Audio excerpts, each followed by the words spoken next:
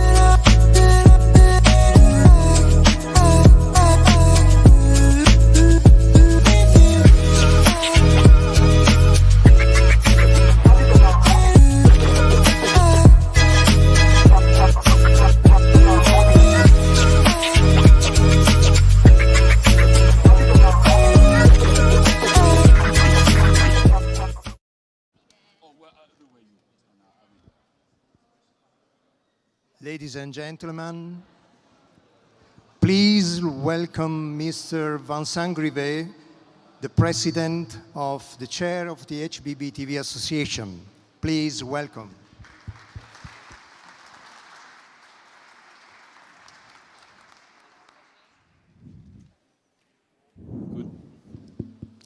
Good morning, everybody.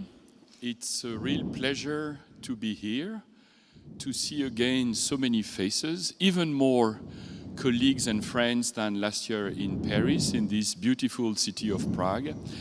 I am very, very happy to open our 10th HbbTV Symposium. We have a little bit of a disconnect between our years and the symposium, so this is a big round number, 10 symposium. I would like to say a big thank you to all of you, the delegates who made the trip to come. We've been overwhelmed somehow by online events, but we all know that real events with real people are better, and I'm very happy and thankful that so many of you came here. I would like also to say a big thank you to the organizing team from HbbTV, Angelo and Pedro and Comunicare Digitale, who is supporting us. And I would like now that you welcome with me on stage our co-host, Jan, and I will say just Jan because I will not dare to pronounce his family name, the chairman of the HbbTV. Please welcome him.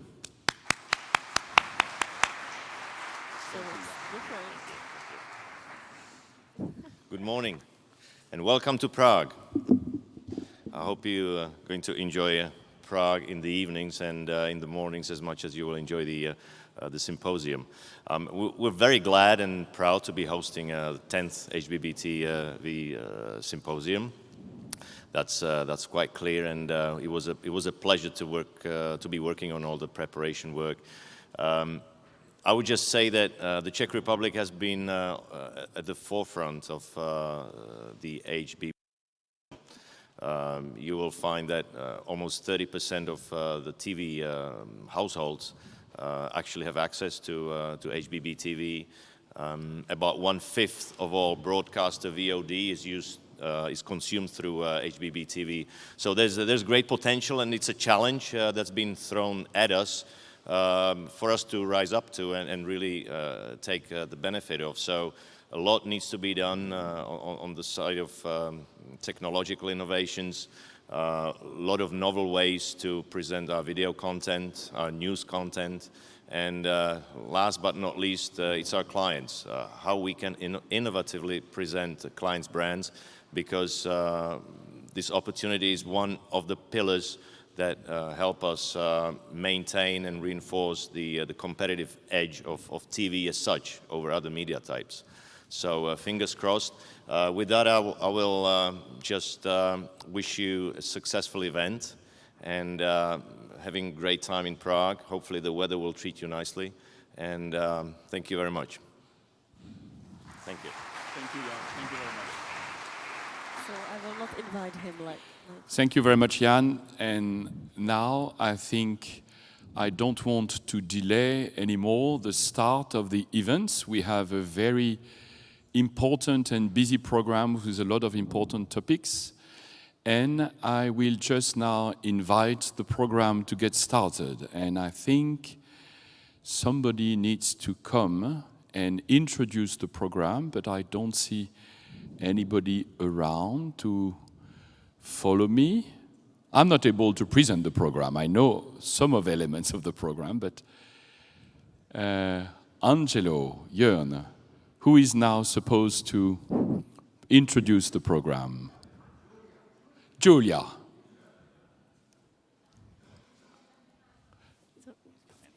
Oh, here they are.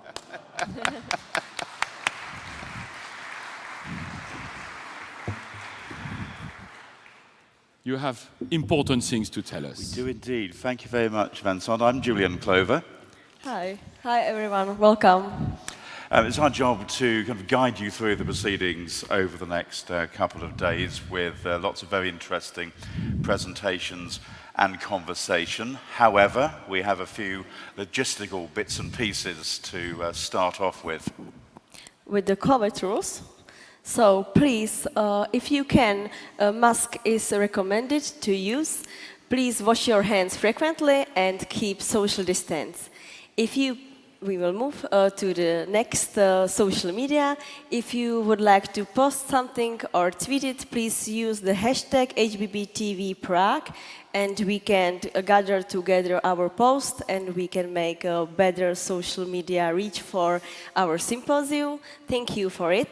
And of course, there is a Wi-Fi. It's called HbbTV 2022, and the passport is Prague 2022.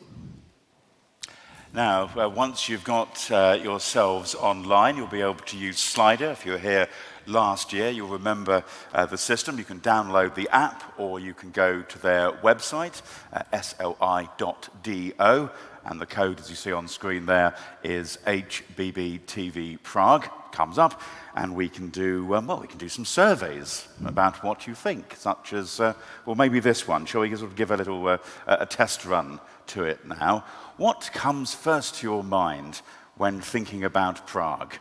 What comes first to your mind when thinking about Prague? We'll let you have a little look through that, make your decision, and we'll come to the results in a few moments. So I will tell you something more about the lunch and afternoon coffee. You can find it just here next to this hall, and it's called Majewski Hall, and you can find their coffee during the coffee breaks. And after today's session, we will start at 8:30 p.m. with our ceremony and with our evening. So please be on time, and we will gather also here. It will be here next to the exhibition. Yes, very much looking forward to the evening event and the awards. I've been told we don't need to eat beforehand as well. Very, very important instructions. No need to eat. Now, I'm wondering, are we able to take a look at the results of our first Slido quiz, just to see how it worked? Okay, can we go back? Do you think just to the Slido caption, so that people know how to do it? Slido, sli.do, and you can either download the app or you can do that online using your web browser of choice. So, Julian, what comes first to your mind when you think about Prague? What comes to my mind when I think the trams, actually, Really? the yellow tram. We don't. I come from Cambridge. We don't have trams there. We don't have trams. We don't have hills either. Okay. We don't have a castle. Nice. We used to have a castle, but not anymore. So this castle is the second thing. Okay. Yeah, I'd say so. Okay. Yeah. And you? You're a resident, I'm assuming, of Prague. I was born in Prague. Born in Prague, but, okay. For me, it's a Charles Bridge. Okay, that's interesting. Right. Well, can we have a quick look and see how we're doing on all of that? I don't know if we can or not, actually. Not there at the moment. Okay. Well, look. Let's move on and introduce some of the sponsors. So, as a special welcome to our sponsors, without them this event cannot be done. So, this is our Platinum, Diamond and Gold sponsors: Kineton, Yota, RTI, Smith, SmartClip, Netgam, OBS, Witzwin and Mainstream. Can you please invite the gold sponsors? We will. Our first pitch is Smith. So please join me in welcoming Miss Brenda Bai, who is Managing Director at Smith. Brenda, where are you? Please take to the stage. I can see Brenda rushing through now to join us here.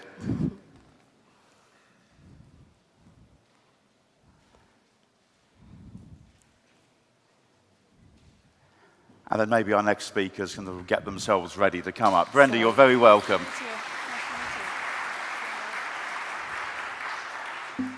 So, good morning, everyone. I am Brenda from Smith. So, some of you may have heard of Smith Camps. So, yes, for the past 16 years, we bring along with the digitalization for the paid TV operators worldwide. And then with this new era of HbbTV, Smith is also intending to participate. And we're gonna bring a new access to the pay TV subscribers for a new access that just through the operator applications on the smart TV hub with only one remote control.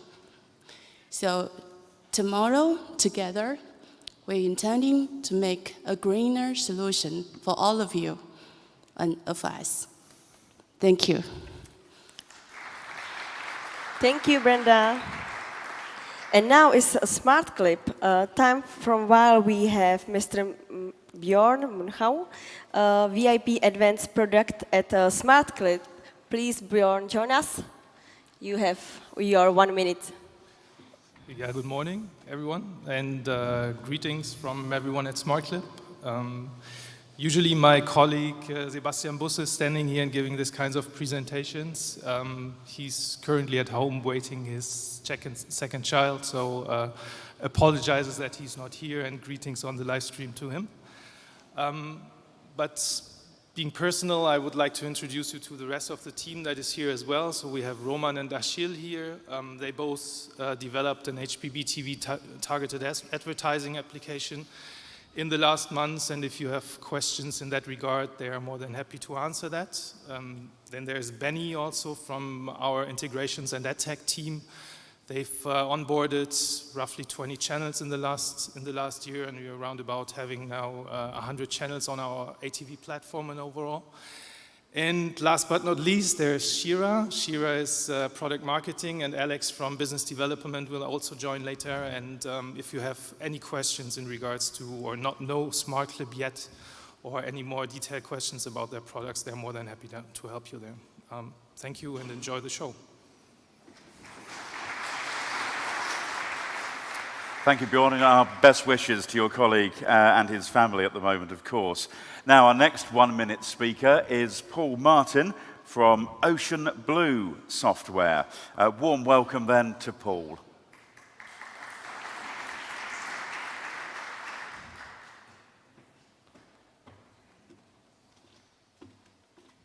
Good morning. It's great to be here at the 10th Symposium. I guess I should have read my email a bit better, and then this wouldn't have been such a surprise.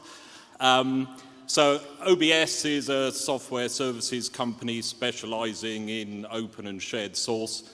We've been interested in HbbTV for years now, and we're excited at this symposium to show you everybody, or at least if our TV turns up, what we're calling the Open Red Button project, which is a thing we've been working on with a number of industry partners now for about 2 years, which is a new way to implement HbbTV in a receiver.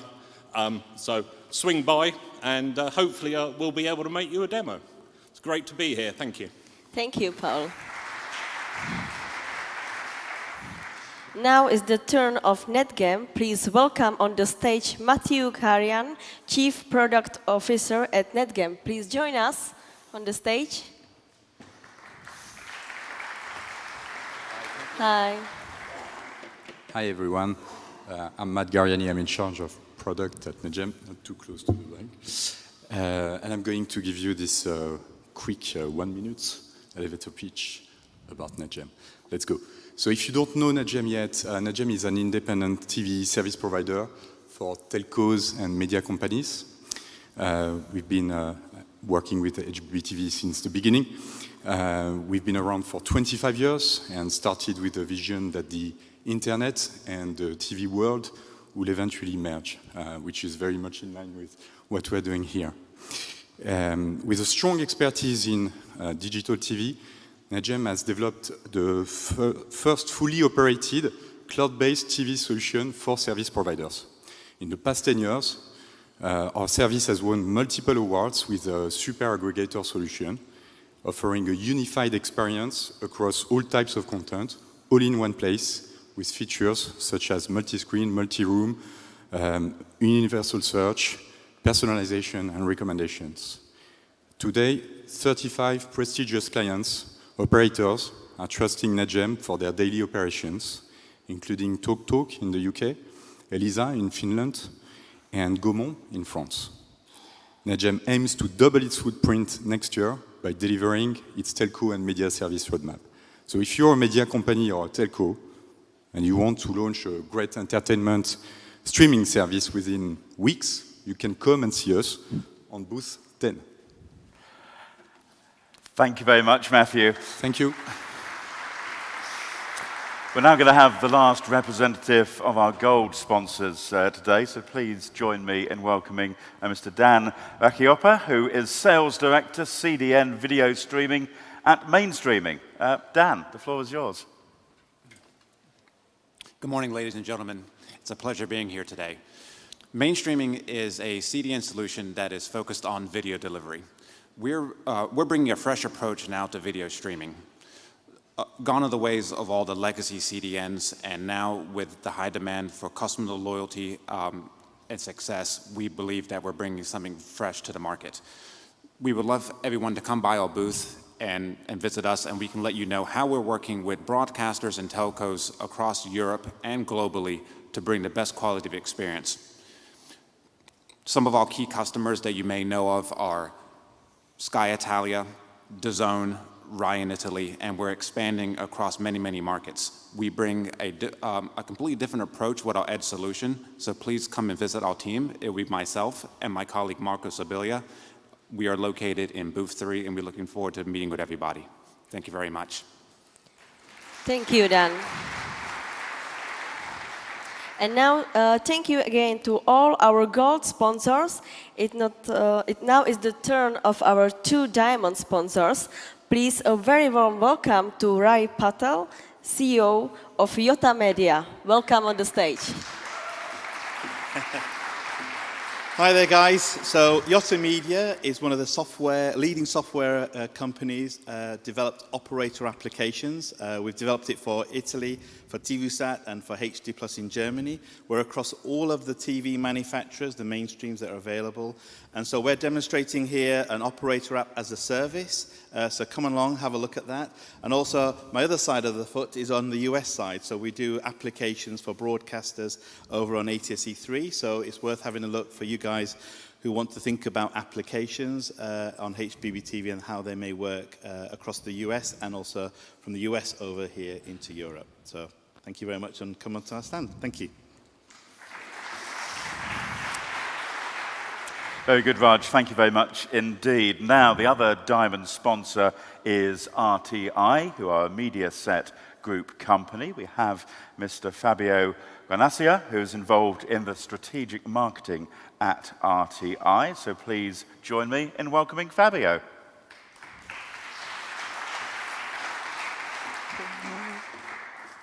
Good morning, everyone. Mediaset, as you know, is a commercial television leader in Italy. We strongly believe in standards, technological standards, today more than ever. So we support actively HbbTV, and you will see at our booth 2 important demo. One is about the DVB-I through HbbTV, and one is about the HbbTV TA. So please come to visit us. See you later. Bye-bye. Thank you, Fabio. Eventually, we reached the end of this very long list of our major sponsors, and now we are approaching our platinum sponsor, which is Kineton. And please welcome on the stage Pedro Valiente, International Business Development Manager at Kineton. Hello. Thank you, and good morning, everybody. We're very happy to be here. For those who don't know, Kineton is a company providing HbbTV applications since the very beginning in Italy and other countries in Europe, and also testing and validation services. Last year in Paris, we presented a POC of a new test harness in order to support development for TV and set-top box manufacturers, but also for operators. And we had a very good feedback, so now we are happy to present the product. We are launching officially it during this symposium, so please come over to our stand and we will be happy to show it to you. Thank you. Thank you very much indeed, Pedro. And let's have one final round of applause for all of our sponsors here this year.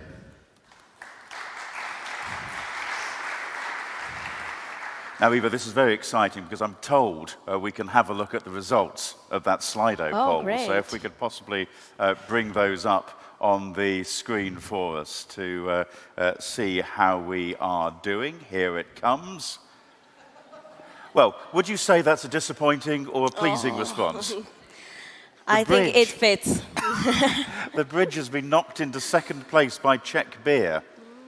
You know, beer is cheap and beer is very good in Czech Republic, so I know, but I'm not surprised. the Charles Bridge in second place, the castle. But there is no tram, you know? We didn't discuss the dumplings. Maybe we'll do that later on if there's time. No time now, I'm sorry to say, because it's time to welcome the first speaker of the day. Hi, my name is Iva Dohnalková and I'm Business Development Manager at TV Nova, and I will be with you all 2 days. And if you have any questions about Prague or about the symposium, just ask me and I'm here for you. And our second moderator is Julian. Okay, shall we introduce Paul at this point, because it's something of a tradition at these conferences to get a review of the global TV markets and trends from Paul Gray, who is the Director of Research and Analysis, Home Devices at O Media. Paul, please step forward and sort of guide us through what's been happening since we all last met in Paris. Thank you.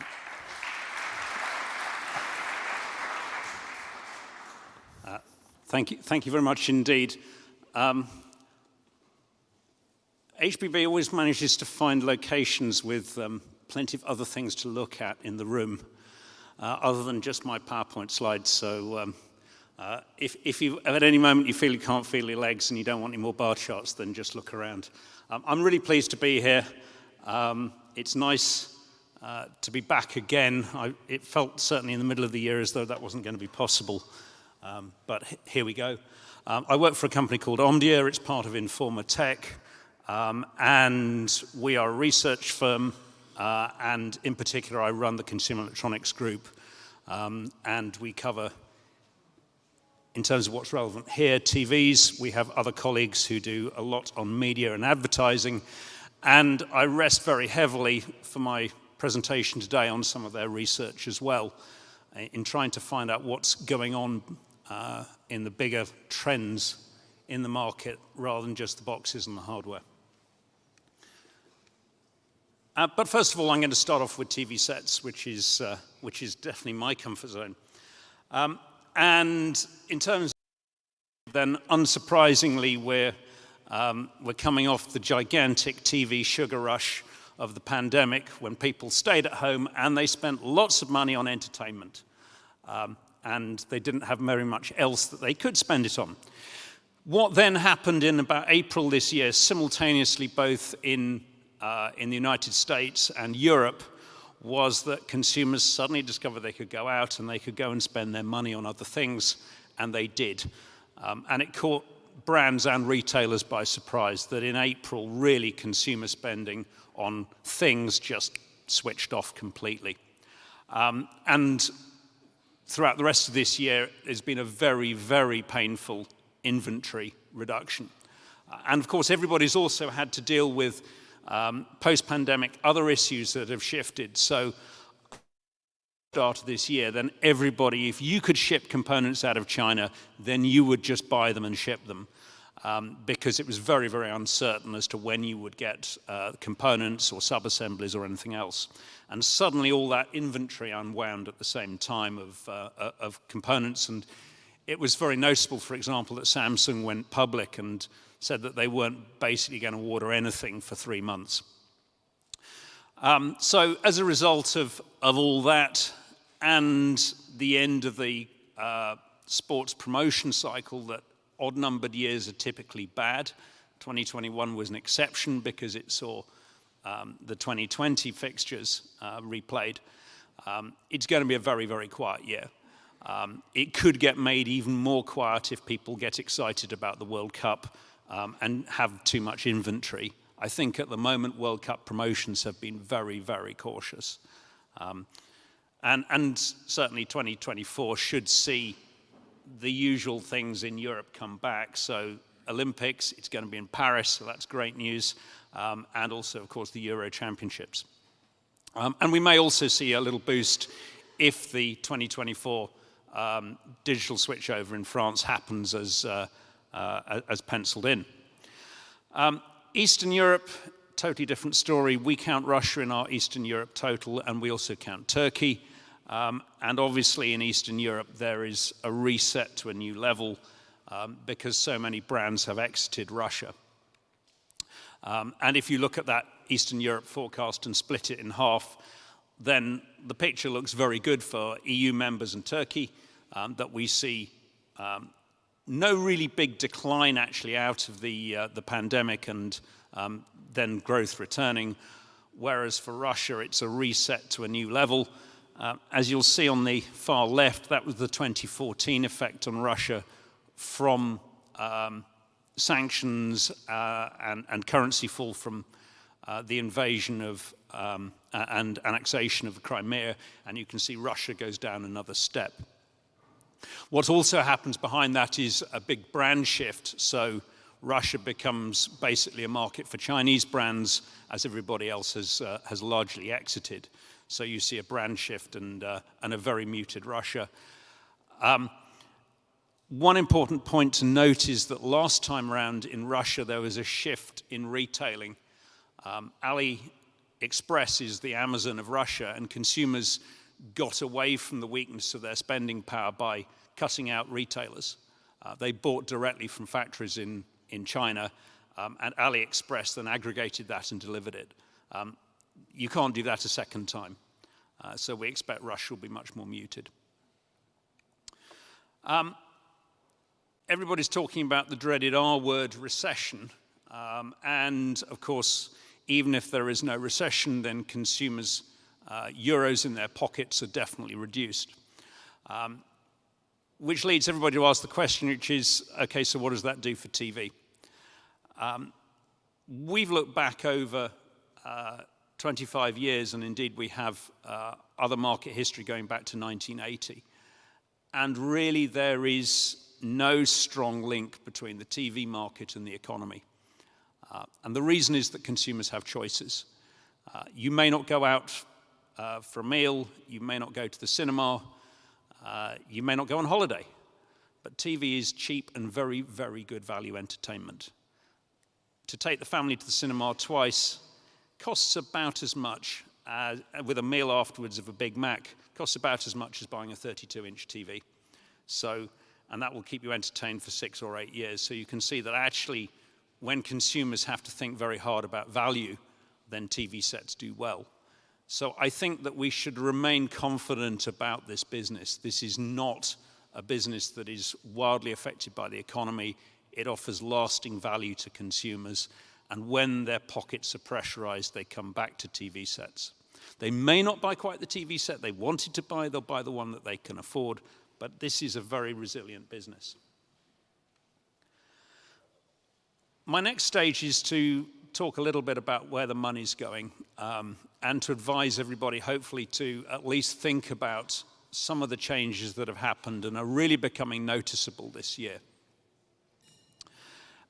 This is a simple graph that comes from the financial reports of Vizio. You may or not be familiar with Vizio. Vizio is a TV brand in the United States. They're also present in some parts of Latin America. And they are an asset-light company. Their products are made by Taiwanese subcontractors, largely in China and other places in Asia. And they offer good value products to consumers. They're really mid-market or entry-level, typically through big box retailers like Walmart and Target. They were very visionary, and in early 2020, they started launching a lot of services for advertisers and on data for their TVs on their own unique TV platform called SmartCast. Unlike other companies, though, that they are basically a TV company and they are now publicly quoted on the stock exchange, and you can see what's going on inside. And the incredible thing is that if you look at where they make their money, it's now largely from services. You can see a bump on the pandemic on hardware, but really this is now a software and data company that has an interesting line in TV sets. And they have made over $250 million of profit in the past year out of data. And that's on something like 16 million active accounts in the United States. So this is an incredible amount of money. And if you think about really where this is going, with 95% of their profits now coming from services, we're at the point where some TV brands really may start fighting just for eyeballs. They may just start fighting for positioning and for volume and a network effect, and that the hardware may be sold as if it wasn't already at close to cost.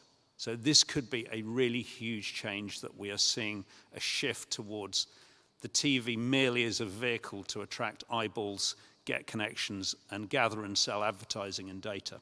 And certainly some of the TV brands and the platform owners are really in on this now. We've done a back-of-the-envelope calculation, and we think that Samsung is making somewhere between $1 and $1.5 billion every year out of Tizen. That is very, very comparable to other business lines in terms of what it's doing in terms of profit. So this is now a game for data. This is no longer a game for making money out of selling boxes. And what we also see is that the platform war that's existed in the United States for some years is now coming to Europe with some very important moves. That TiVo announced its OS at IFA. That will come next year from Vestel. And the important thing about TiVo OS is it shares money.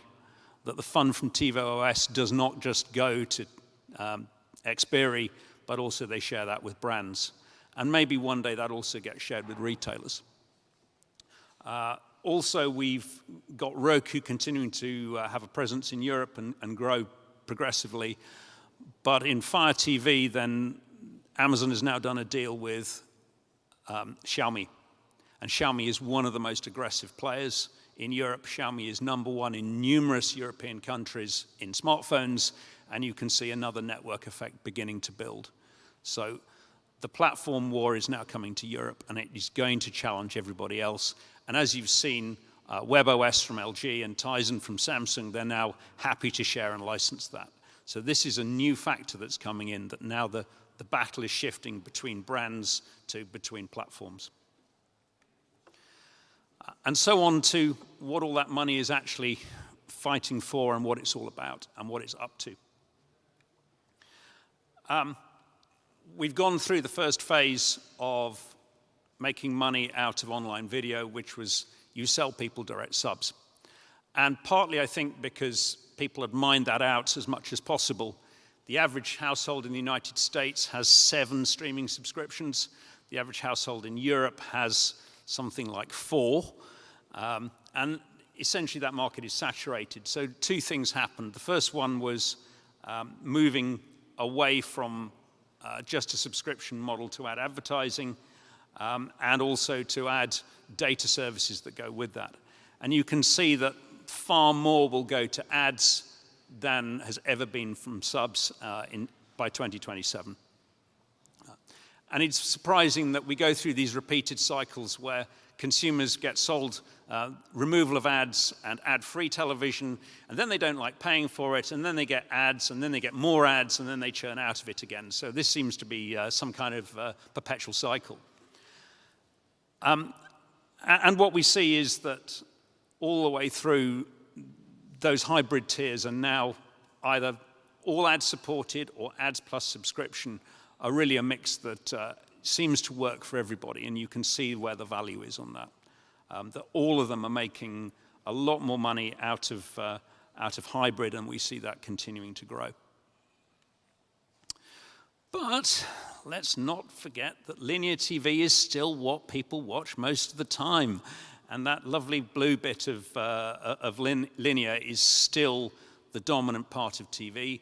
It continues to be challenged, and I think as we go into hybrid platforms, then we will see consumers beginning to switch around much more. They'll churn in and churn out, but linear remains that solid bedrock of the business, and that's not going away anytime rapidly in the future.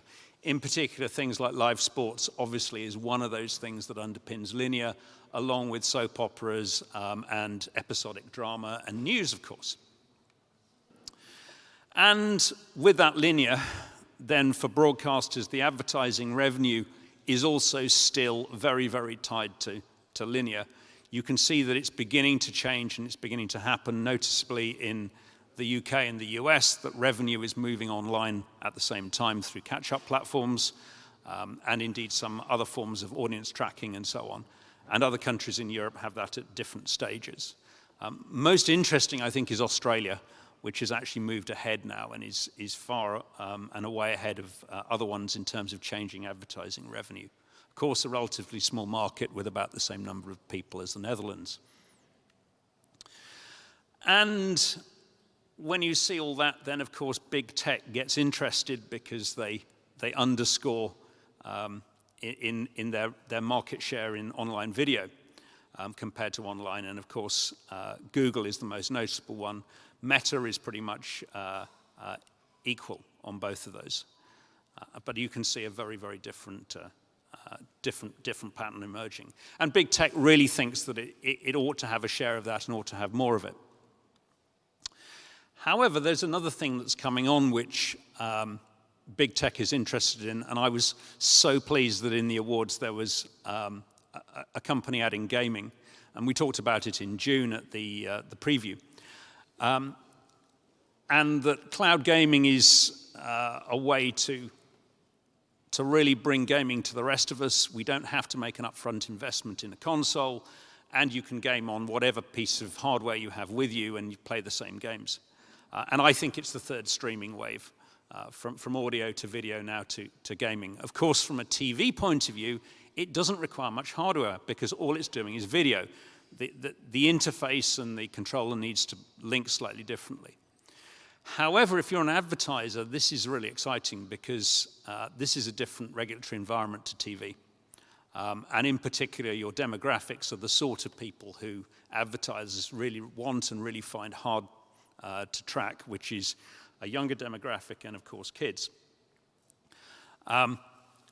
It's also an interesting one that the moment a TV starts playing cloud games, it's identified itself as a younger household, and that then feeds through into advertising for linear TV or ad insertion or ad metrics that go to all the other usage of the TV because it's identified that TV as being present in a younger household. So there's quite a lot of metadata that goes with it that is of interest.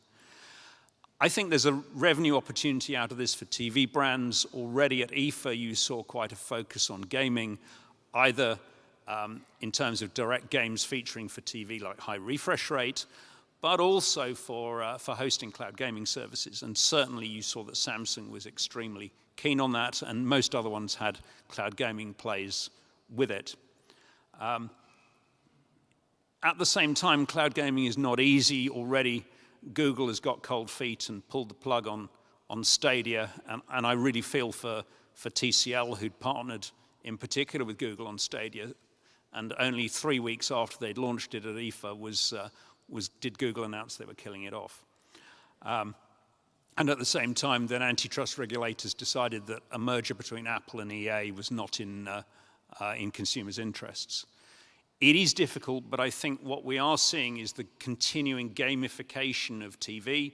We've seen Hollywood movies where, to be honest, often you can't work out whether it's a piece of Twitch sequence or actually CGI or actually a game sequence. It's all merging. And gaming as a media form is now really part of a continuum from TV at one end through Hollywood to gaming at the other. So I think it's something to pay a great deal of attention to, that cloud gaming in itself may not be of interest, but there are ways that you can add data services to that gaming that fit with other advertising. while big tech is very keen on the video and gaming side, actually the games companies and hardware companies have got there first. And for example, if you actually look where the money's made, then online is already almost 90% of the total revenues in gaming. So there is much less room this time round for big tech to come in and really change things. This is not like audio 20 years ago, where the industry was just being completely uprooted and was rescued by big tech. This time around, it's really not like that, and big tech has much less of a play. As you can see, gaming is a tiny part of their revenues, and it's going to be very hard for them to grow it. But I think for TV, there is an opportunity there. It's a less threatening partnership, and that they're definitely starting to think about how games play a part in HbbTV, in interactivity in the TV and TV platforms is an important thing to consider. So, round to my conclusions, and hopefully I'm roughly on time. We've got some short-term headwinds, and the businesses of TV sets is resetting to post-pandemic demand levels, but this is really about a reset. It is not a disaster. If you look at the TV results, they're pretty much like not so great years pre-pandemic, so 2018, 2017. What is changing and what is most important is now the battle of platforms. And that is changing brands' thinking away from making money on the box to making money on recurring revenue on the box. And I think the question of recurring revenue will shape decisions and strategy and alliances very dramatically in the next 2 years. For broadcasters, then, the fact that streamers are going into ad support really chips away at that advertising pie at exactly the moment when advertising euros is under threat anyway. And finally, there is a new battlefront that's appearing in gaming. Companies aren't just looking for big tech, but it is something that I think other decisions need to bear in mind, which is the effect of gaming on TV in future. Thank you.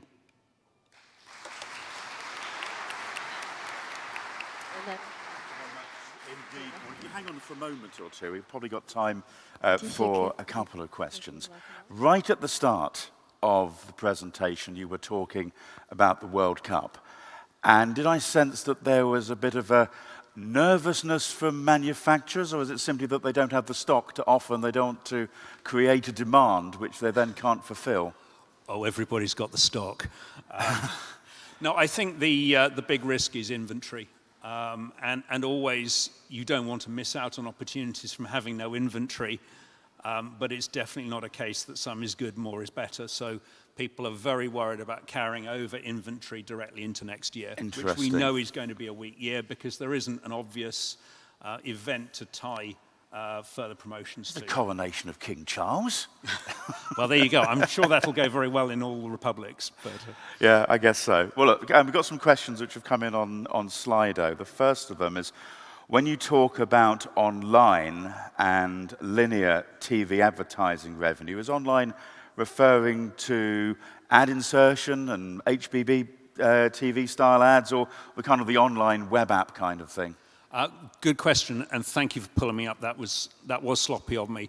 Now, online in this case is we are talking about TV that is non-linear and delivered on the internet.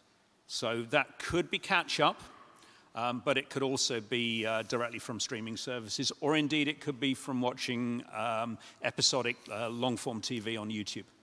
And another question here. What can European public service broadcasters offer the manufacturers? I guess that's a sticky one because they can do the old red button and interactive voting, but not necessarily in all markets the advertising.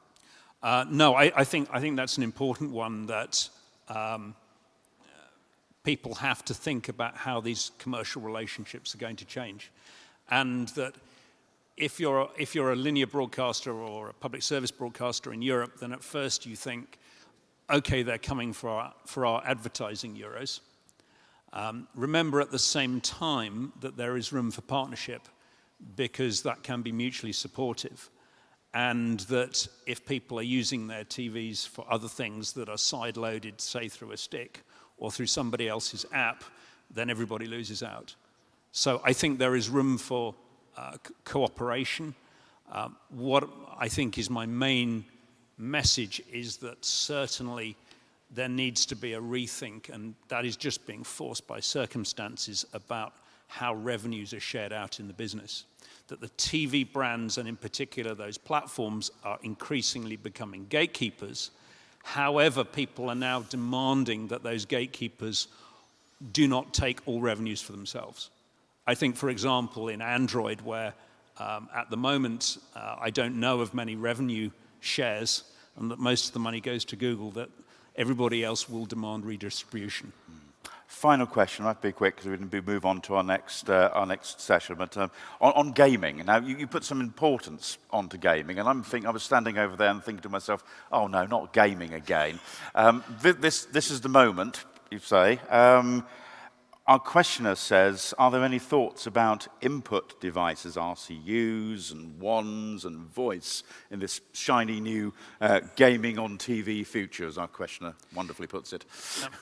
Certainly for cloud gaming, then you need a controller that is connected directly to the router or gateway in your home, simply to avoid extra latency between the controller and the TV and processing the TV and back to the router. I don't think that gaming on HbbTV is going to be playing Fortnite or Overwatch or something like that. This was always the thing, that the latest gaming releases would be released on the gaming consoles and not on the local interactive TV service. So we're getting away from consoles. Yeah, that's very clear, that you will just play it in the cloud. So that is why I call it the third streaming wave. There is a lot of mid-range gaming, which is fun. Let's think of it as gaming snacks. And that, I think, is an interesting one to explore. And you think about a lot of the games that were just seriously good fun that Nintendo put on the Wii. Certainly early Rokus, when they first came out, you could play Angry Birds on them. Angry Birds became a family sport in my household. You can play it with the wand remote control. We actually used to do it with a projector. And you'd have sort of, a 4-meter high screen of playing Angry Birds. It's totally different with 5.1 surround as well. And that, I think, is the fun thing where HBB could have a part to play. All that HBB actually is probably doing is providing that handshake and that link. But I think that's a really important one. It's not for hardcore gamers, but hardcore gamers don't want to use TVs anyway because they spent €2,000 on a graphics card. Yeah, and they're using it on PCs and dedicated hardware. This is gaming for the rest of us, including grumpy middle-aged men like me. And it's about fun and it's about simplicity, but there is a link that can be made. I like Beehive Bedlam. That's always worth a try. Yeah. Paul, thank you very much. You're staying around for the next day or so? I'm here for the next 2 days. You can't get rid of me. Excellent. Thank you very much. Right, our thanks to Paul.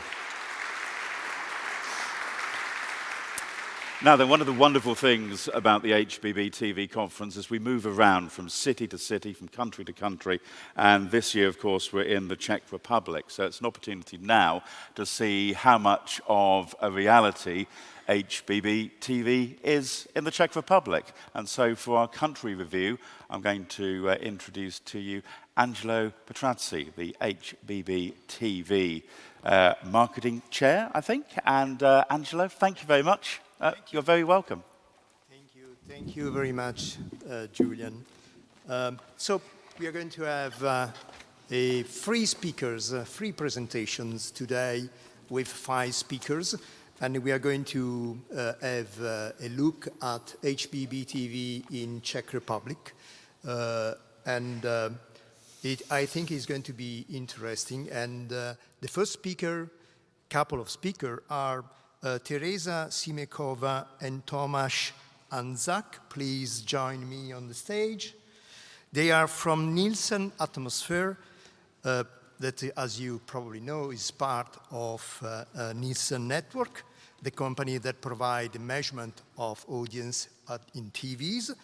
And they even provide market research and data analysis. Teresa is the co-founder and managing director of Nielsen Atmosphere. Teresa, welcome. And Tomasz is a chief analyst at Nielsen Atmosphere. Good. So the title of their presentation is, as you can see, Measurement of HbbTV, the Czech Adventures. Please, Teresa and Tomasz. Thank you.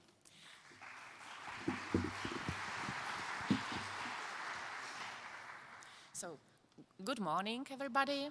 That's great. We have that opportunity to present our Czech adventure, so how we measure HbbTV in the Czech Republic and how we work with it. I will start with 4 core pieces of information, just to understand how big is the Czech HbbTV market now. So we have 92% of households who have a TV set. From that group, approximately half has connected TV, and also approximately 1/4 of TV households declares that they have possibility and usage of HbbTV. They have a red button, we call it here. So it means approximately we have around 1 million active users of HbbTV. If we see the whole online TV video, it's very important. I am speaking here about TV, broadcasters video. So you can see from that online or digital broadcasters video, HbbTV is now around 28–29%, these 1 million active users. And in average, these users, if I am speaking about that 1 million, they spend approximately 5 hours per month watching video using HbbTV technology. How we measure that and what we know and how we work with data. So let me give you a very, very short story. So of course, on the left side, we have our standard people meters project here in the Czech Republic. So we measure TV electronically from 1997 year. And the second part, right side, you can see that from 2018, we add to official currency, to official project, JICS project, Association of TV Organizations, we add also digital measurement.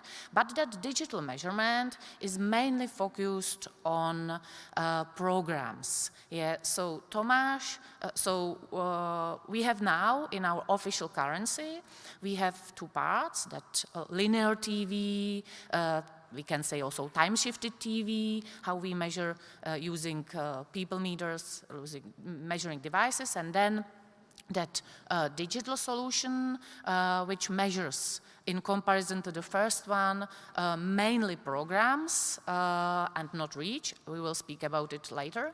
And we have it like currency now, live time-shifted TV and HbbTV, PC, tablets, smartphones, smart TVs for programs. And Tomasz will tell you how we work with it, and then I will continue and tell you more about advertising and reach.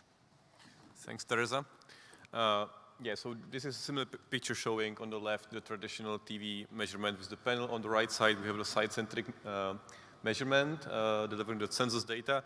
So there is a process we call harmonization, basically thanks to some common identifiers of the program. We can then report in side by side. So the traditional viewing with the digital one. We define that metric, we call it D-rating, like digital, which is like a traditional definition. And then it looks like this. So in a single analysis, in a single software, the users can see the traditional live, traditional time-shifted viewing on a TV screens, and then different types of live or VOD and per different devices among the second screens, or the HbbTV, which was included from the very beginning. So this is an example for some programs. We are hiding the names, but we can, for example, look what's the composition of the platforms or the mode of viewing. So on the far right program is some reality show which really has a high share of second screens among the total viewing. What was the next request of the clients? Because until now I was just sharing like the volume of viewing, so no demographics, for example. So the clients wanted us to deliver some demographic profiles for the digital rating, so for online viewing. So we looked what data sources we have available, and we established some original modeling solution, which at the end provides a demographic profiling for the second screens and HbbTV digital ratings. I'm not going into details. So this is an example. For example, that's one selected program and age groups as an example, but there could be any demographics, any custom defined target group. And we can see the share of like the most traditional, so live TV viewing, then time-shifted TV viewing, the HbbTV in orange, and the second screen. So not surprisingly, the younger people are less traditional in the ways of watching TV. Yeah, and that's again passing back to Teresa.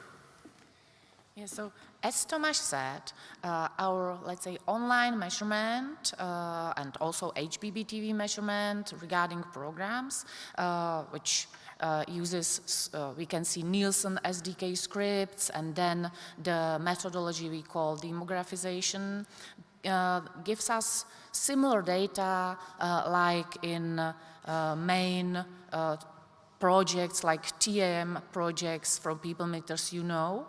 But of course, so that's our existing solution since 2018 year. But of course, we need more. We need some cross-platform reach for not only programs and their socio-demography on digital platforms and HbbTV, but also we need TV and online together, campaigns, cross-platform reach, cross-campaign reach, etc., etc. So we started with something new here. That's why I call it Czech adventure. And of course, because HbbTV is very important in our viewing in the Czech Republic, so HbbTV part was very important part of our solution. And the goal was to have in one software, together with people meter data, Nielsen SDK data, let's say cross demographization data, possible other source. So that's what we are testing, what we are doing now, not as an official currency, but as I say, it's our Czech adventure. So Tomáš will continue and will explain you very briefly, but he's here longer time, so you can ask him also personally something about our methodology. It's also based on site-centric scripts, and continue, please. Thanks. So these are the building blocks of the solution, which we called @cross.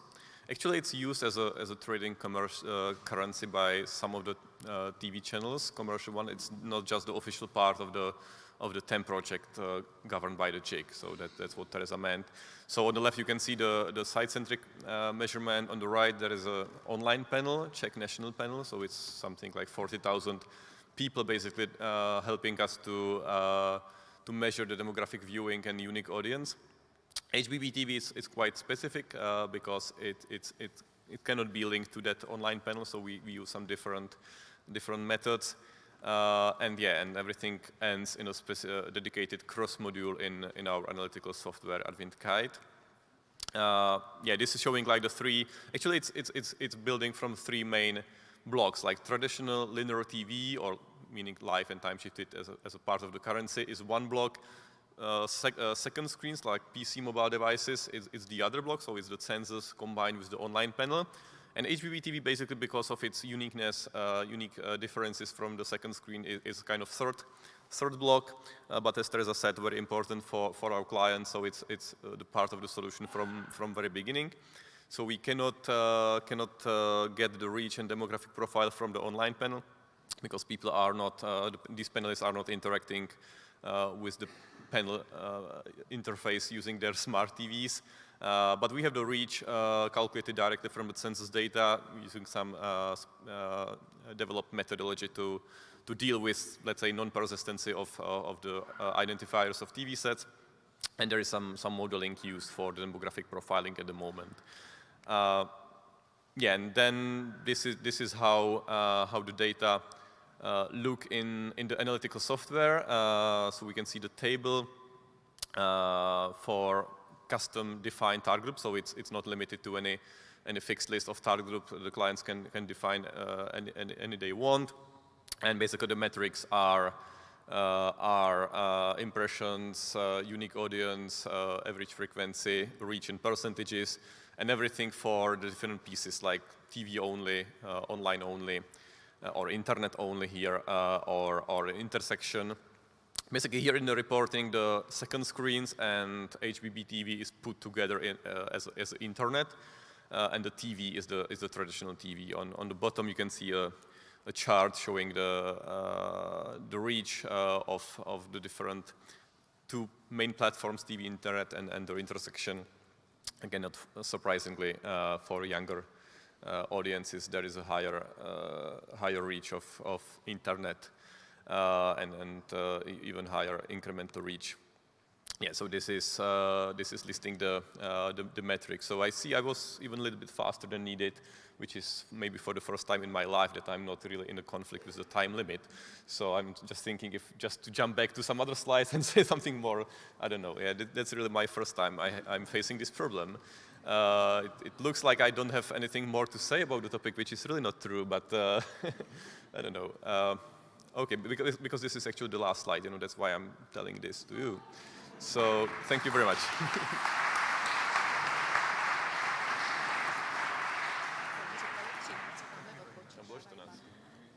Thank you very much. Thank you very much, Teresa. Thank you very much, Tomasz. Good. So everyone is trying to find the way to measure a kind of total audience, trying to measure everything delivered on different devices.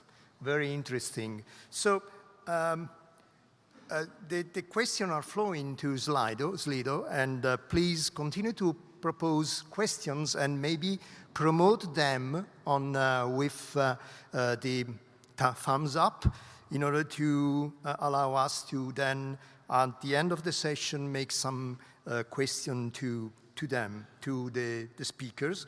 So the next speaker is Eva Donarkova. Please come on the stage. Eva. Yes, a big applause for Eva. Eva is Business Development Manager of HbbTV at TV Nova, and she's going to present, the title of his presentation is Using HbbTV Technology as a Strategic Advantage Across TV Nova. Eva, please. Thank you. Thank you, Angelo. Hello, everyone. Welcome. My name is Eva Dohnálková, and I'm going to talk about HbbTV and how we use it in different departments of TV Nova. And I will also show you our 4 innovations from the last year. So let me introduce you to our 4 innovations, namely it's a Max Reach social TV app, questionnaire, and breaking news bear. So let's take a look at them. The first of our innovation is called Max Reach. It's a special targeting in linear layer, and we target it as a red button, so we can call it a banner as well. This special targeting increases the incremental reach of TV campaign, so it's the key ability of this targeting. So how it works, we developed this targeting with our partner České radiokomunikace in August 2021, and it targets just devices that have seen or have not seen specified content. It could be TV ad, it could be a TV show, or any video format in the linear layer. So as you can see, we uniquely combine a TV word and online word together. So with this targeting, you can imagine a TV campaign in the linear TV, and we target just devices that have missed this TV spot. So as a result of this targeting, we increase reach of this TV campaign. How it looks like on the TV screen. On the left side, you can see the device that have seen the spot on the linear TV. And on the right side, this device has missed the TV spot, but we delivered it by a red button. So together, we achieve very high reach of the TV campaign.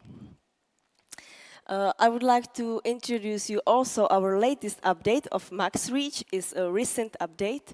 We combine the max reach with the frequency, and you can set the frequency as a KPIs, and we target devices that have not seen the specified content in the specified frequency. That means that we can achieve the frequency set on the KPIs. So as you can see on the chart, if the device has seen a TV spot only once, we deliver it to this device twice as a red button, so we can achieve the frequency which is needed by our clients or our marketing department. And now, how we use it in our department of TV Nova. The first department is sales department, because money always matter. And with this technology, you need money to improve the technique and your another innovations. So thanks to Max Reach, we become the innovative leader of Czech Republic in HbbTV field. It was a game changer for our sales department and also for our clients. We increased revenue of HbbTV because we announced a new product, so we increased all the budget from HbbTV. We also increased the awareness among our clients about HbbTV, and thanks this, we increased revenue from basic red button campaigns. So we also can sell the campaigns as region targeting or HbbTV version targeting or time zone targeting as well. So thanks to Max Reach, our clients now know about HbbTV more and know about the technology. Now we are moving to the marketing department, where we use Max Reach also often. As I already said, we can increase the reach of the TV campaign, self-promotion. So during the launch of the TV season, there is no enough GRPs for all our TV shows. So thanks to Max Reach, we can achieve desired reach for our TV campaigns, for our self-promotion, and also we can achieve a desired frequency. So we're helping with the limited GRP space, and we increase the reach of self-promotion. But in marketing, we can little bit play with this Max Reach. As I already said, we target devices that have seen or have not seen specified content. So when we set the reverse condition that we target devices that have seen special content, such a TV show from the last season, we can get very nice affinity and also high CTR of this campaign. So as you can see, we can play with targeting, and it opens up a lot of possibilities of this targeting. Now we are approaching VOD department. We have got 2 VOD services via HbbTV. First of the service is SVOD service, and the second one is AVOD service. I can give you examples how we use it, this targeting with our VOD services. For SVOD, we have advanced streaming. That means that you can watch our shows 7 days before it's on linear TV. So we target devices that have seen last episode in TV, and we offer them the next episode before it's on TV. With our AVOD service, we target devices that have missed the last episode on the TV, and we offer them this episode in catch-up. As you can see from the slide, we can get a very high CTR. It's around 4.5%, which is a very nice number for us. And last slide with the max reach, we are moving to program or distribution department. TV Nova has the new channel, which is called Nova Lady. It's 1 year old, but it slightly suffers from tuning. So that means that you cannot tune in this channel in every corner of Czech Republic. It's the reason why we introduced this Nova Lady channel via HbbTV, and we target devices that cannot tune in this channel. So we offer to our viewers this channel via HbbTV. As a result of this targeting, we increase the viewership of the channel, and we also increase the service for our viewers. Now let's see the other innovation. The second one is called Social TV app. It combines a social world and HbbTV together. We develop it with a hybrid company, and as you probably know, not everyone signed up for TikTok, Facebook, Instagram. So thanks to this application, we can display posts from this social media on the TV screen. We usually combine it with our self-promotion. We pick a hashtag, and thanks to this hashtag, we can display all these posts on the TV screen.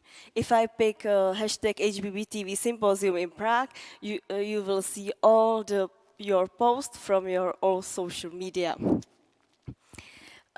As a result of this application, we can extend the social media on the TV screen, and we can increase the reach of our posts.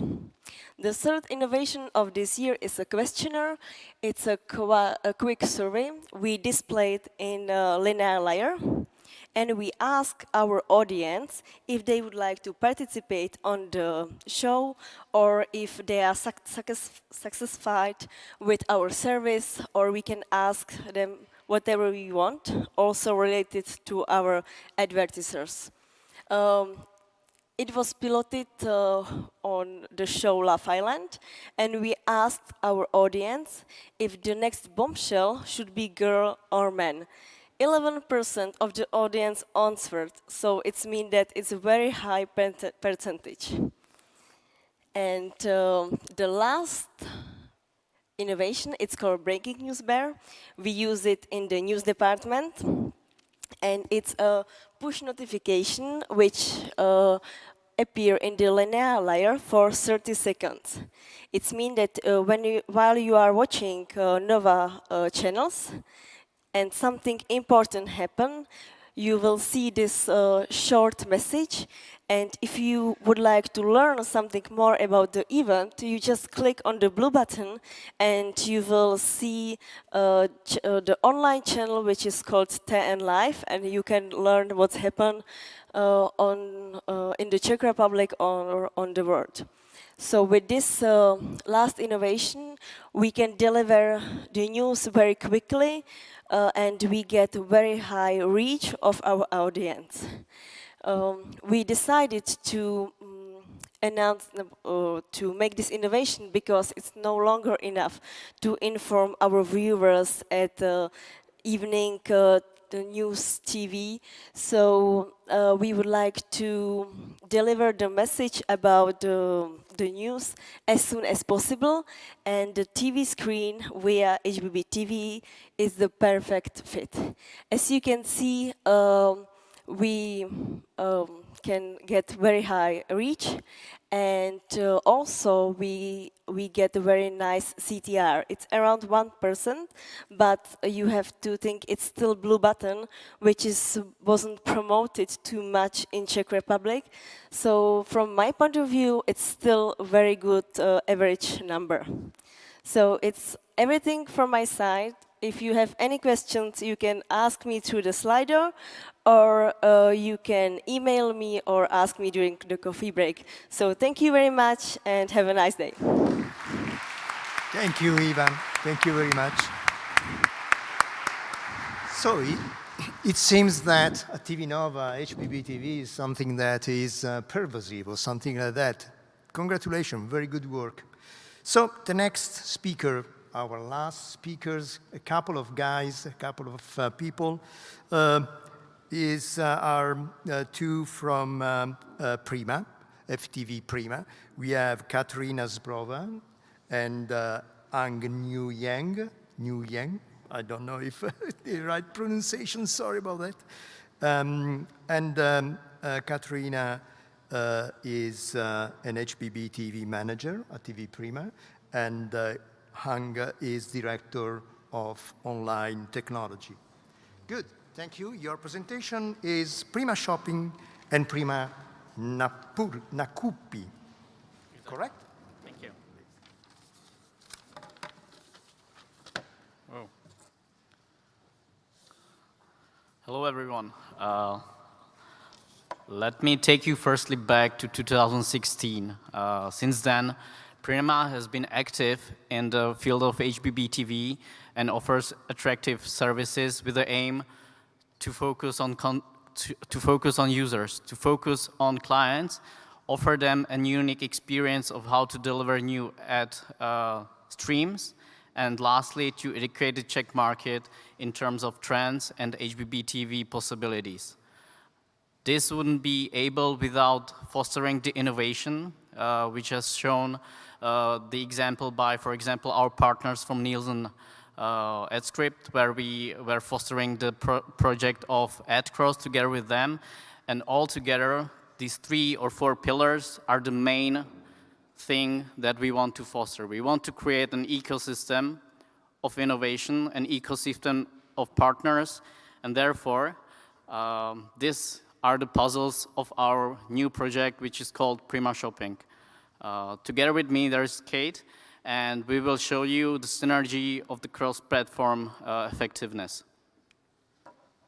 Let me briefly introduce you to our current state, what we're actually doing, why we're getting there, and why is it important for us.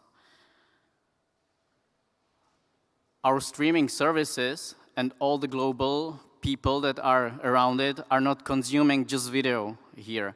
It is crucial to understand that there are people that are core users that are getting there because of the video, but at the same time we have fast consumers who are getting to the HbbTV service because of other actions. Therefore, we're actually striving to implement games, implement special events or special streams.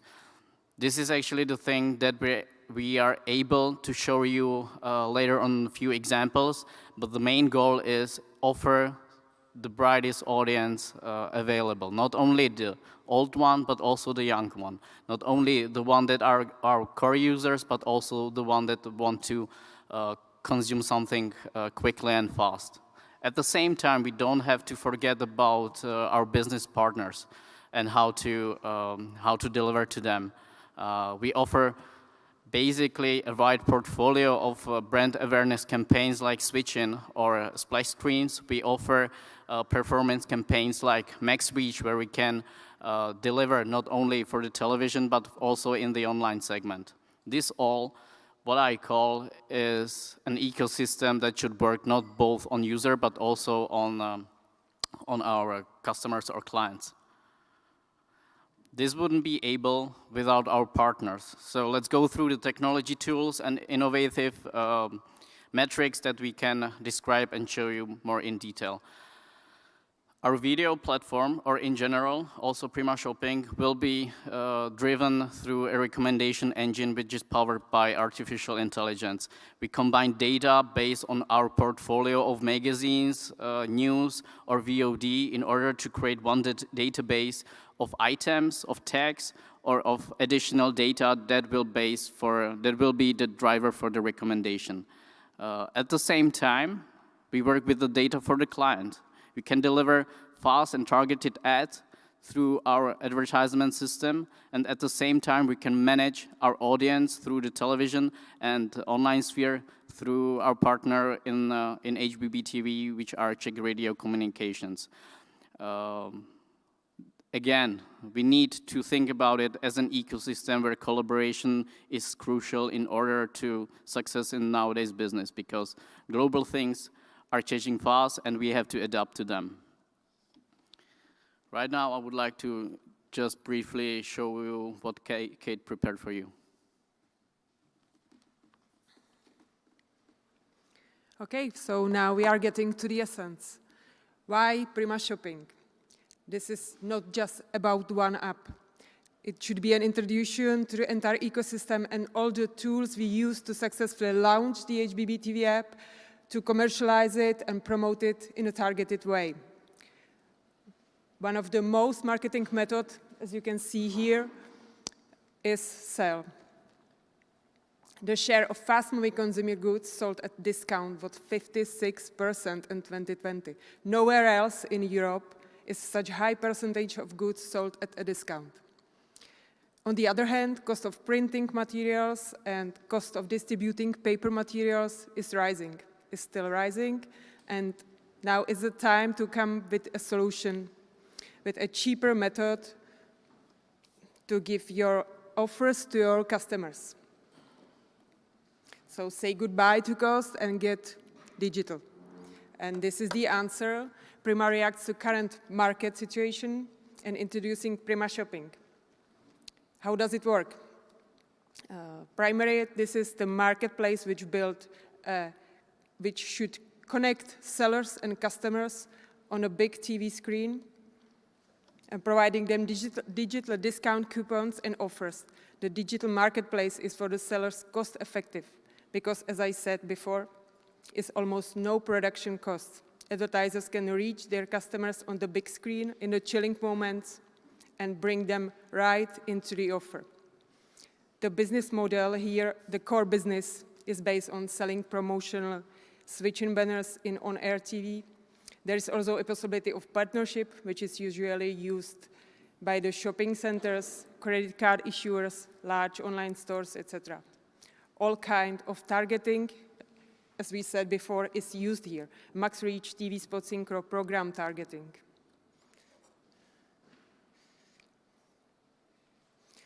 How does it work inside? This new app we have launched has a very simple interface which is accessible for every single client. All the data uploaded by clients is fed from here both to the TV app and to the website. Users can then insert, create, edit, and time their offers themselves. Every change is written to both platforms in the same time. There are strictly safe rules for adverts shown on TV screen. For that reason, each uploaded item is subject to approval on a media site. But everything is very fast. It can be within minutes, so we said it is real time. The administration interface also includes statistic module based on Google Analytics. You can see it here. So the users can track their offer, how they offer perform.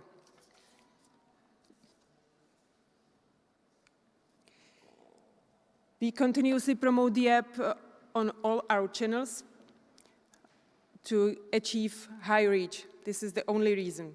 We promote it by the addressable red button. We promote it by the synchronized TV spot synchronized red button and through the Max Reach. We exploit synergy with TV channels and all our programs. Where can you reach the app? The app has permanent position in our HbbTV portal. The menu button can be branded too, as you can see here, by the partner if there is some.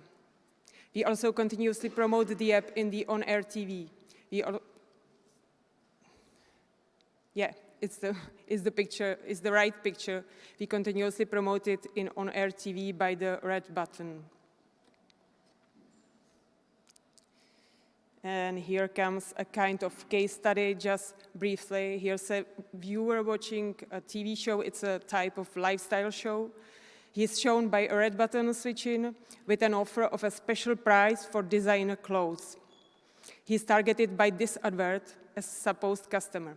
By pressing the red button on the middle screen, he's getting into the app, right to the landing page with the offer. He can take a picture here.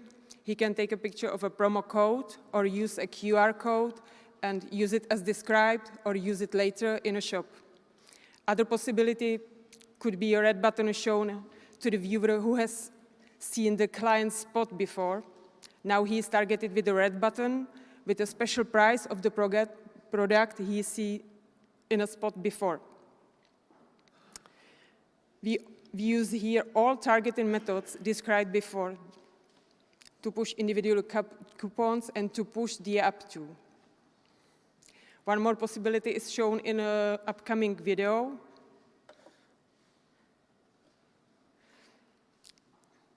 This is the switch displayed in the TV spot of the client. It brings additional information and gives the advertiser possibility to engage the viewer right now during the spot. Here's upcoming the additional informations. He can list in it. It's just a leaflet, so he can list in, or he can get to the app. If he uses the red button again, he's back in the TV spot. So everything is very fast, and information is added to the TV spot in one place. So we will change once more. Back to the data again. So we have spoken about Recombi, but now we get more in detail. Right now we already have a database full of items, metadata, and tags. What is doing right now is to compose a collaborative recommendation system, at the same time to work with a filtered-based content recommendation system. So on one hand, you will be targeted through our affiliate products if it increases the CTR. At the same time, in order to spend there more time, we created a catalog which are related to all of the products, all of the segments. So these are the next steps that we're pushing forward throughout this project. And to close it up, the first thing is to think about data more bright. It is not just about the users, it's also about the client and about the data in-house that we have. That's the first dot. The second dot is thinking about the product. You need to leverage all of the platforms that you have, not only HbbTV, but also web or mobile applications. With this in power, there's the third dot, which is building brand awareness and pushing the marketing forwards, because this is what we believe is crucial to execute an open innovation space and a collaborative project that has not only sales to offer, but also for our users. This is all. Thank you very much. If you have further questions, feel free to ask. Thank you.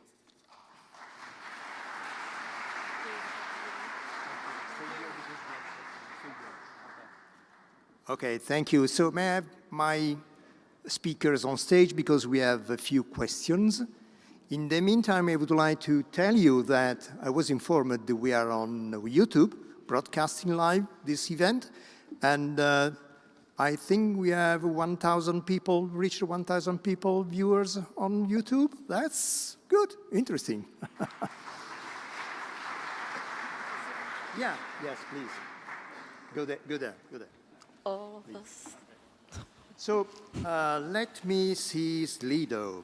So we have a few questions. I think they are very, very interesting. I think the first one could be for Nielsen, Atmosphere. Is HbbTV the only online TV measured versus not HbbTV, VOD like Tizen, Android, etc.? Is the only device that is measured? Please. No. If we speak about digital, we measure in our, let's say, main project. It means in our electronic measurement for our TV jig, we measure video which people have through their tablets, PCs, also mobiles and mobile apps. Using Nielsen SDK, not only HbbTV. And if we speak about the second project, about AdCross Adventure, that's the same. Yep. Maybe I can add that there are some other, let's say, channels which eventually can be included in AdCross. I just don't want to say something which is not like public, but theoretically, the broadcasters can build their own smart TV applications and want us to include that.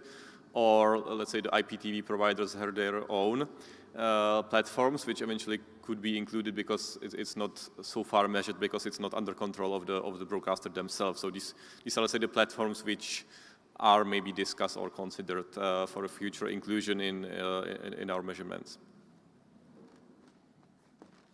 Thank you very much. I think there is another one for you guys. This is, I think, this one. Are there reasons why the number of HbbTV videos per month are so low, 5 hours per month? Too less offer? No MediaTeks?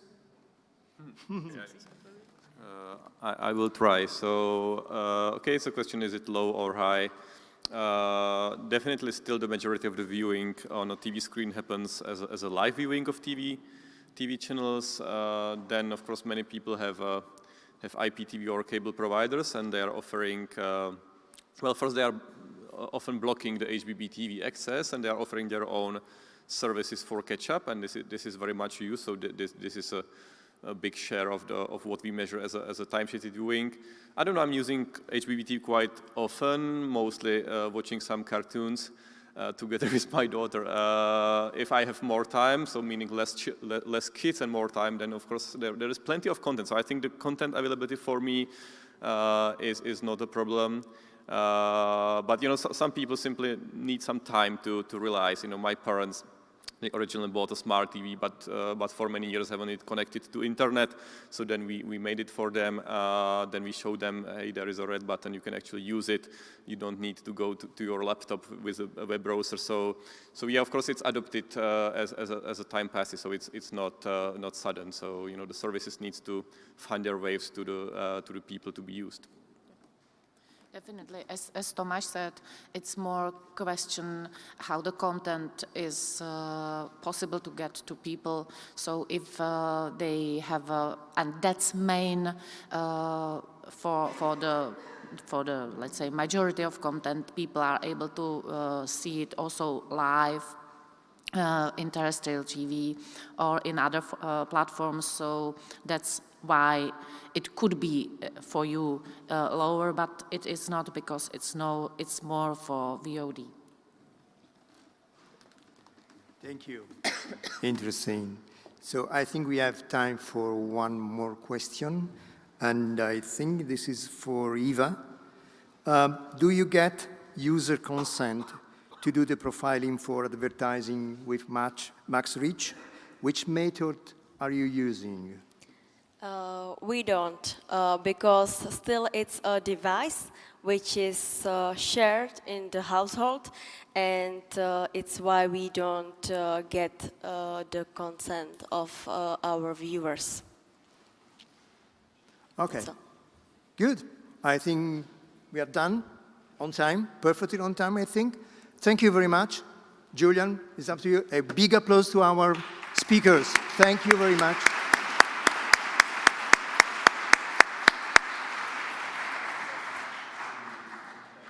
Fantastic panelists here. Right, we're going to take a lunch break now. We'll be gone for an hour, so back here at 20 to 2, please, and take the opportunity in between lunch to go and find out more from some of our sponsor exhibitors, who you'll find as well. Our next session then after lunch is going to be on targeted advertising. So have a good lunch, and we'll see you back here at 20 to 2.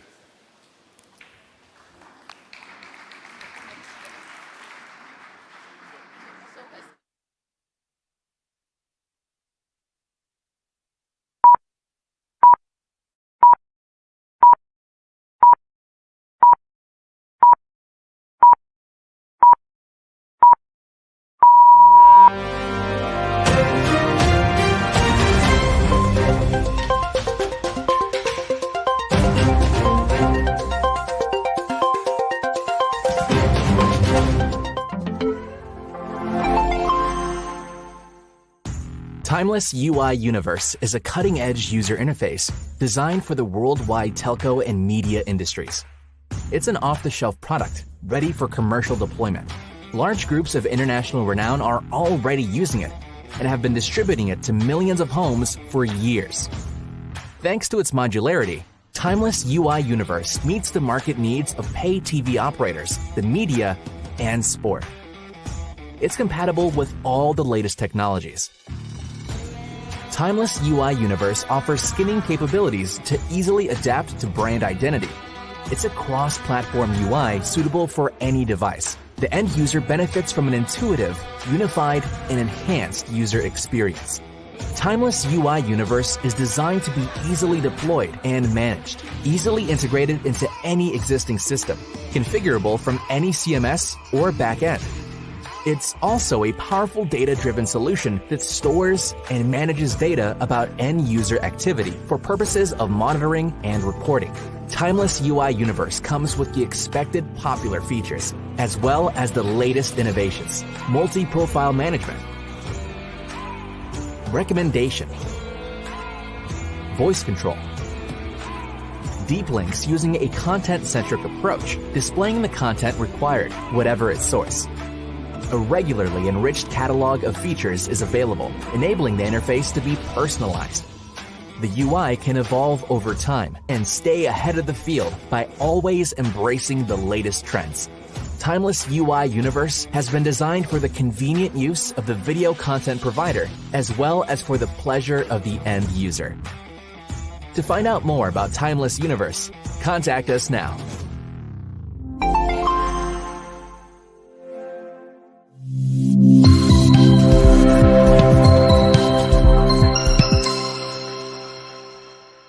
With these new pictures came new stories for our digital century, where each screen offered a window to the world. Since its creation in 1996, NetGem has been a major independent player. NetGem offers solutions and services to enjoy your connected life. So when we look back on our trajectory over these amazing 25 years and then forward to the future, there is one thing we know for sure. With NetGem, you haven't seen nothing yet.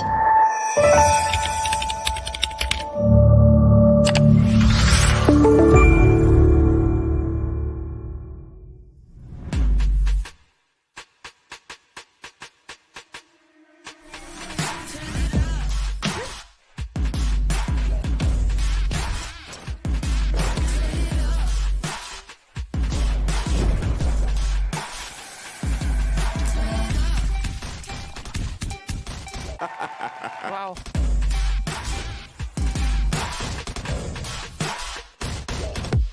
What's about to happen is going to be an adventure.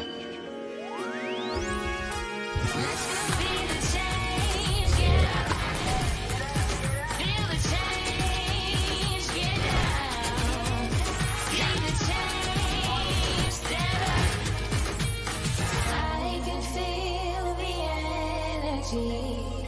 I can feel it moving me.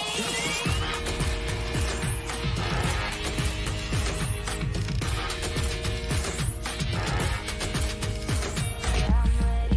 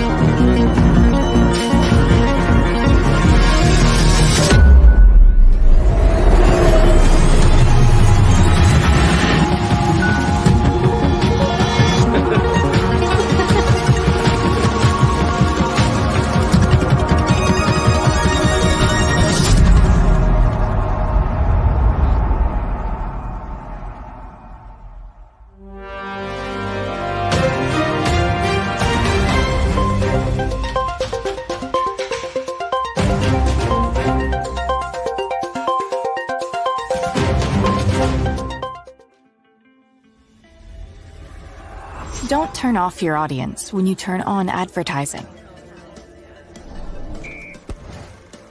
HbbTV's simple yet powerful dynamic ad insertion solution keeps your audience captivated and monetizes your content from day one. Because your audience deserves ads that don't buffer, don't drop engagement, and don't interrupt the viewing experience. With ad blocker immunity and compatibility across any HLS or Dash compliant device, we help your ads reach a bigger audience. Our experts work with you to optimize your campaigns, ensuring the best price per ad through a unified auction process. All this means you boost revenue while sending the right ads to the right people in the right place and on the right device. Fast-track your DAI launch and go live in weeks, not months, increasing viewership and building loyalty right from the start. Our ad insertion solutions work on OTT, broadcast, FAST, HbbTV, and next-gen TV platforms to unify your monetization offering and future-proof your growth. At HbbTV, we use our end-to-end portfolio to create future-proof, greener innovation for our customers. It's what we get excited about. So turn on your advertising, captivate your audience, and catapult profits with HbbTV.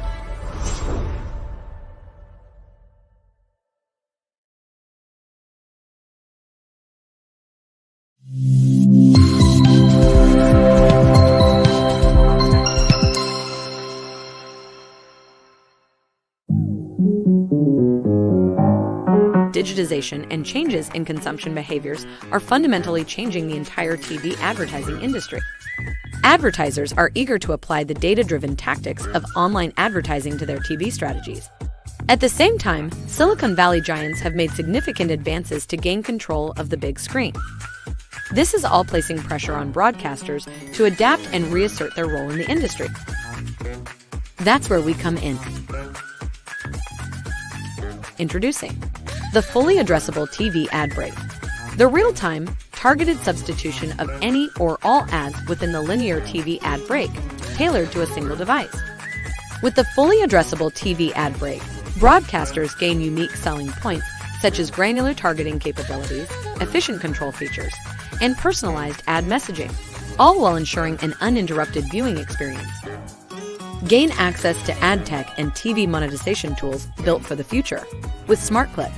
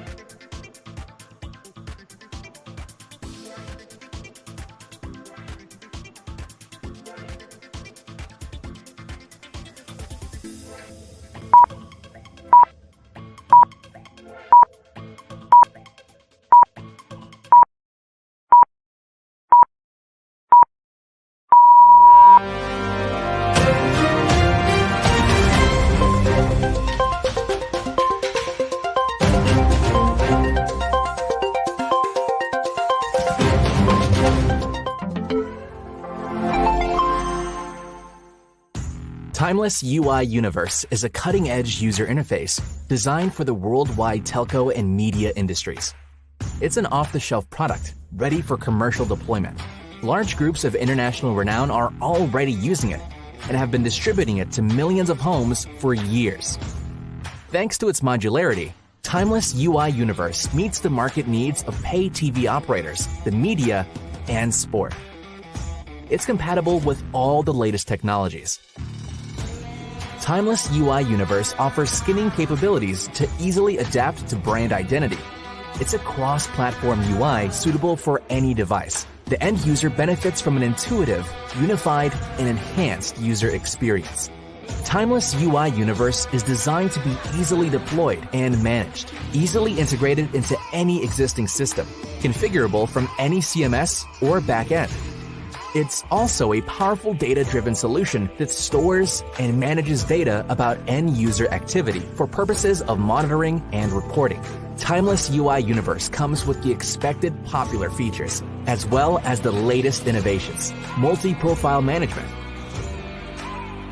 recommendation, voice control, deep links using a content-centric approach, displaying the content required, whatever its source. A regularly enriched catalog of features is available, enabling the interface to be personalized. The UI can evolve over time and stay ahead of the field by always embracing the latest trends. Timeless UI Universe has been designed for the convenient use of the video content provider, as well as for the pleasure of the end user. To find out more about Timeless Universe, contact us now.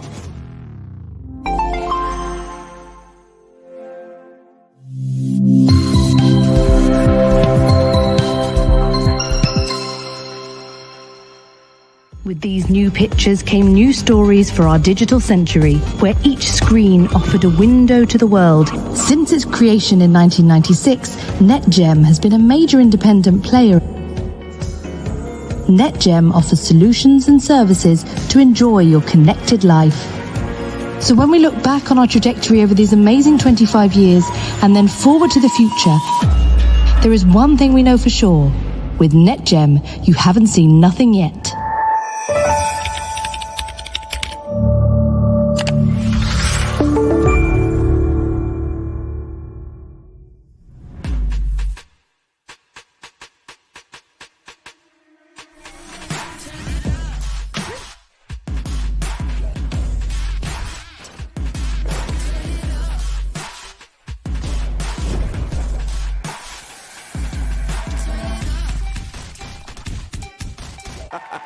Wow.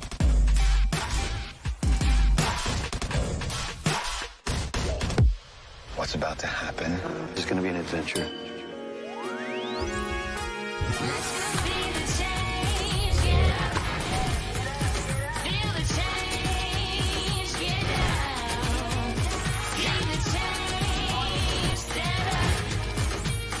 I can feel the energy. I can feel it moving me.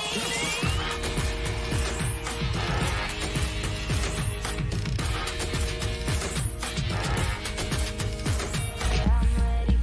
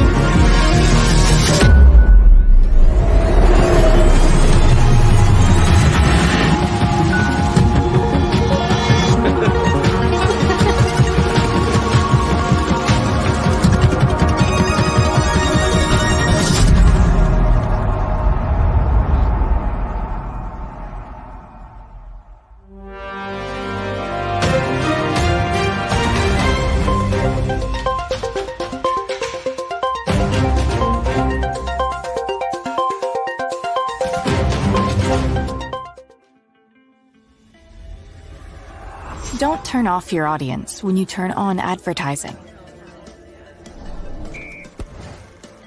Attempt's simple yet powerful dynamic ad insertion solution keeps your audience captivated and monetizes your content from day one. Because your audience deserves ads that don't buffer, don't drop engagement, and don't interrupt the viewing experience.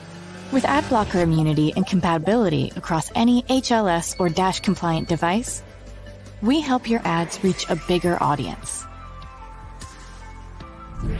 Our experts work with you to optimize your campaigns, ensuring the best price per ad through a unified auction process. All this means you boost revenue while sending the right ads to the right people in the right place and on the right device. Fast-track your DAI launch and go live in weeks, not months, increasing viewership and building loyalty right from the start. Our ad insertion solutions work on OTT, broadcast, FAST, HbbTV, and next-gen TV platforms to unify your monetization offering and future-proof your growth. At HbbTV, we use our end-to-end portfolio to create future-proof, greener innovation for our customers. It's what we get excited about, so turn on your advertising, captivate your audience, and catapult profits with HbbTV.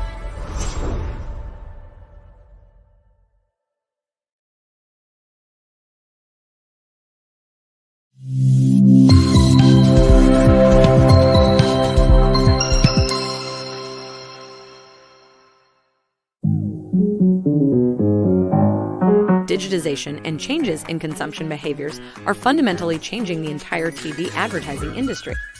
Advertisers are eager to apply the data-driven tactics of online advertising to their TV strategies. At the same time, Silicon Valley giants have made significant advances to gain control of the big screen. This is all placing pressure on broadcasters to adapt and reassert their role in the industry. That's where we come in. Introducing the fully addressable TV ad break, the real-time, targeted substitution of any or all ads within the linear TV ad break, tailored to a single device. With the fully addressable TV ad break, broadcasters gain unique selling points such as granular targeting capabilities, efficient control features, and personalized ad messaging, all while ensuring an uninterrupted viewing experience. Gain access to ad tech and TV monetization tools built for the future with SmartClip.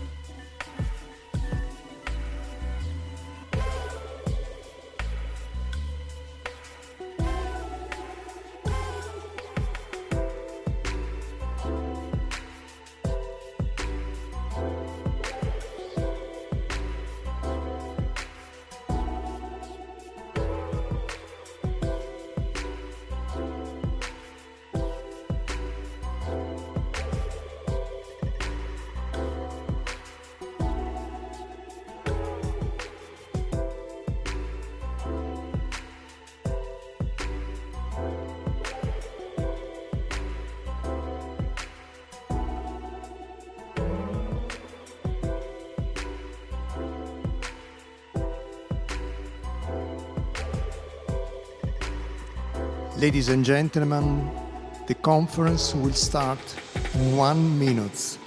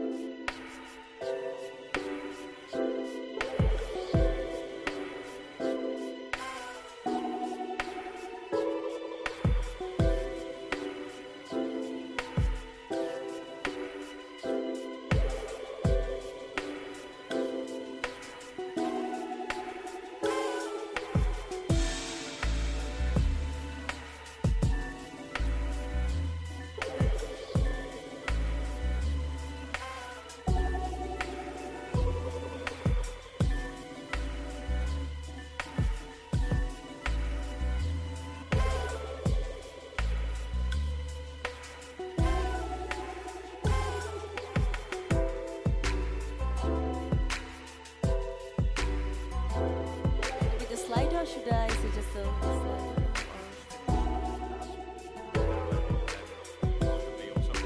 Okay.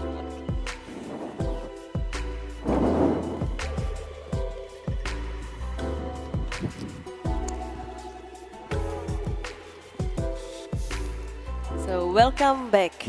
Ladies and gentlemen, I hope you enjoyed the lunch and also the presentation and exhibition. And I would like to remind you that you can download all the presentation after the event.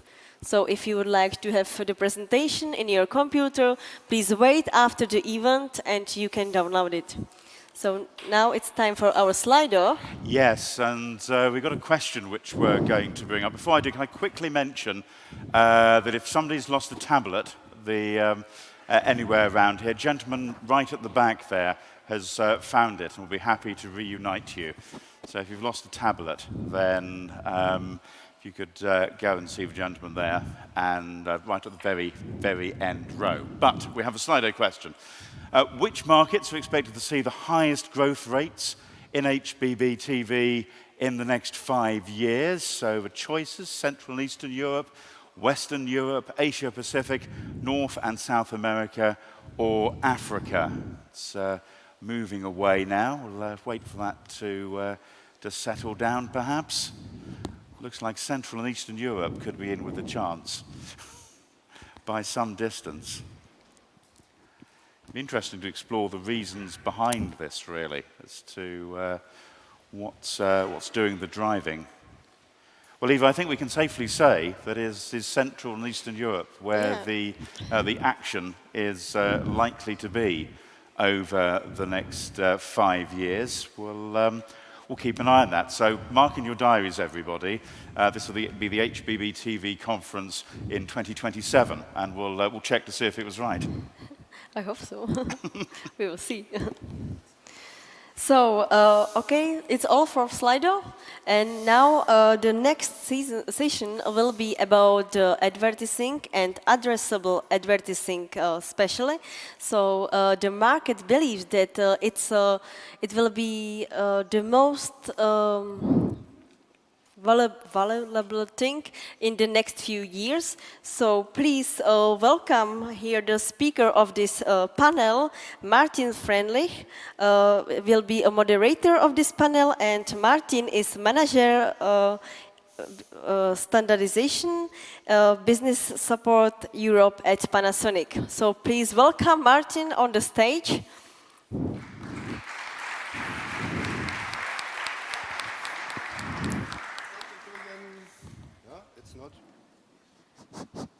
Now it's coming. Okay. Yeah, thank you, Julian. Thank you, Eva. Yeah, then also from me, a very warm welcome back from the lunch. And indeed, we have a very full-packed afternoon with the interesting topic, targeted advertising. And our first speaker here in the targeted advertising session is Ranjit Kaur from the DTG. So, big applause for Ranjit. Please come to the stage.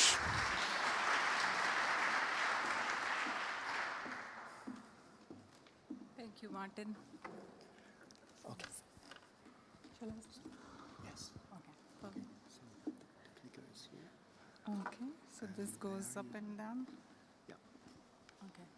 But you can also see your presentations there. Okay, perfect. Sorry, this is the first time I'm doing the dry run here.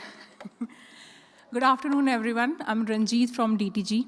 As you all know, DTG is an industry association of digital televisions in the UK, and we work very closely with the industry stakeholders to drive advances in media, distribution, and end-user experience.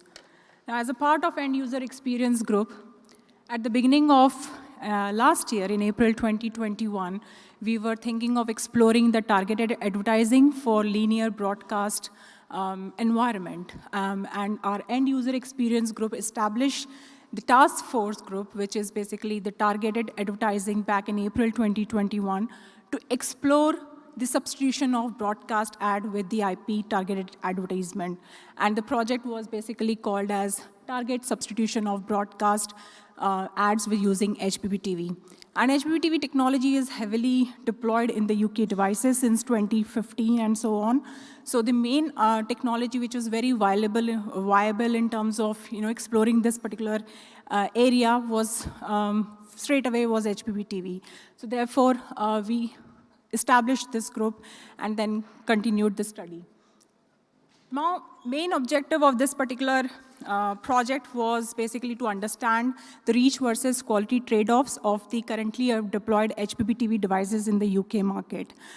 We had two goals in mind, and to establish this particular two goals, in order to achieve these goals, we had to create the HbbTV demo application. And this demo application will enable the HbbTV devices so that we can actually understand what is the current trend which is supported by the devices.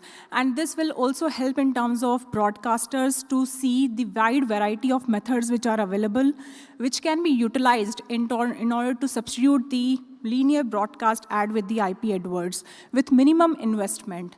And also, this will also help us in terms of overall understanding the performance of the devices, that how well the devices can switch from broadcast to broadband and broadband back to the broadcast. In terms of commercial goal, why this project was quite important and why we did this particular project was for three stakeholders from the industry. One is for the broadcasters, This will help the broadcasters to actually explore different TV funding. And one of the main areas where the TV funding is quite important is advertising. This will help in terms of providing incremental revenues for the broadcasters. For the advertisers, it will be easy for them to actually understand the overall reach of their adverts, so in terms of improving the targeting of the adverts, as well as in terms of achieving the returns on investments. Overall, for the viewers, it is, instead of watching the ads which are available for everyone, in terms of, for example, if you're in London, you don't want to watch the adverts from Scotland and so on. It is more like targeted advertising that will watch the ads which are relevant for the viewers. So in terms of the project, there were 3 main goals from this particular project from the commercial perspective.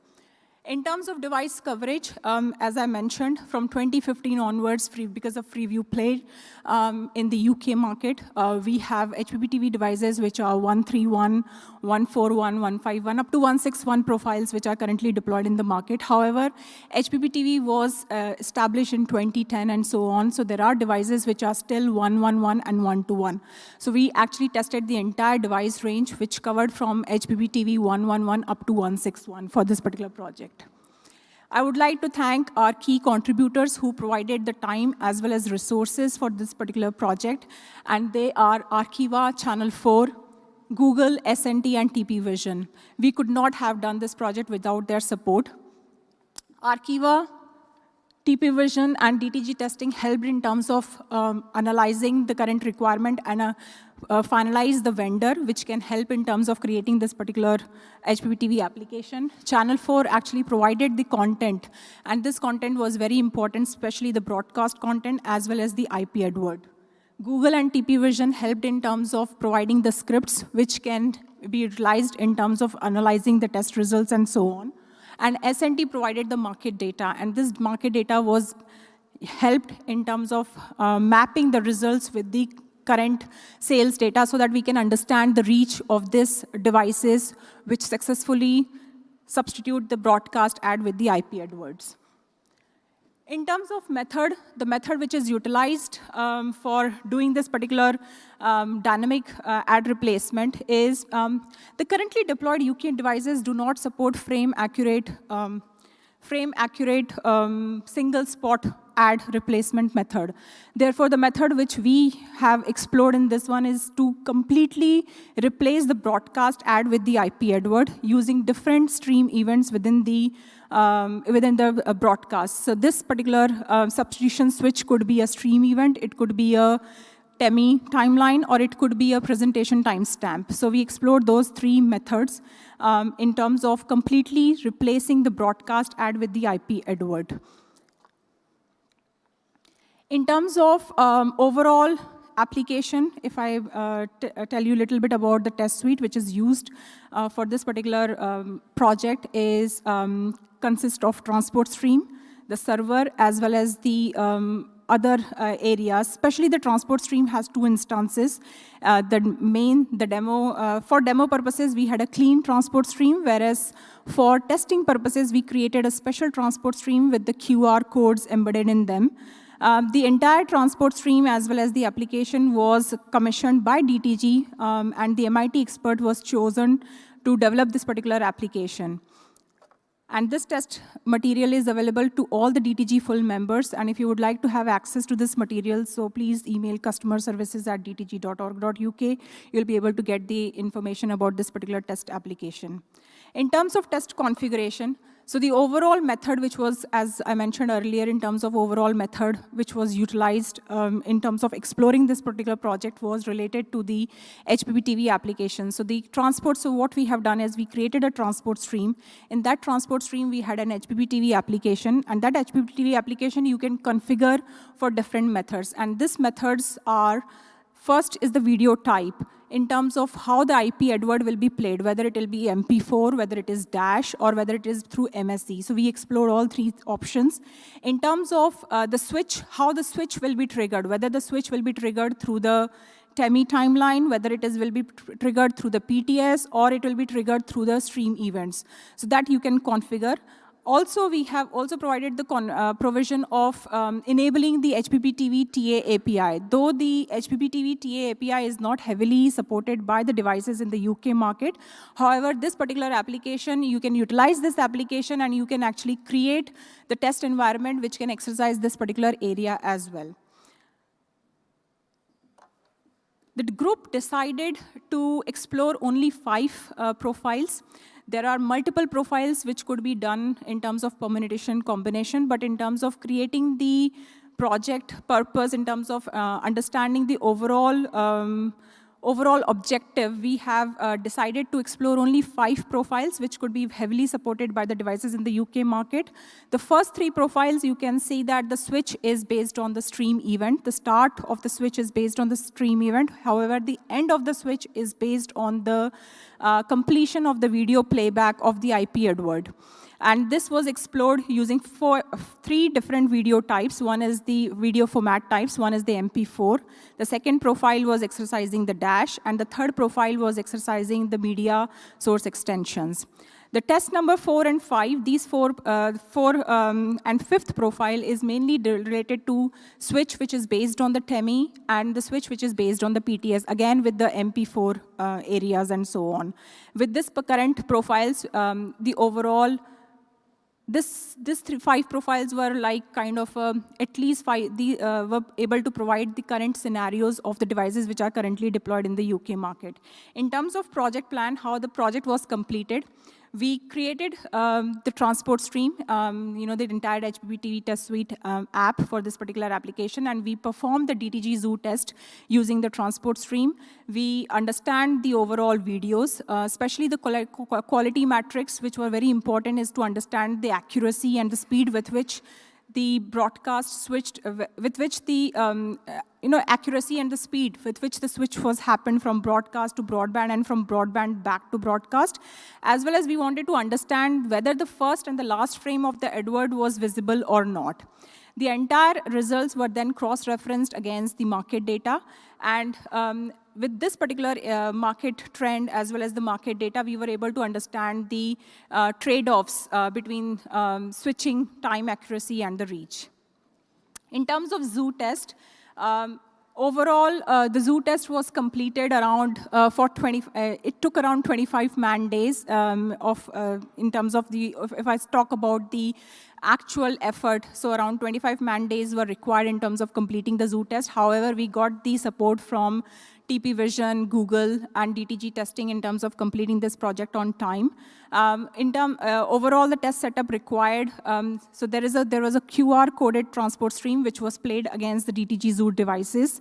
And these devices were then configured at a particular profile. So we had 5 profiles, and each and every device was tested for all these 5 profiles. And video was recorded using the HD video camera, so we used the GoPro camera, and the 1920 1080p at 120 frames per second. That was the format which was used in terms of recording the video. And this particular video were then gone through a lot of heavy script analysis, and these scripts are developed by TP Vision and Google. Overall, we have tested around 100+ devices for this particular test, and it was very essential for us to understand programmatically whether whether the switch has happened, and when the switch has happened, and how accurately the switch has happened. If we look into the test result analysis, so the overall test result analysis which we identified by analyzing the videos through the various automated scripts, what we found that the test number 1 and 2, they were like quite heavily supported by the devices. 99%, around 99% of the if we put the results which we captured through the DTG Zoo, if we map that results with the market data, we can understand that around 99% of the devices which are currently deployed in the UK market support the switching accurately in terms of, they have the capability of doing the switch. Now, capability of doing the switch is not enough for this particular project. We wanted to understand the accuracy with which the switch has happened. So this slide explains in terms of what is the acceptable viewer experience which we can actually map with the capability of the devices. So in our transport stream, we have allowed around 5 frames on the landing zones. So we gave the option for a device that whenever the switch happens, that at least there are 5 frames for a device which can be utilized in terms of switching from broadcast to broadband and then broadband back to broadcast. However, during the testing, we have identified that there are many devices which were doing the switch little bit early and or little bit later than this particular landing zone. So overall, the analysis is that there is an acceptable viewer experience, and we have defined that acceptable viewer experience as up to 10 frames of sacrificial content before the landing zone and 10 frames, up to 10 frames of sacrificial content after the landing zone. So that means that the landing zone needs to be around 25 frames. And if we talk about 25 frames per second video, so you can analyze that it is around 1 second of video, 1 second of the video. So around 1 second video needs to be used as a landing zone for this particular, in order to understand this reach versus quality trade-off. So when we mapped the results which we found earlier here, so this is the results of the first analysis in terms of how many receivers are capable of doing this switch. And when you map these results with the threshold, which is around 10 frames, up to 10 frames of sacrificial content on either side of the switching, which is around 1 second of landing zone, then you see that the test number 2, which is the dash content, which is a dash video type, which is the switch is triggered, the start of the switch is triggered through the stream event, and the end is basically triggered on the completion of the IP video AdWords. You can see that the test number 2 is quite, has got a lot of market reach, around 63%. So 2/3 of the devices which are IP-connected TVs, which support HbbTV, can do the switch at an acceptable viewer experience. So this was quite an important analysis from the zoo test results. And if we combine the capability of the devices which can do the switch with the actual threshold, you can see that the green part shows the devices which are doing the switch within the acceptable viewer experience, and the gray part is the capability. Now, the zoo test results also show us a lot of areas of improvement where you can actually narrow this particular gap, but that was a little bit outside the scope of this project, so we didn't explore much. However, this particular data, when we mapped with the actual market of the UK devices, especially the HbbTV devices, so this slide is very important, which can actually give you the information about the currently deployed UK devices and their status in terms of doing the switch. So there are around 16 million Freeview devices in the UK market.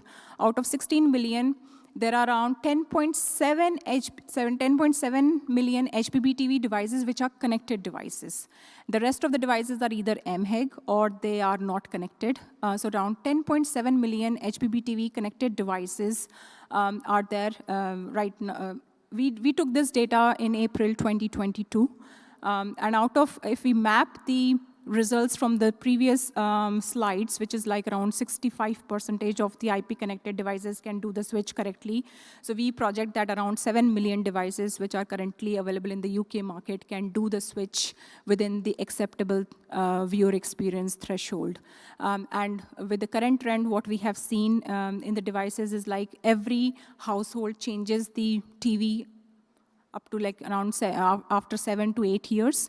And that means that we will keep on seeing the increase of this particular switch from 3 to 5% every year. And we estimate that there will be around 80% or more devices, HbbTV devices, which will be able to do the switch by 2030 accurately within the acceptable user threshold. So for the broadcaster, it's a very good news that there are many devices in the UK market.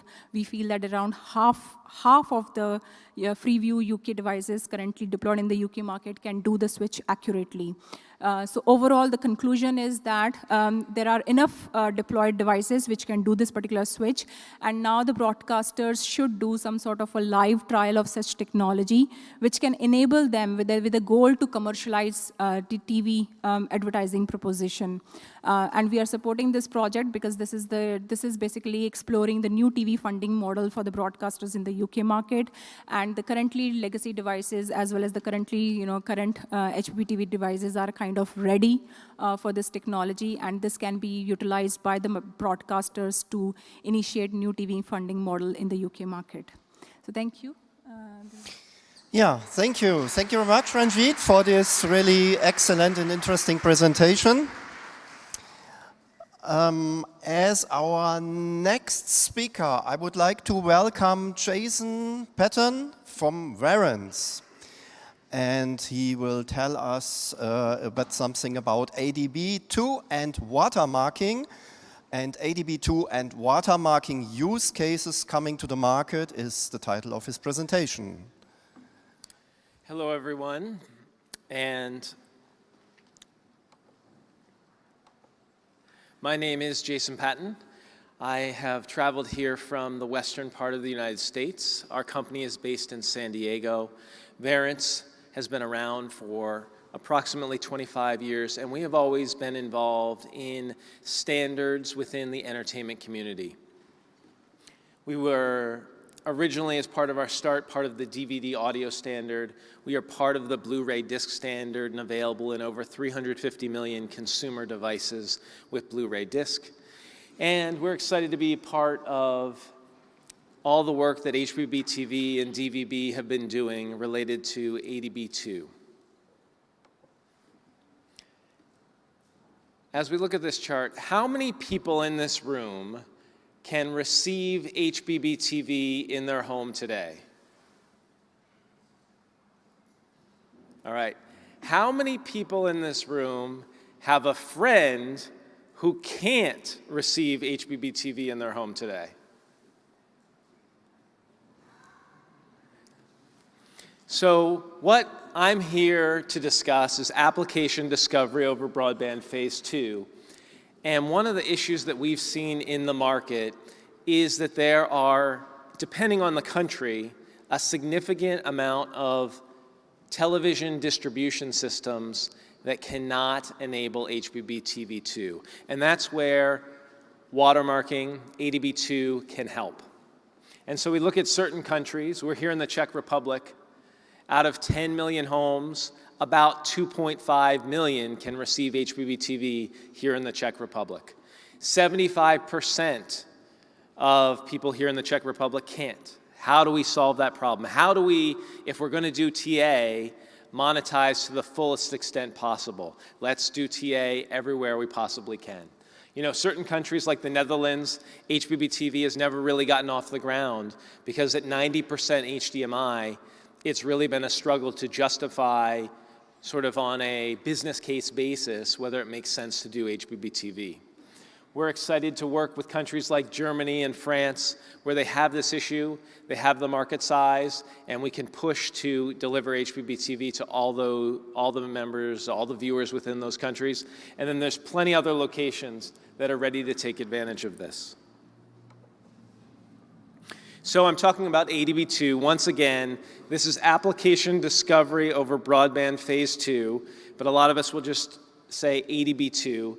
And essentially, we're doing HbbTV, but we're solving the HDMI problem. So as we say here in the middle, HbbTV, the watermark enables HbbTV to 100% of televisions. There are several different standards that you can reference. If you're interested in learning more about all the details, I will not get into all those details here in my limited amount of time, but there's standards through DVB, HbbTV, the EBU that get into the specifics. We talk about what broadcasters need to do, what television manufacturers need to do. We put together a watermark and a handshake process where broadcasters embed a watermark into their television signal, and then television manufacturers detect the watermark. And through this process, we're able to enable 100% of televisions with HbbTV. So here I was citing some of those numbers related to the Czech Republic. Cable and satellite take advantage of HDMI. IPTV, OTT, again, it's coming to the television through an HDMI interface. There, HbbTV signaling does not work typically. There are some circumstances where it does, but in many countries, it does not. So you're looking at terrestrial as the main location where HbbTV works today. How do we end up with something along the right, where we see every television, HbbTV enabled, HbbTV enabled, HbbTV enabled? This is what I'm going to show here again on the next slide, is working with broadcasters to embed a silent watermark within the audio, work with broadcasters to embed a video watermark with some hidden information along the top of the screen, so that televisions can look for this secret information and then establish, these TVs are connected, let's use that broadband capability to allow that connectivity to work across all televisions. So here is my very simple diagram. If you'd like to get into more of the details, I've listed my email here at the bottom of the screen. I'm happy to connect during the conference. I'm happy to loop in our CTO and discuss the specifics. But here it is at a high level. How does the watermarking work? We've got this giant brick wall we've got to plow through. So HbbTV, it's a digital audio watermark, a video watermark. It's silent. It's hidden from the screen. It's not detectable by the viewer. They're not going to see it. They're not going to hear it. But televisions, through a software implementation, are able to look and see the watermark. Inaudible, not viewable. We deliver, as part of watermark information, time code, the name of the station that's sending out the watermark, as well as a URL that points to a server that can include an AIT. And through that, you're able to carry information to the television that isn't normally able to get there. So metadata triggers blocked today, but with the watermark in HbbTV, they're able to reach the end consumer. As part of this, there will be new challenges. So we're excited to do POCs in 2023, bring this to market later in the year and in 2024. There will be a remote control challenge, so happy to work with people to solve that as well. In terrestrial, you've got one remote. You're able to launch the application. It makes a lot of sense to the user. As we encounter set-top boxes and making it work in that environment, there is multiple remotes in the household, and we do need to track that. One thing that we've been developing is a mobile phone solution where you pair the television to the application that's on the TV, and through that pairing process, people use their cell phones all the time. They're able to control an app and use it in a very simple way. Now, how's this going? How close are we to reality?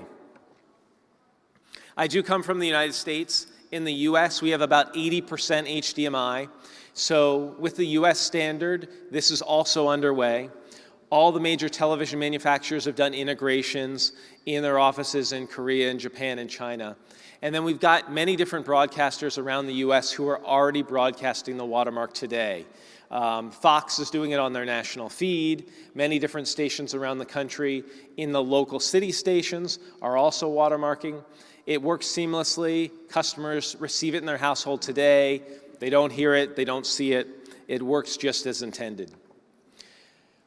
Along with all the different integrations that we've done in the United States, LG has commercially deployed the watermark detection system. So that is now up and running, and we're seeing more television makers come through at CES 2023 with implementations as well. So what are the next steps related to HbbTV? Well, that's something I'm happy to talk to all of you about throughout this conference and offline afterwards. I think for TV broadcasters, you will hear in some of the subsequent conversations that happen on this stage about different broadcasters who are very interested in pushing this forward. It works for application discovery. It works for targeted advertising. Across the board, as I've said, it really helps make the business case all that more easy for broadcasters. They're able to justify doing a TA implementation, because if you're able to get 100% of your viewers, it makes a lot more sense to do all the development work. And then for television manufacturers, you know, I get the same question. How many televisions, how many homes are we talking about? And as we looked at that map earlier, as we bring this HbbTV capability to many more viewers, to many more homes, this will all continue to spread, and all the good work we've been doing for the past many years will see more and more viewers. So we're looking to work with TV broadcasters to embed the watermark. We're ready to do that today.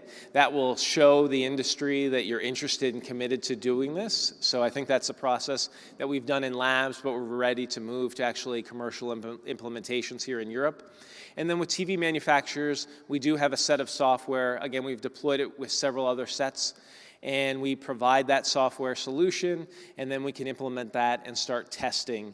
I think that 2023 is really the year where we work with both broadcasters and manufacturers to do proof of concepts, to show this. At the conference next year, we'll be demonstrating end-to-end with all these different ecosystem members, and we're happy to work with everyone here in the room and those of you watching live on the stream to make this all a reality. So I know we'll have a question and answer session later, so I'm happy to help out there and talk during breaks and throughout the session. So we appreciate it, everyone.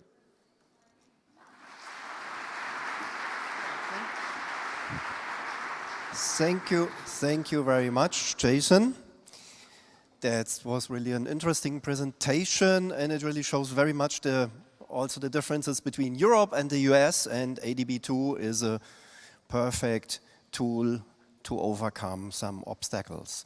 Okay, we hear us then later on also in the Q&A session. As a next speaker, I would like to ask Andrea Conte from Publitalia to come to the stage, and he will tell us something about linear ad replacement, HbbTV TA, and inventory unification. Yeah, please welcome Andrea.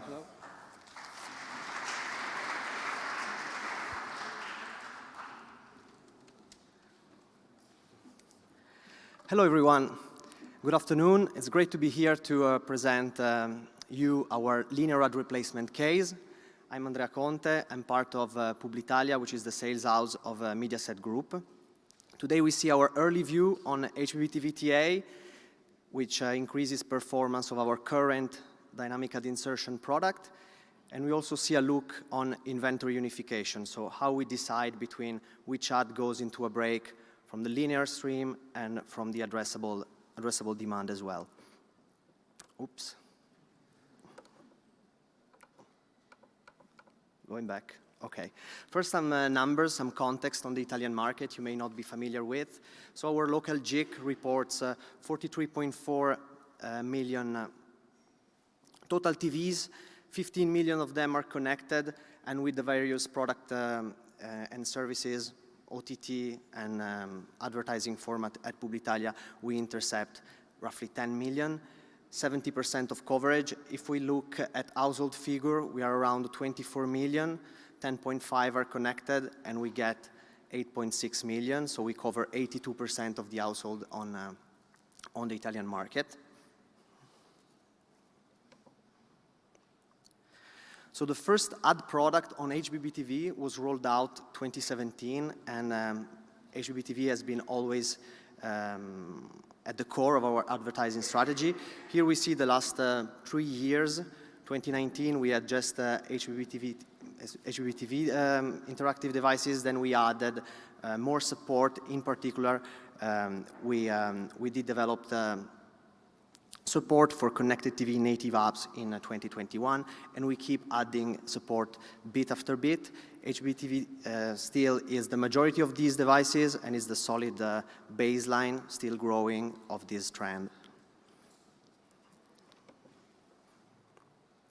So in terms of format, just quick recap of what we have in the advertising offering. All based on HbbTV, we overlay a banner on a linear spot, which is ad over. Then we have the very famous L shape, which is inserted into content. And in terms of video format, we have video on demand, which is on on users that decide to enter the OTT experience. And we have the most interesting one and the recent one, which is the dynamic ad insertion, insertion product. All these are fully addressable. They can be targeted on a number of data points, geo, content, audience targeting, and time targeting, of course. So this is the first iteration of our product. It was launched in 2020. We focused on a really simple use case of a single spot replacement over house ads. So we have a linear break, we have promotional ads, and we replace those with addressable ads. The product, as I said, has been successful over the past couple of years because it's a great reach product coupled on the video-on-demand product, because if we have just video-on-demand ads are on non-linear user, obviously these dynamically inserted ad into the linear break are on linear watchers, so we couple them together from a sales perspective. We don't sell just DAI, we sell a video product to our advertisers. So in that way, they can build maximum of reach in their advertising campaigns. Then we come to the last iteration of the product that we constantly refine because it has great potential from reach perspective. It has great potential from value perspective because we set a very premium price on this one. So for us to keep enhancing the product is key. So we have now our last iteration of the product. It's available as well at the booth. You can check out a demo today at the booth. So we have an implementation which is leveraging HbbTV TA standard and does better user experience because the switch is much faster. Right now we don't leverage TA, but with this new iteration we will. We have a switch between linear and broadband in 160 milliseconds, which is crazy fast, leveraging the so-called profile 2 of HbbTV TA. These devices are more performing, so we are allowed to do multi-spot replacement. As I said, the first case was just on a single spot. Right now, from, let's say, sales perspective, we had the freedom of replacement, even if it's just first position or first and maybe fourth, fifth, sixth in a row. So the devices are really capable of handling a lot of switches, so multi-spot replacement. Our product is one-to-one addressable, so every single impression is replaced on a device-by-device basis. So every advertising call is then, let's say, replaced independently. So each device will have a different ad based on the targeting, based on the pacing of the campaigns. That is very, very key to advertisers. And then we've built additional capabilities in order to control the industries into the breaks, in order, for example, not to have too much automotive or too much finance into a break, because that is really important from an advertiser perspective. And likewise, we have advertiser control as well, so avoiding to have back-to-back advertisers close to each other. So if we summarize, the current iteration of the product is fast, multi-spot replacement, and controlled by a set of business rules. I would like to spend some time on those business rules that we are able to apply because we introduce a concept of inventory unification. So it's very important when we have various sources of demand from advertising perspective to decide with the two sources of demand together, because otherwise you would have clashes. You would have two automotive ads close to each other. You would have Coke twice in a break. And obviously, this is not what advertisers pay for at premium prices. This is not what advertisers are used to in linear TV. So we should give same level of quality, same level of rule control when we introduce this new addressable product. So let's take a closer look to the example before. So in first position, we have a linear break. It's a bank, Crédit Agricole, we know it. Then last position, we have a drink, it's Coke. Those ads are ingested well in advance, maybe the day before, because are part of the linear schedule. And then suddenly, we have an opportunity to replace an addressable ad. So the replacement happens as we said, crazy fast because it's TA, but also considering the context of the linear break, considering the business rule. And then if we look at demand from digital, we have Barclays that is discarded because it's a bank. Then we have Pepsi, it's a competitor of Coke, it's discarded. And then we have a telco, all business rules are checked, and then all are passed for this case. The asset goes into the device, and device using the TA standard replace it with great speed. So that is the current iteration of the product. We build hybrid brakes with broadcaster-grade business control, which is what we need actually to go to market with premium prices on this product. So I hope you enjoy this mix between tech and go-to-market. I'll be around today, obviously tomorrow as well. So if you want to reach out and exchange on this topic, feel free. Thank you very much.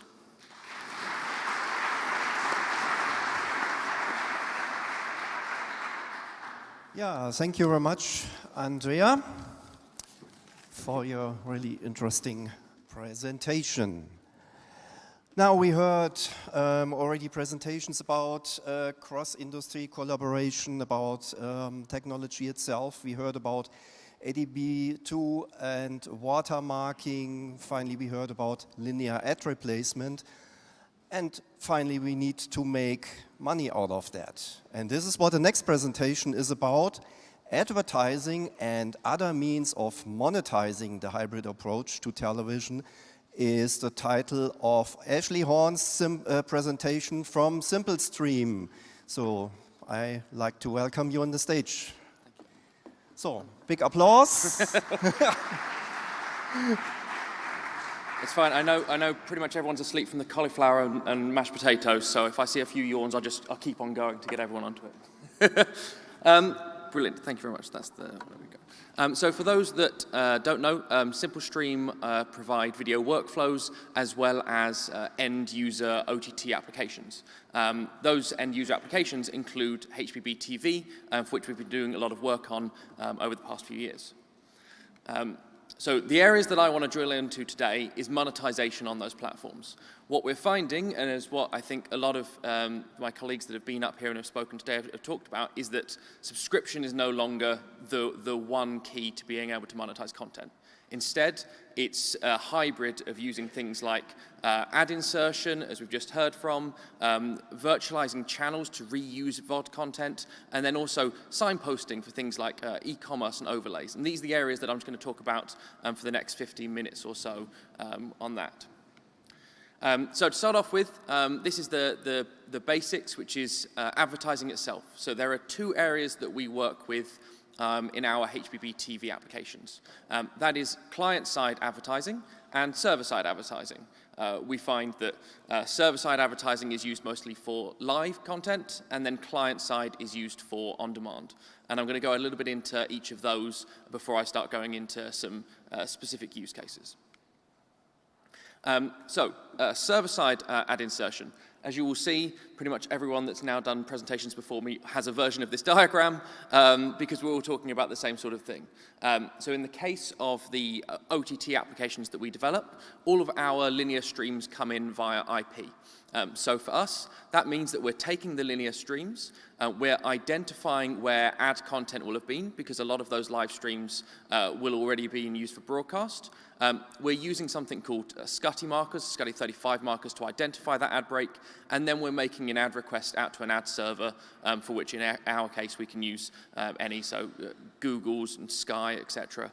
So we make that call, and then we replace it. So the linear stream that we're going to create in the end looks exactly as it would for anyone on broadcast, but in the OTT space this means that we're allowed to then target that. The benefit of that means that we have different ads for different users, which is what we all want. The highest CPM rate that you can generate for your advertiser is one that tells them exactly what that user wants to watch and provide back that content based on the segmentation. So here we've got two users that are watching exactly the same linear stream in the app, but they're being surfaced different ads in that ad break pod and content. So how does it work? Here's something that's really interesting to me. It might be interesting to others or not, but what we're doing is, on an IP level, we're identifying that user based on segmentation. So we have information about that IP, we have information about their location, and then we also have consent information as well. So for some of our platforms that we work with, we're able to do pop-ups for things like cookies, which means that we can then get in the EU GDPR consent, and we can segment those users further, and again, generate a higher CPM rate. And what this means is, as you can see in the request that we've got here, a live request is then filled with all of that data, which is then sent to the ad provider, and again, fulfills a greater segmentation of that. The same is true for client-side ad insertion. It's not quite as fun, in my opinion, as server-side. But what we're doing here for VOD content on HbbTV applications is calling an ad server, making an ad request, and then performing that usually as a pre-roll or a mid-roll predefined in that VOD asset. Again, we're using that using targeted information. So we're telling the ad server exactly who that user is as much as we're allowed by that user. And that's, of course, affected by things like being able to log in and being able to surface your email or segmentation. For client-side ad insertion, this tends to be done in the OTT applications and the HbbTV applications that we have by using SDKs or VAS tags, which we can then append all of this information to. Great, so that's the sort of industry standard and the way that everyone's been doing things for a few years. What we're now finding is that that sort of technology is being reutilized in lots of different ways. And a huge one of them that we're seeing is virtual channels. Now, virtual channels to us and the customers that we work with is taking your VOD archive and creating a 24/7 linear stream within your HbbTV application. And for some users, that is kids content, whereby you have a 24/7 Halloween stream that runs for 2 weeks. It might be that you're working with an e-commerce provider, a teleshopping provider that wants specifically a beauty channel. We're taking all of the archive of on-demand content and putting it together to create a virtual channel. Very briefly, just to go over how precisely this works. So we have all of the on-demand content in a location, or it can be a virtual location. We use our partnerships with people like Brightco, for example, to have all of that content and then to be able to normalize it. Once that's normalized, we then create a playlist. And that can be 24 hours, or it can be shorter, and we can loop it.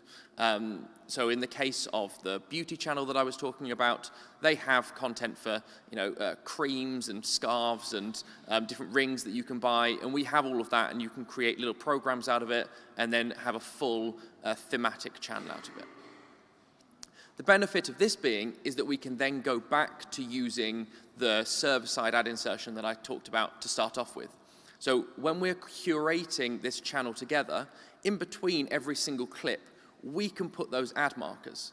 So you're already remonetizing the content that generally might have just been seen if you'd gone through, say, categories, and then you'd gone into a channel, then you've gone into that beauty asset. But instead, your linear channel can resurface all of that on-demand content and improve the monetization of it and increase the opportunity to see monetization on it.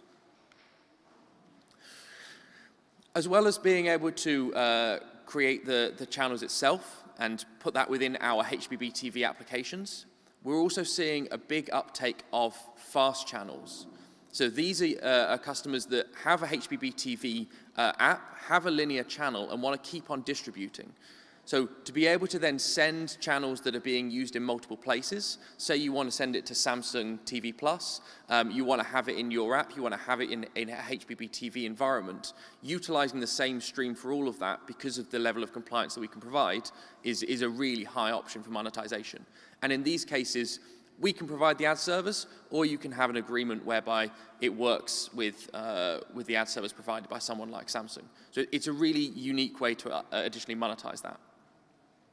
The other thing that we've also seen for these virtual channels is by putting Barker channels inside HbbTV applications. So where a lot of the applications that we see tend to have a big featured carousel or a home page telling you about what's been on recently, having something that's automatically playing allows you to continually monetize that content and have more eyeballs on it. So going even further down this route of virtual channels, we come to dynamic overlays. What we're seeing in both sports and with teleshopping specifically, who are coming into this market, is that they want to be able to interact with those users dynamically. So this might be that there's a match ongoing and you want to update them on the scores, or a use case that I'll get to on shortly is that there's content that you're trying to sell.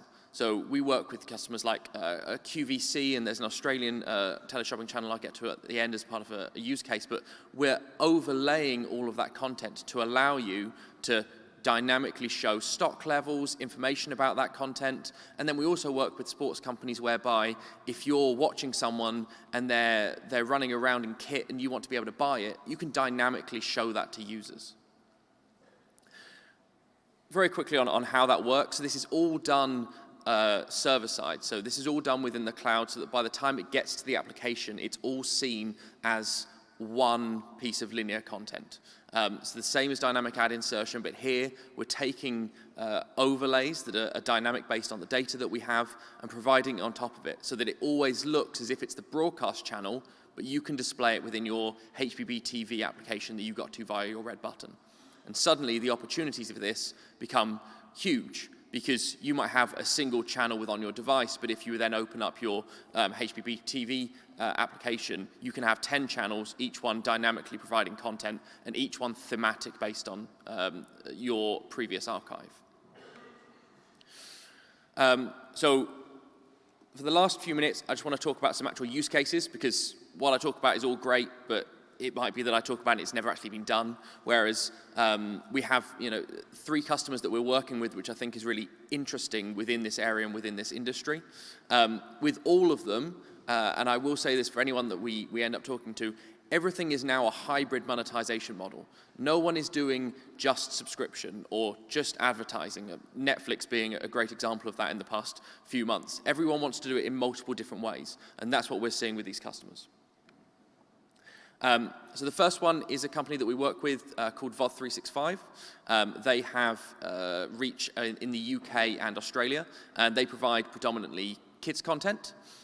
So for them, they're doing client-side ad insertion on all of their on-demand content. So I'm sorry if you watch Peppa Pig in the UK with your children and you have to watch an ad first about Haribo. That was us. I'm very sorry. But they also have a Barker channel, which is on a continuous auto loop, and that is just providing us ad content interspliced with trailers for the videos themselves. So you get advertised as soon as you hit that homepage, and then as you go into the VOD content, you get more advertisements based on those pods. And we try and make it so that the customers, still want to watch the content and aren't pushed away from it, but there are enough opportunities for those advertisers.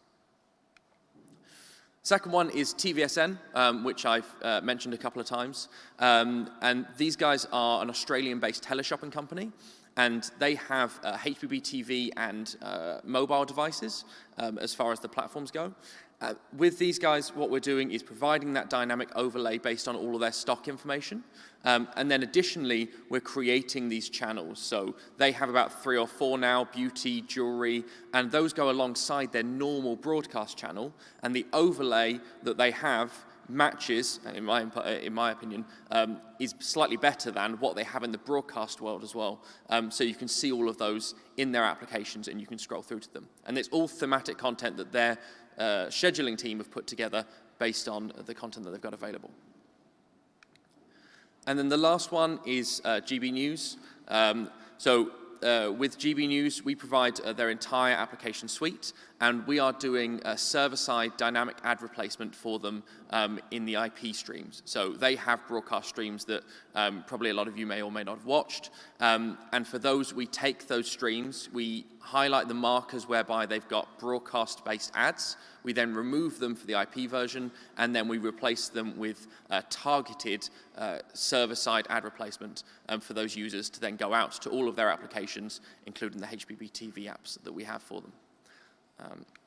So that's everything I have to say. Hopefully that was useful to give you some idea of where we're seeing the market and where some of our customers are moving to, and some of the products that we're developing alongside them, as we're finding that a particularly interesting area to work in. If anyone has any questions, I'm part of the Q&A afterwards, and also I'll be around for the next couple of days, so please feel free to come and chat. Otherwise, thank you very much. Yes, thank you very much, Ashley. Great presentation. Absolutely, really interesting. Well, yeah, so targeted advertisement, nice, but now let's get some interactivity into this topic. Means addressable TV gamification. And addressable TV gamification advertisement campaigns is the topic of our next presentation, which is from DigiTWise. And I would like to welcome, I hope that I spelled it correctly, Timucin Bilger at the stage.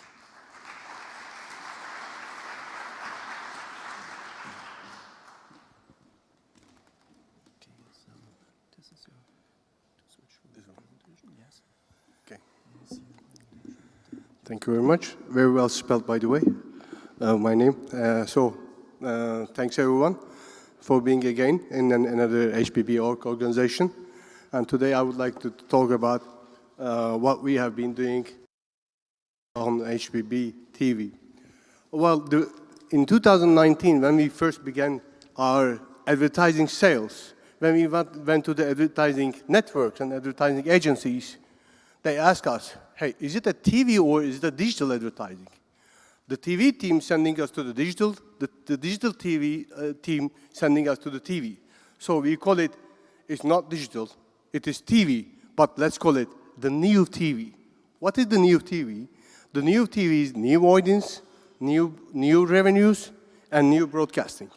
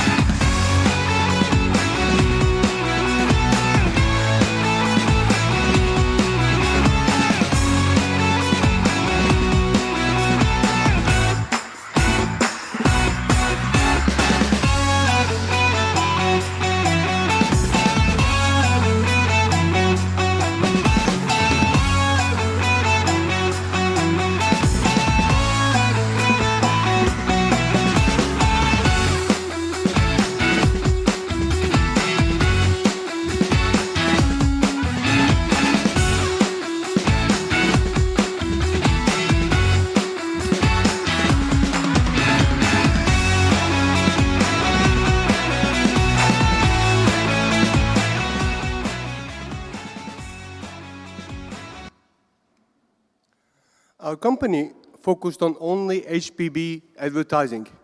We don't sell any linear advertising. We don't sell any classical advertising. We don't buy any sell or any classical television advertising inventory. We only focus on double-sided advertising, which is the interactive advertising of HBB technology. So what do our audiences do now with this two-sided communication? We lead forms, so they apply. They bet from our online scores. They vote. They can choose the next mayor of Istanbul or Ankara or even Prague, maybe. They can play catching games. They can sell. They can buy. They can choose from our online catalogs. They can even order their test drives from our HbbTV technology. They can get discounts. They can learn from our educational platforms. They can even pray according to their religion. So we use the HbbTV technologies not only for the broadcasters, but also for the audience, which makes it really unique. We are coming, and our company is in Finland, but we are based on Turkey, and we work with all the channels, all the television channels in Turkey. There is no channels that is not working with digital-wise in Turkey. So we sell the targeted advertising as a network, not one by one, not channel by channel, but as a network. As you see on the screen, we work also with more than 250 brands, which you all know, all the advertising networks, all the advertising brands and companies in Turkey. We also have partnership with some other platforms too. So what we have is we have HbbTV, we have server-side insertion, we have TV analytics, which is the measurement, which is OTT platform, electronic program guide, and all the HbbTV applications that we are a one-stop shop that any broadcaster or any advertiser can buy all the technologies from our company, from Digitwise, and that changed the form of television, which we call the new TV. Let's see another example of our advertising that we have done last year. In December 2021, Gillette designed a campaign to reach the football fans in their target audience through addressable TV. Gillette, which embraces football in every field, aimed to introduce its new fan product by again using football and increasing its brand awareness. We first determined the target audience, the football lovers, the men who had an interest in sports. We designed a scoreband including the live match results of 3 big teams. While our targeted TV audience was watching TV, the scoreband appeared at the bottom of their screens. The audience could fix the scoreband with their remote controls and had the chance to follow the match scores during watching TV. In order to increase the effectiveness of the campaign, we also supported the campaign with our band designs. We used various creatives and L-band designs to approach the target audience on match days. Within the scope of the campaign, we reached 2.2 million impressions in L-band ads and 27.5k landing page clicks. When compared to other FMCG campaigns, a higher CTR rate was obtained with 1.27%. The duration of the fixed scoreband on the screen was realised as 15 minutes and 10 seconds on average. Through this campaign, Gillette increased its brand awareness by digital data targeting based on interests. The effect of using different digital setups combined with TV advertisements in the success of this campaign is non-negligible.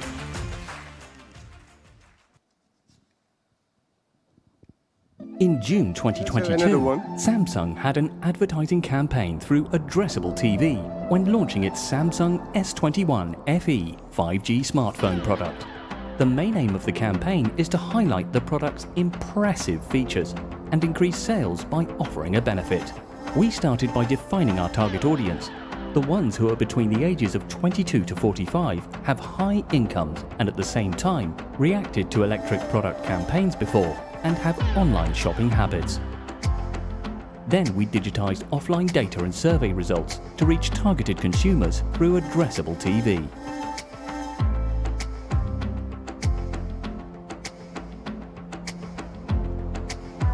By using addressable TV, Samsung communicated with its target audience and offered them a discount by giving a promotion code. This campaign also increased the brand's website traffic as long as we directed the TV audience to the Samsung website by processing a QR code.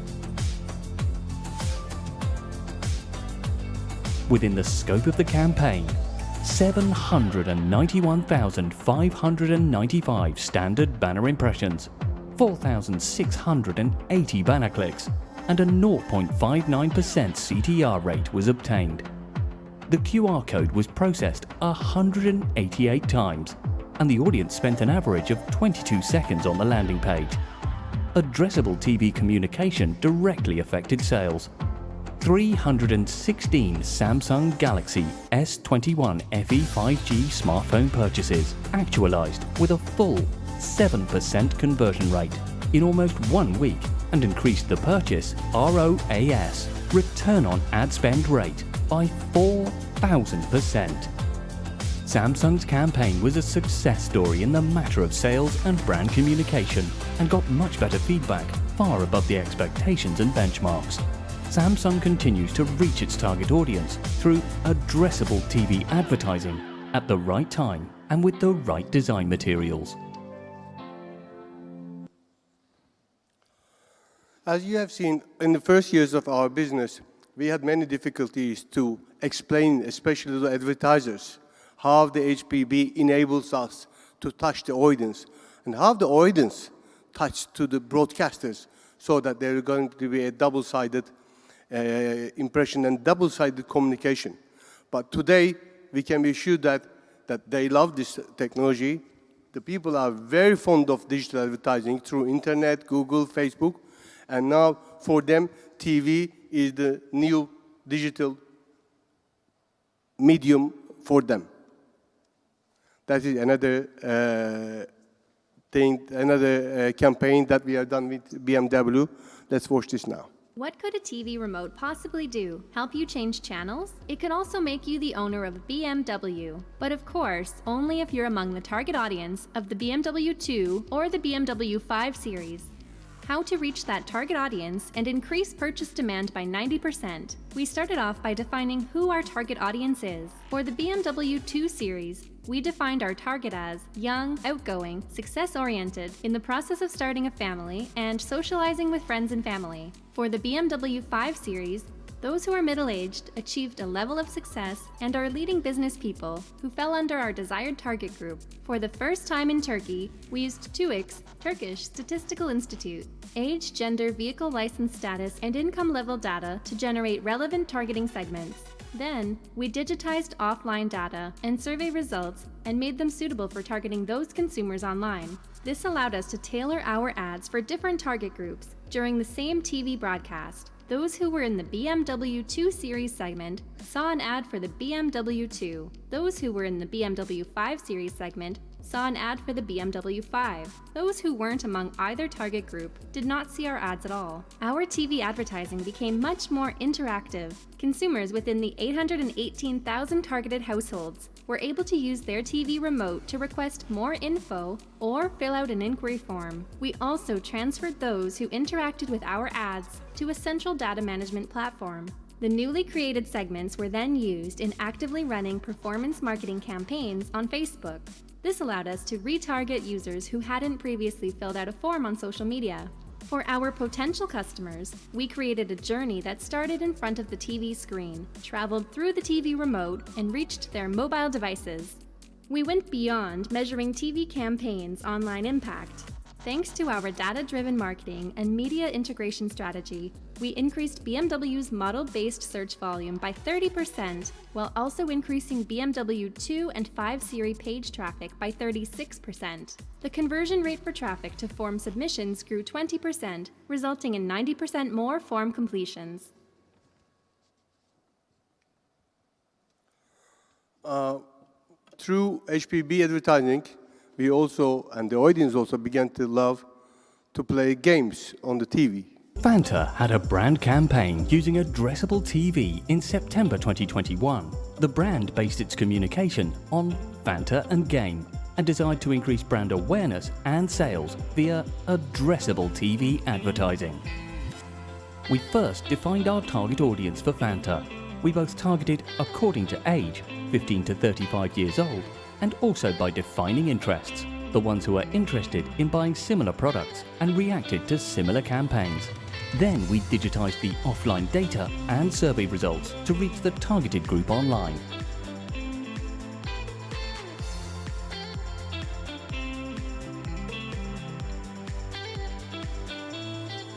we developed a fun Fanta snack game. The TV audience could enter the landing page and play the game with the help of their remote controls. The prize was a discount on Fanta products on players' purchases.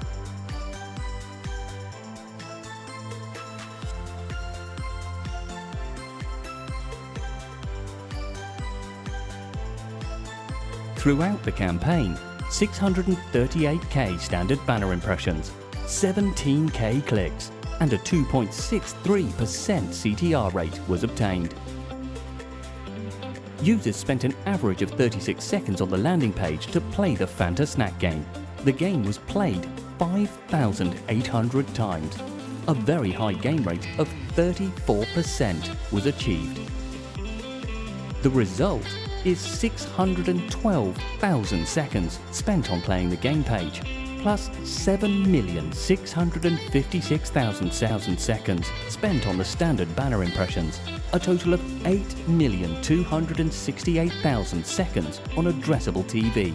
The campaign was a great success story, both in terms of increasing brand values for Fanta and reflected in the numbers as growing sales.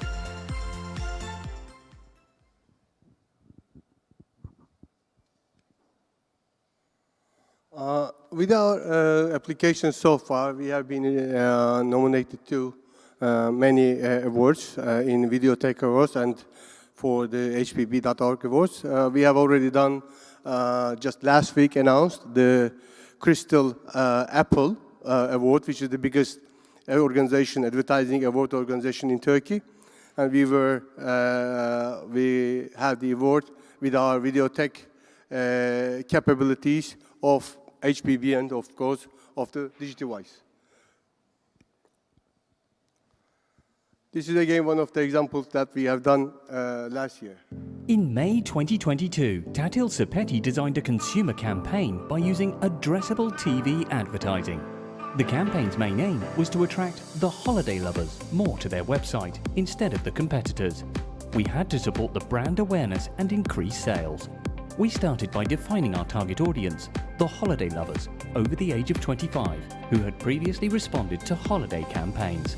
Then, we digitized the offline targeting data based on age, gender, income, interests, and the survey results to reach the holiday lovers online. We reached the targeted TV audiences with the Guess the Holiday Spots, Win the Discount campaign statement. Through their remotes, they could enter the landing page where they played our holiday game. Through this, campaign TV audiences both had an interactive fun experience by playing the question and answer game and had the chance to receive a considerable discount coupon to use in their further holiday bookings. At the same time, we could immediately direct the audiences to the brand's website through QR code integration. Throughout the campaign, 296k standard banner impressions, 3.6k clicks, and 1.23% CTR rate was obtained. 215 question and answer actions were taken with a high integration rate of 5.9% and 21.1 average seconds spent on the landing page. The number of searches in the search engine increased by 43%, with a total of 3.6 million searches. The campaign achieved a big success, with 77.6% growth in brand search volumes by only using addressable TV instead of the competitors' traditional TV commercials. With the great effect of digital data targeting and interactive game setup, Tatil Sepeti reached its target audience and increased turnovers and brand awareness in a very short time.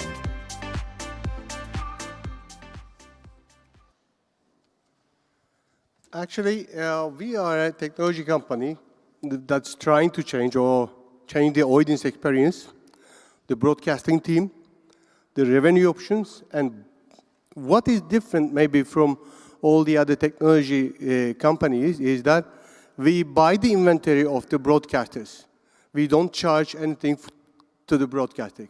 We buy the HBB TV advertising inventory, and we sell it exclusively by ourselves.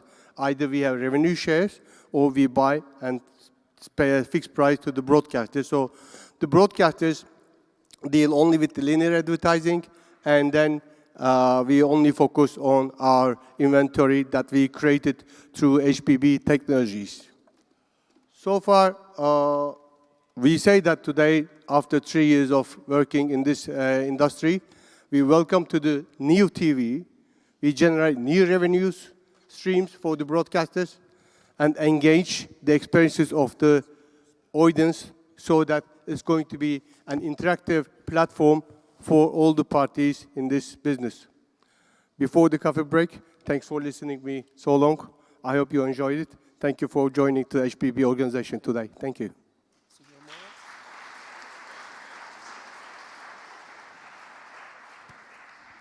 Yeah, thank you very much for this really interesting presentation. I was really impressed about seems everything is working already and everything in progress. Really, really great. Okay, I'm sure we will have then later on some questions in the Q&A. As next presentators here, I would like to welcome on the stage Moritz Wutzke from Konodrak and Eduard Nafria from Kantar. And they will tell us something about HbbTV paving the way for unlimited, for unified advertising currency for linear and addressable advertising. So a long title, but sounds very, very interesting. It should the be very stage is yours. I can tell you we won't show any videos, so it will be a little bit less animated than the previous speaker. But we hope to get your attention because it's a really fundamental discussion and news we have today in regards to how we can make sure that HbbTV is the driving force to monetize the broadcaster's revenue. Without monetization, HbbTV would remain very, very minor in the importance for anything. But I think we've found a couple of ideas. And just to give you an idea which market we're talking about Spain. So all these slides you see here is about Spain. And when we heard this morning from the Czech Republic and from Italy, to give you some ideas about the market size in Spain, we have roughly about 18.7 million households in Spain. And 60%, so roughly about 12 million of those households have HbbTV devices, 60%. And roughly then in total number is about 14 million TV sets in these 12 million households which have an HbbTV connected device or are HbbTV receivers. So it's quite a big number. And my background is advertising, and when you started lots of things like digital advertising, mobile advertising, HbbTV advertising, the biggest stumbling block is media agencies who say, well, what's your reach? What do you reach? 15% of the households, come back later.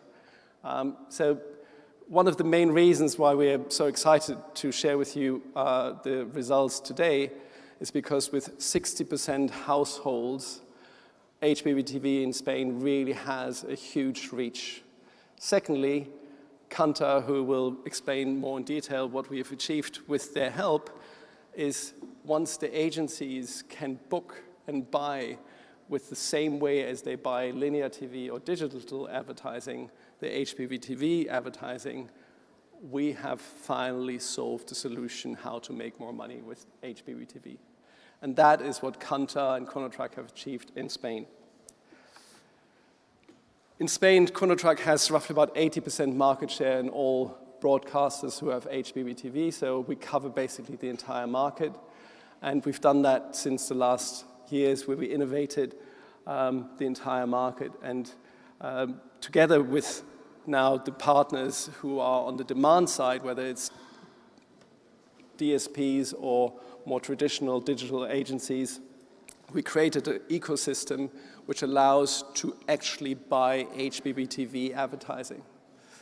And as I said beforehand, the stumbling block was, how do you measure it? And as long as Kantar, who is the de facto standard in Spain for measurement, until they don't approve that HbbTV is being recognized as the currency and can be paid and bought in the same way as linear TV or digital, agencies would always discount the value of that addressable or targeted advertising. And we've done that now, and we started last year with a proof of concept and continued that this year with really, really fantastic results.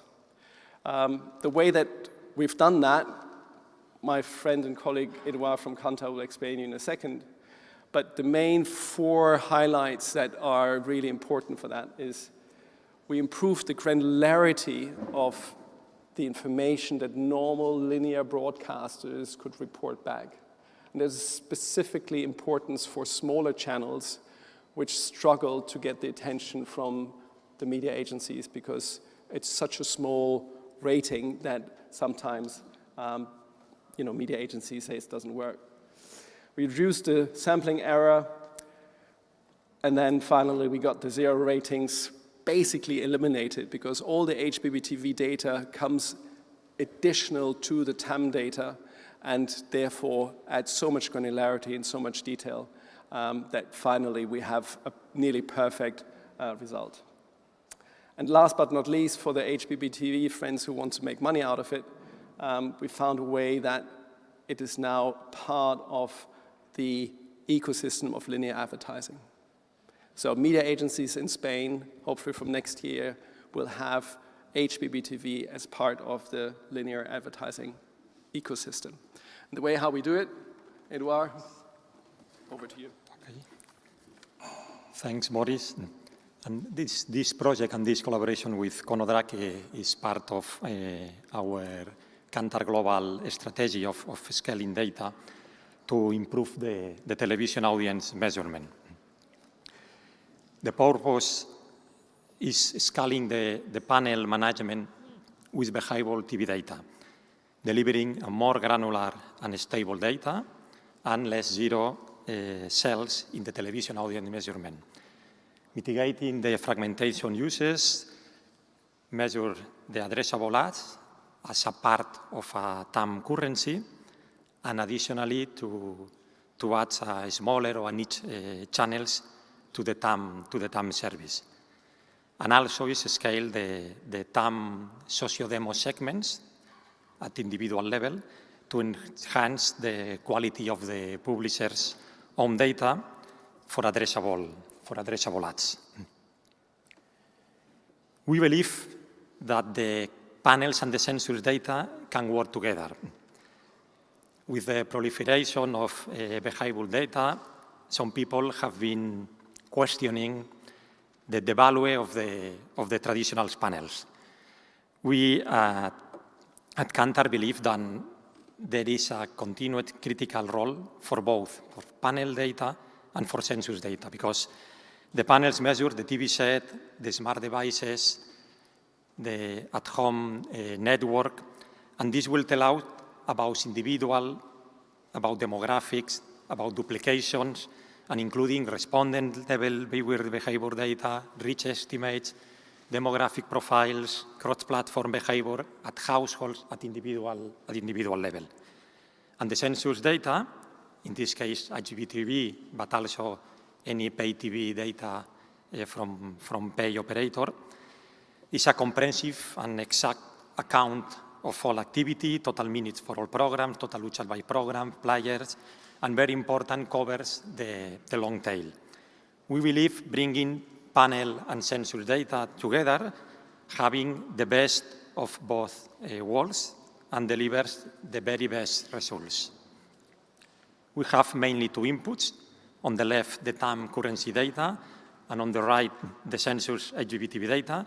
And after the fusion, we have a new currency fusion dataset with census granularity and at individual and socio-demo level.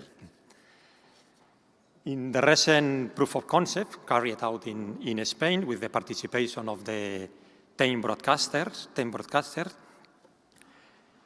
here we see the minute-by-minute curve for a specific key channels, and this is the audience for a non-target audience for these kid channels is 20, 34 years. There are a lot of minutes with officially or in the currency zero audience due to the small sample size. Once the fusion is done, the curve shows the same trend, more or less, but with more accurate audience and important without zero audience. This is the percentage of the minutes for one random day with zero audience for some channels. We can observe that for a big channel, La Uno is the main, the national Spanish public channel. We only have 2% of the minutes with zero audience during some hour in the night. This is not a problem. But for a thematic channels, the Clan is a kid channels, or Teledeporte and sports channels, we have many spots theoretically without audience. After the fusion, we eliminate all the zero ratings, and we get audience for all the minutes, for all the spots. We get GRPs for all the spots and for all the channels. And that's all. Thank you very much. Yeah, thank you very much, Moritz Wuttke and Eduard Navria. Okay, so we are hanging a bit in the time with a few minutes, so therefore not too much words. As the next speaker, I would like to welcome Kai hope I spell it correctly, Kai Myslivich.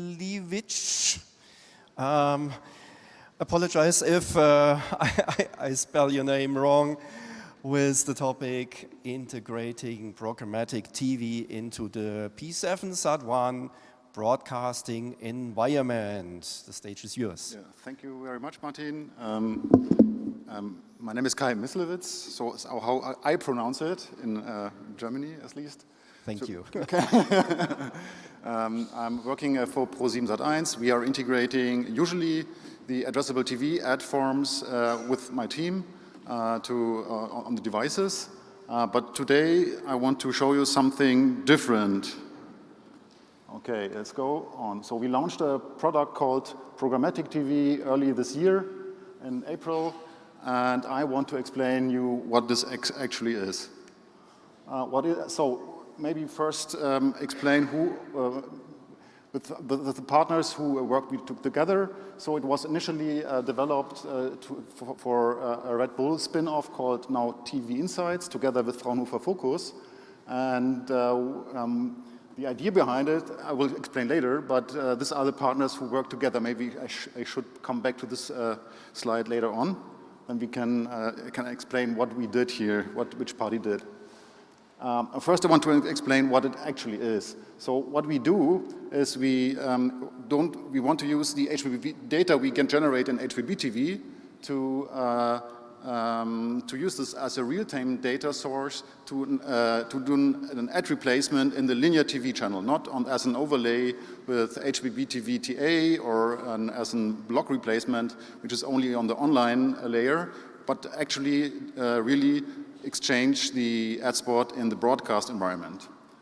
So this is a schematic provided in the sales presentation. What we here see on the left side are the HbbTV devices, and on the top of the HbbTV devices you have our AGF households, which is our panel in Germany, which is about 6,000 households. But of course, in the HbbTV reach is much bigger than the AGF panel. So we have like 12 million households in Germany here. And we then put all this data together with AGF and HbbTV to our data center. And the data center is then processing this data and do the extrapolation to the whole TV market. And we can use this data then to ask an ad server. Now the TV market looks now like, these are now these segments which are dominantly present in the linear TV channel, and then you can do an ad rearrangement using our ad server provided by Virtual Minds.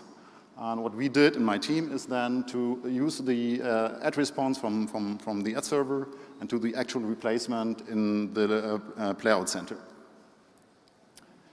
Yeah, maybe this slide will display it a little bit more easily. You see on the left side the HbbTV households, 12 million, and on the right side our online panel in Germany. We use the ad data together in one data warehouse, and we have some kind of a lookalike analysis where we can say, okay, if the behavior of this user is similar to the one in the AGF household, then we can assume he has a similar demographics. So how does it work? So we usually, on the AGF households, they have a very accurate measurement by per second. So what is the challenge here is we want to have this in HbbTV2.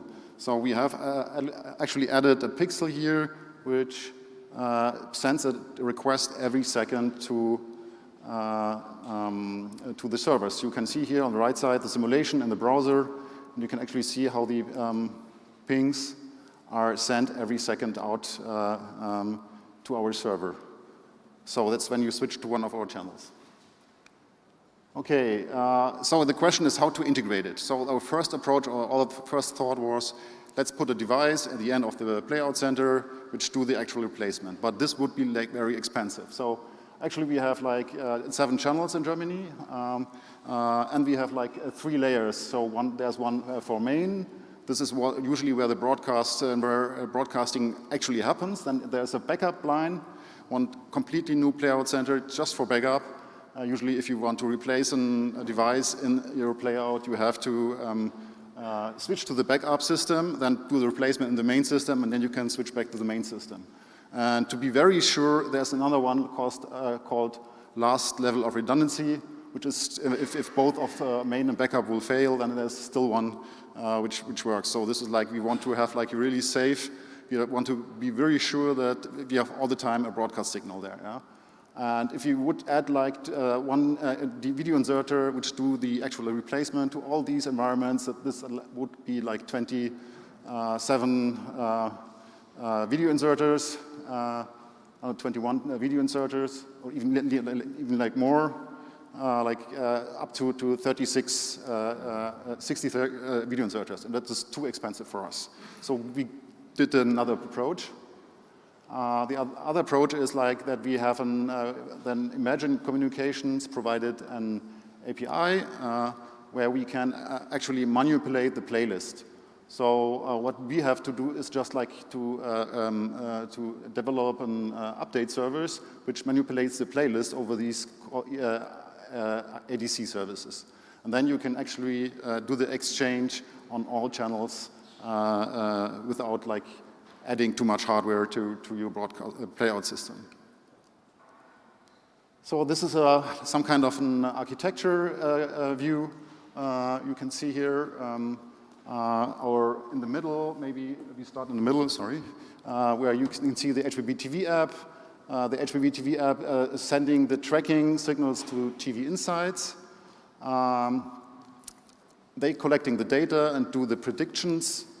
And then we import the data back from TV Insights to our microservices, and then we can do the actual exchange together with the addition ad server on the right side and with our addressable TV infrastructure. So this is like intertwined with our addressable TV infrastructure.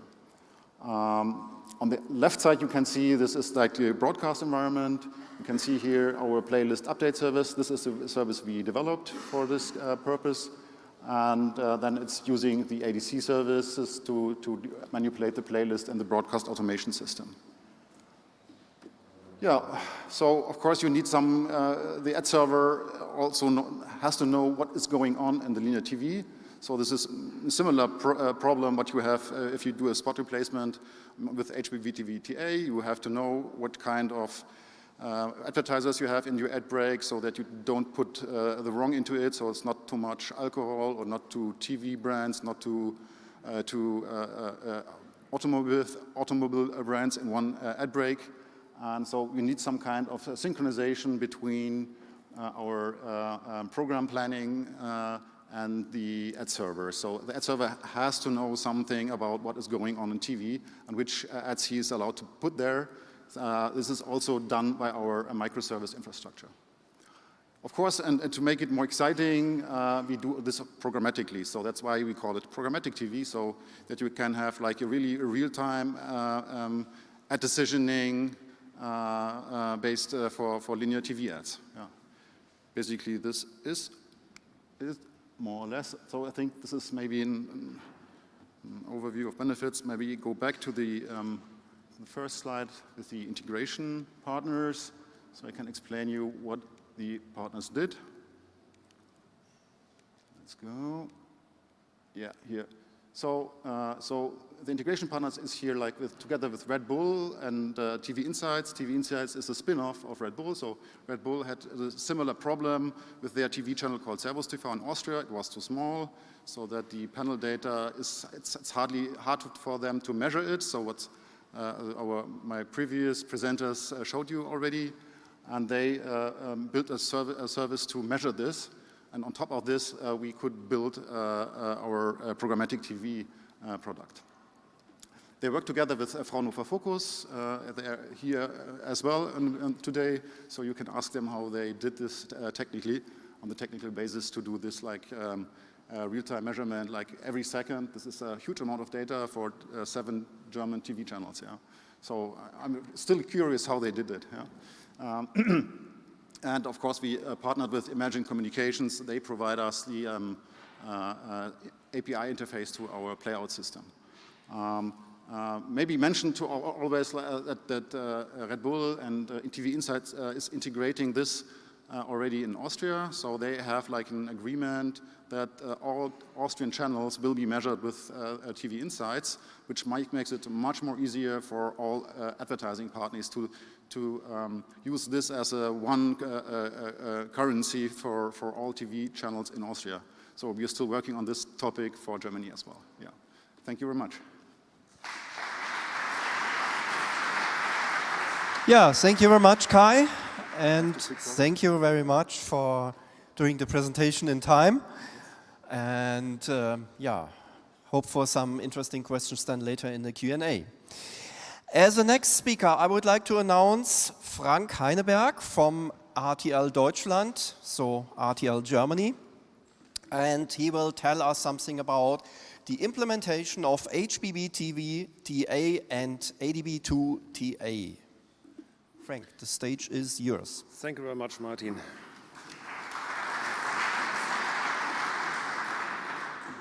Yes, as Martin mentioned, I'm from RTL, the commercial broadcaster in Germany. We are based in Cologne, and I want to talk about the implementation of HbbTV TA at RTL and of HbbTV and TA. And I can promise 2 interesting announcements in my speech. Addressable TV, or ATV, combines linear TV with digital advertising technology. Since 2019, RTL and SmartTip have been executing substitution of ad spots and ad breaks on the basis of HbbTV 1.5 technology, starting with one of our smaller channels and then expanding it to all our relevant channels of the RTL Media Group. And the distribution happens via satellite and cable in SD and HD quality. So far, this is really successful, but it's limited due to a couple of things which I would explain now. So when you want to replace a single spot in an ad break by a broadband clip, actually we are limited due to a lack of signaling and switching accuracy. And the reason for this is why ATV via HbbTV works, but it's not standardized. And so the way we solve this is by replacing the whole ad break. And therefore, we have to plan starting zones and landing zones of a couple of seconds each in the linear broadcast, and then add a static tag to the ad break, and then it fits into the slot. It works well, but however, it requires major testing efforts. And therefore, we have a huge receiver zoo of 110 devices in our lab to test the receiver capabilities, and in the end, we do a whitelisting to see and to define which user agents are capable to perform the switch. And of course, this technology works, but it's limited in reach and scalability. But there's a solution. It's called targeted advertising, promising seamless and precise substitution of advertising in linear television. And so far, RTL and SmartLab have been working on the implementation of HbbTA and DVB-TA for roughly 1.5 years, and I want to go deeper in the implementation phase now. And also HbbTV and TA is in our mind to extend the reach of HbbTV and TA with the use of audio and video watermarks. So after first initial studies, we designed a kind of harmonized signaling for TA and legacy receiver master plan, because it's very important to see the whole end-to-end chain, because it's not just a marker, it's not just an app, it's the whole system starting from the playout and the various stream event and various markers and ending at the ad server provided by SmartClip. And in blue you see the legacy devices, the stream events for legacy devices, 1.5. And in orange, we added targeted advertising in our system with stream events and TME timelines. This will all be brought together to one system. And when we just focus on the playout, we had two main considerations for this. The first was backwards compatibility, because we don't want to lose any reach we already have on the legacy devices. So it's, of course, interesting to maintain the stream event generator for legacy devices. The second bullet is future-proof. Apart from TA, we also consider and already do practice ATV distribution paths like server-side ad substitution and in the future HbbTV watermarks. And for this, we want to make sure that the same signal from the playout center would feed a set of markers which we can use for each of these ATV distributions. So for the playout and with regard to the apps and the receiver, we want to make use of the biggest improvements to our mind, the TME timeline and the new fast media switch API. On the SmartClip side, an SDK for our HbbTV Live app has to be developed, which can differentiate between legacy and TA stream events. And then we decided to start with one use case, one usage scenario. It's a replacement of a 20-second ad substitution using HbbTV TI Profile 2. We still use 4 black frames between each spot and therefore have a landing zone of 160 milliseconds. This is the theory part. Now we are looking at the practical implementation, how to bring TA on air. The first thing we did was to order or to develop a test application for HbbTV TA, which we shared pretty early with interested manufacturers so that they could test their lab TA devices against our app, which was corresponding to the use case I just mentioned.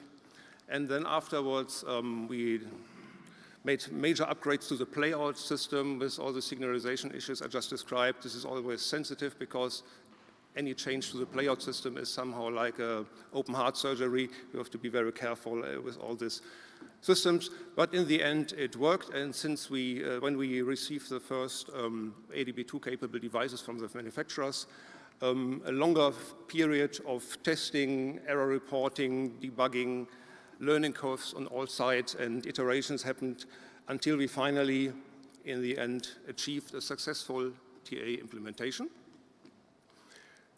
And here we are today, and I'm very proud to announce that we are actually, since Monday, live with HbbTV TA, and I think we are the very first. It's on our smaller channel, RTL Up, and I would provide a small video which shows the first ad we recorded last week on the live system, and please enjoy the seamless transition. On the right side, you see the HbbTV TA replacement. Zu Risiken und Nebenwirkungen lesen Sie die Packungsbeilage und fragen Sie Ihren Arzt oder Apotheker.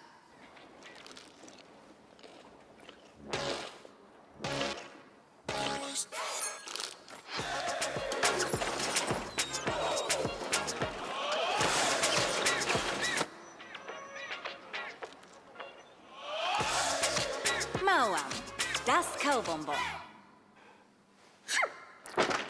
So as you could see, there is no landing zone, no starting zone, no interruption, nothing was cut off. It's from the consumer experience, it's a boring demo because it's like linear broadcast, and this is what we wanted to achieve. It's a precise switching behavior, and this is the start of our rollout then to the other channels I mentioned earlier. We start with RTL Up, and in a couple of weeks, when it's stable, we would roll out it to the other channels as well. So some conclusions from the machine room, some learnings. Of course, there are a couple of challenges from the broadcaster side. Of course, all this setting up of the markers of the TME timeline generation, finding the right hardware for this was a challenge. From the software development, I learned that the debugging features of the fast media switch API are a bit limited. And of course, we have some limitations in the CAM, HbbTV, TA implementations. From the manufacturer side, I learned that the biggest issue, of course, was the frame accuracy, was receiver capabilities in terms of the frame accuracy to manage this very tough switching times. Of course, from our perspective, there's no alternative because switching from ad to ad allows nothing to be lost. But finally, it works.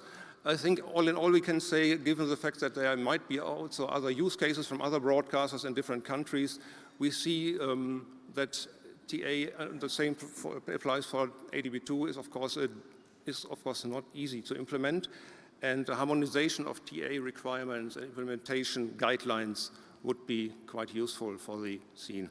Andre will talk about this in detail later. So the last slide is on HbbTV, a pretty new specification. We learned about some details today from Jason. So of course, RTL and also other broadcasters in Germany, like ProSieben, Sat.1 and ARD, are very interested in using this technology to expand the reach of HbbTV and TA with the use of audio and video watermarks. And this is the second announcement. We are very proud that in the German TV platform we could publish an HbbTV white paper this week. It's available in printed version exclusively for the symposium. You find them down at the reception, and you can also scan them to download them. This task force has been founded last year. It's chaired by RTL and RBB to define market requirements for the German markets for the introduction of HbbTV and TA in Germany. And we started with a common understanding of the market potential. Up to 30% of the TV households in Germany cannot be reached by HbbTV at the moment because the TV signal is received by a set-top box which is legacy or non-DIS capable. And this corresponds to the number of 12 million households. So this is a huge potential from our point. And therefore, the idea was to have this white paper to define first use cases, both of public and commercial broadcasters, to propose solution for the complicated edge cases which the standard brings with them, and to propose options and other topics which might not be perfectly solved in the standard but need some clarification.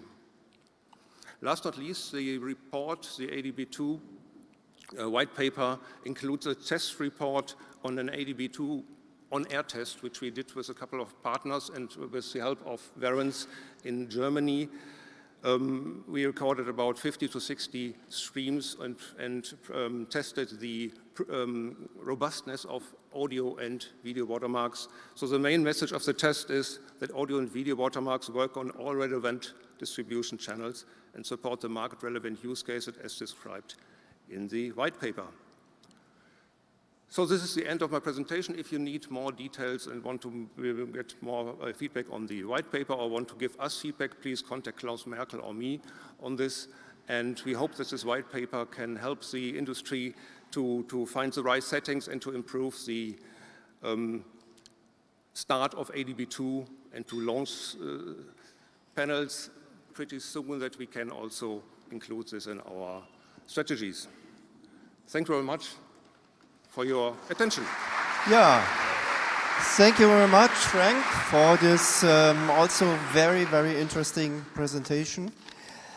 Yeah, I would already ask all speakers from the TA panel to be prepared for a quick Q&A session after the final presentation. And I am very happy and very proud that we have our next speaker and our next presenter here at the stage of the symposium, of the 10th symposium from HbbTV.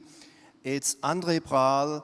He is Chief Distribution Officer from RTL Germany, and his topic for the presentation is very interesting, achieving the TA dream. André, the stage is yours. Thank you very much, Martin, for this kind introduction. Ladies and gentlemen.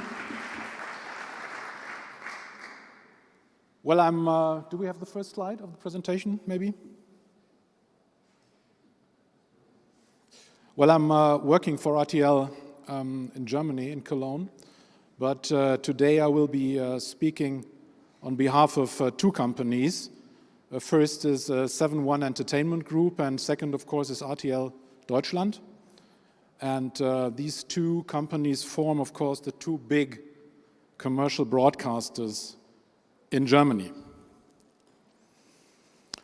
Well, that was a load of information that the previous speakers gave us, wasn't it? There was information on HbbTV TA, HbbTV legacy implementations, ADB2, testing and verification processes, and of course, last but not least, the wish to generate some money from all of that. Thank you very much to the previous speakers for this entire universe of opportunities.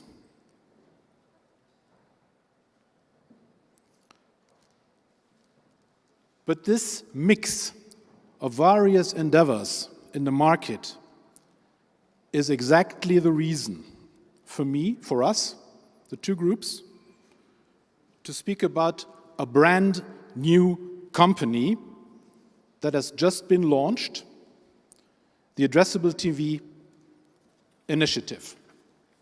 And now I would really like to see the presentation, if possible.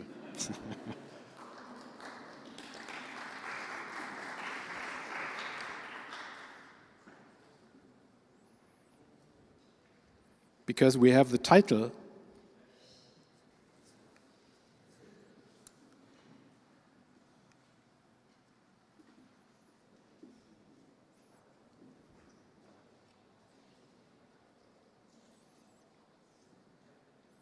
Well, this is kind of a Hitchcock event here. Shall I have to push something?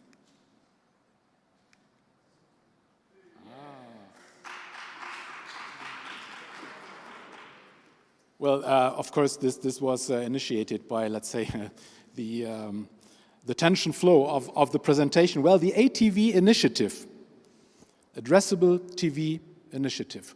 What is that about? Well, it's absolutely no secret that addressable TV, and especially in terms of addressable advertising, is of utmost importance to ad-supported broadcasters. And you all know that a dramatic change is currently taking place in our business, not only in terms of the change in media usage, but also and especially in terms of the way in which advertising is done.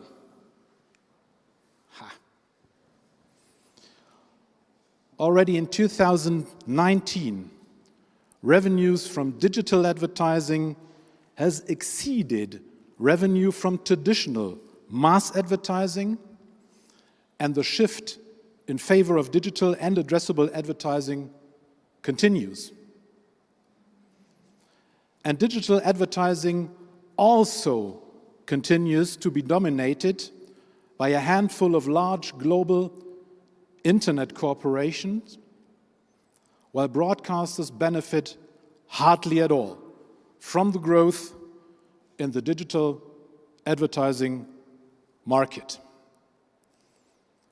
Of course, advertisers still continue to value the unique reach and power of classical TV advertising, but they also like the advantages of digital advertising, such as addressing specific target groups, avoiding waste of coverage, and targeting large campaigns with different creatives per target group.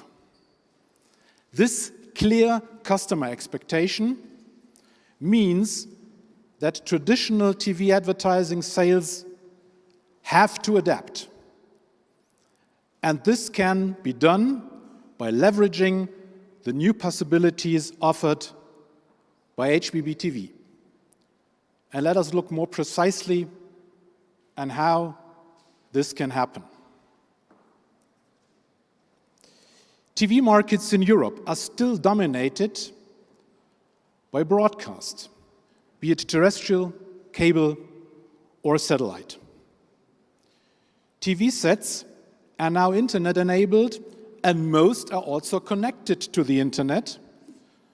And for this reason, many broadcasters are currently using HbbTV as a technology to play out addressable advertising products.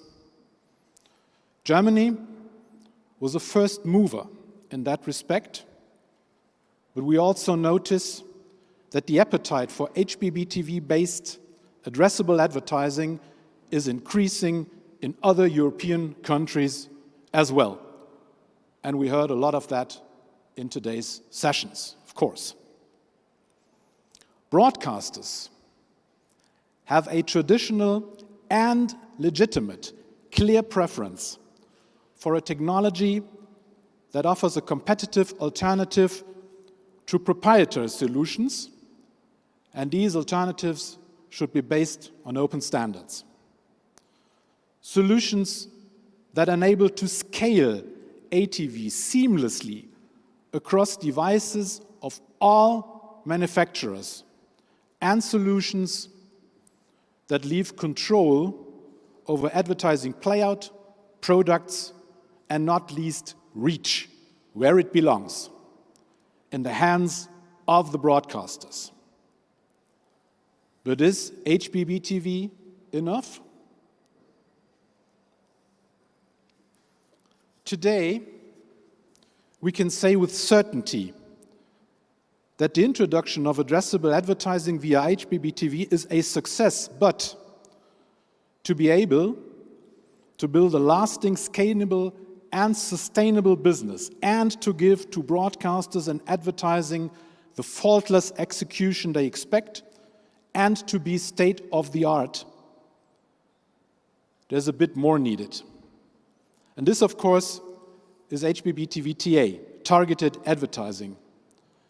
It will support preserving the TV set as an open platform based on accessible and functional technology standards. Therefore, first, of course, I would like to thank the HbbTV Association, you all, the community, for having developed this enhanced specification, which in our view is fully fit to do the job. HbbTV TA offers improved technical performance, enabling an almost invisible transition from broadcast to broadband and back again. HbbTV TA offers greater flexibility in the design of advertising products, and HbbTV TA is, as the rest of HbbTV specifications, and as we like it to be, open to all, open to everybody. But this specification has been around for 2 years, and it probably has not yet reached the deployment scale we expect, and we need to build a business on it. And it seems also that manufacturers are still not fully convinced that they should implement HbbTV TA on their new models. One of the reasons might result from the fact that, as always, the implementation of an open standard like HbbTV TA on end devices is subject to a certain amount of interpretation, since the devil, as is so often the case, is in the details.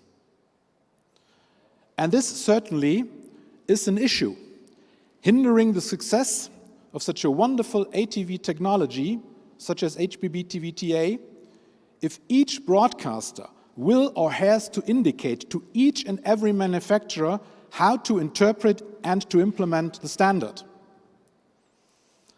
And most likely, such chaotic implementation scenario would mean that we have no real long-term chance to establish such open ATV standards across various broadcasters, manufacturers, and countries in the European market at all, or in a cost-effective way. This is the problem we want to solve, and this is where the Addressable TV initiative comes in. Addressable TV's initiative's mission is to unlock the full potential of targeted advertising based on HbbTV TA and also ADB2. We want to support CEMs and broadcasters on a pan-European scale to build together a large marketable reach for HbbTV-based addressable advertising on which a fair, non-discriminatory sales competition can take place. Addressable TV initiative will build the technical bridge that ensures interoperability between advertising applications on the one hand and the standard complying implementation of HbbTV TA on devices, on all devices. We want to provide broadcasters with tools that build that bridge. And these tools are a set of unified technical implementation guidelines for a working HbbTV TA solution, reference applications that ensure error-free switching between broadcast and broadband, and most importantly, a whitelist of all TV devices in the market that have an implementation complying with these unified guidelines. All this will be a part of a license package for broadcasters all across Europe to help them to leverage their own ATV tech on the basis of a broad and fully functional and accessible reach. But do not forget, we aim to preserve addressable TV technology in the long term. HbbTV TA is the first part of our initial scope. The second part is the implementation of an alternative to signal switching commands using ADB2 technology. ADB2 needs to happen also on devices which cannot be addressed by a DVB-based signaling, as you all know. Both TA and ADB2 are our primary focus, but in general, all open tech standards are in scope to maintain addressable TV future-ready in the long term. In short, addressable TV initiatives' compelling USPs to broadcasters will be to provide them with a simple and accessible guarantee that their dynamic ad substitution can be executed successfully on as many TV sets as possible. But Addressable TV Initiative will not only serve and support broadcasters, of course. It will also help the manufacturers to successfully navigate the TA opportunity. Our initiative will provide them with the comfort that they do need to implement or to resolve conflicting requirements for their devices when it comes to the implementation of TA. We will provide them also with the guarantee that all applications based on our reference applications and implementation guidelines will properly work on their devices, so that the manufacturer's own customers will be satisfied and will not be affected by any bugs or other issues. We are deeply convinced that the world of broadcasters and the world of manufacturers have a great common interest in building a functional and marketable solution for ATV based on especially HbbTV TA. But who is we? The two founders of the Addressable TV Initiative are 7-One Entertainment Group and RTL Deutschland, as I said, and in September, our two companies received a permission from the EU Commission to found this company, and the founding process has already been completed. This company, based in Frankfurt, is the compliant and secure legal basis that we all need if we aim to collaborate as broadcasters to provide CEMs, manufacturers, with the technical needs of the European market. We are founding this initiative from Germany, but our scope is clearly European, and maybe even more. We invite all European broadcasters, all of you, to join. Speaking to you in the past, we have seen in many discussions that we conducted that the issues in ATV, of course, are the same everywhere, and that collaborative solutions are needed in the entire market. And here's the chance to start and make those solutions a reality. And one more thing. Addressable TV Initiative is a foundation to create technical solutions. It will explicitly not be involved in the possible commercial deals, which may have to be discussed between broadcasters and manufacturers to get actual access to the devices. But Addressable TV Initiative will enable these discussions to happen on a crystal clear technical basis. And here's the promise we make.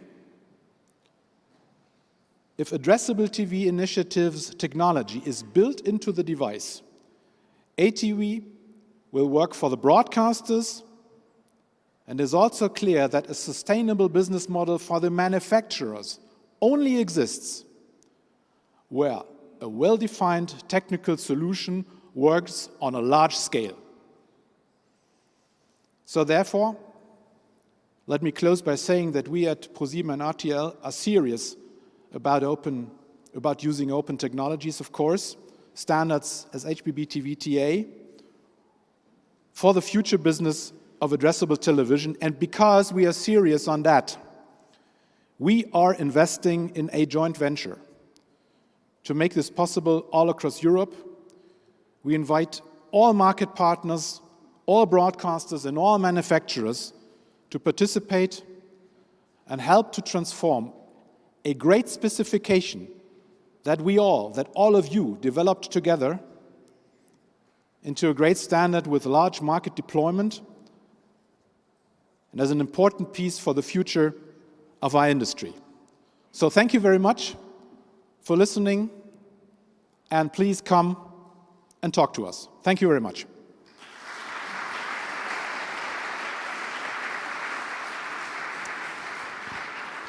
Yes, thank you very much, Andre, for this really interesting last presentation, and very sorry for the technical problems at the beginning. In the interest of time, unfortunately, we have to skip the Q&A session, so everybody who raised some questions and would like to get in contact with the people, please use the coffee break or do it later on in the evening.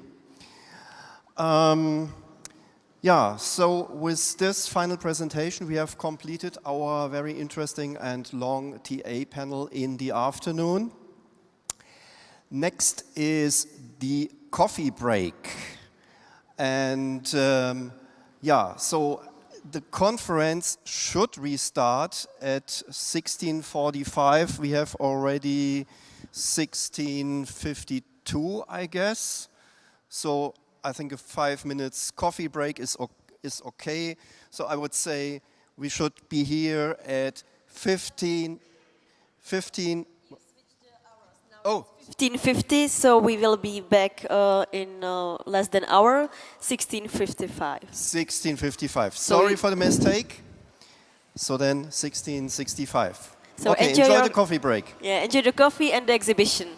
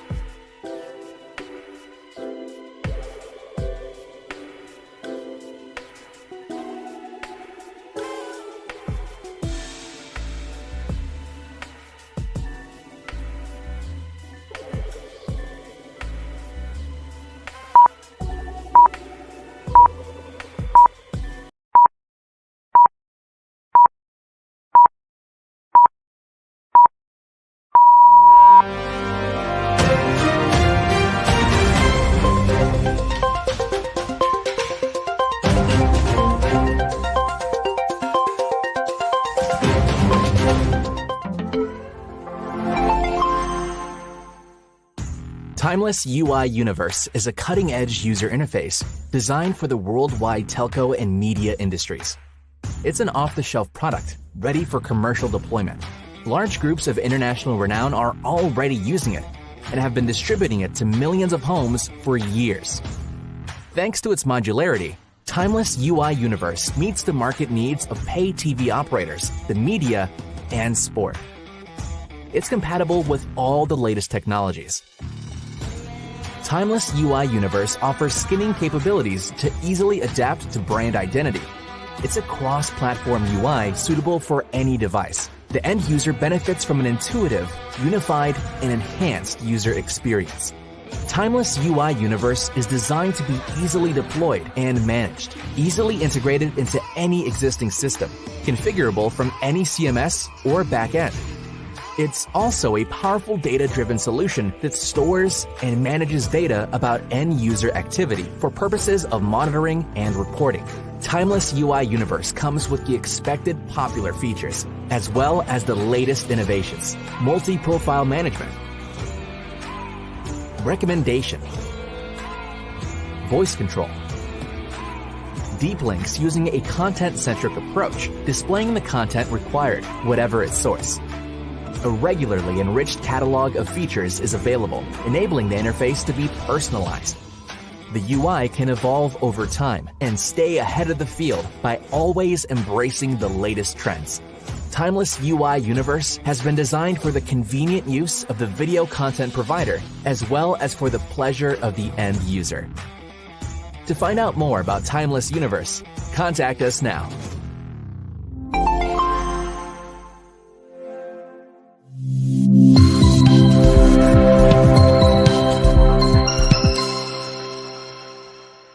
With these new pictures came new stories for our digital century, where each screen offered a window to the world. Since its creation in 1996, NetGem has been a major independent player. NetGem offers solutions and services to enjoy your connected life.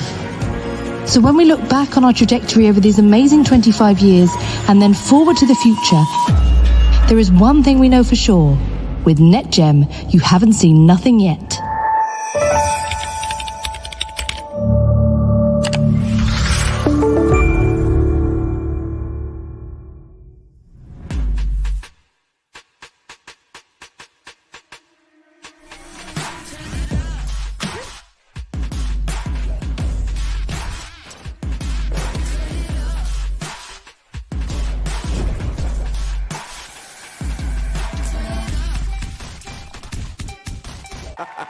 Wow.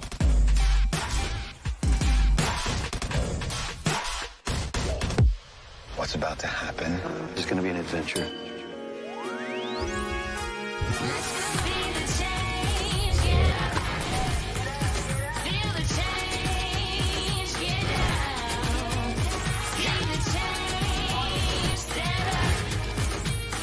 I can feel the energy. I can feel it moving me.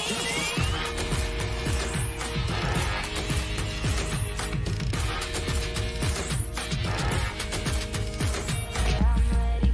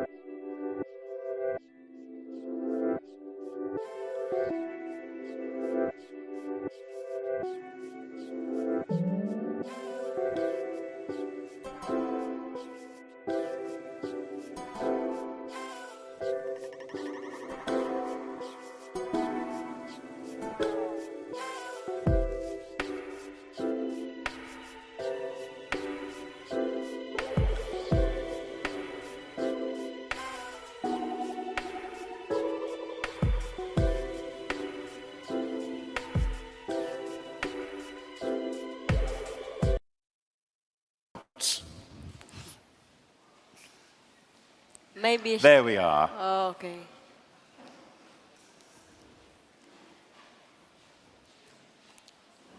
So you have a time to vote.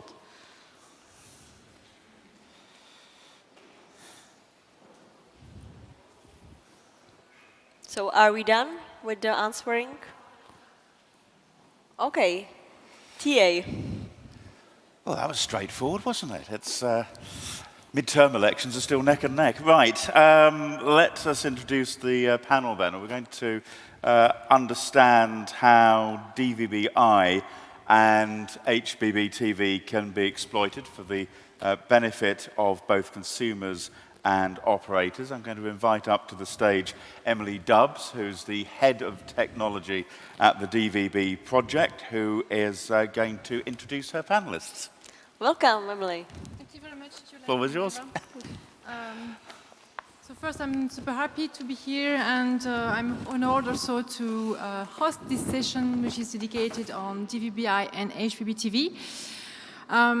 This might be a bit ambitious, but I'd like this session to be an eye-opener on the strengths of our standards, and especially how they complement and benefit each other.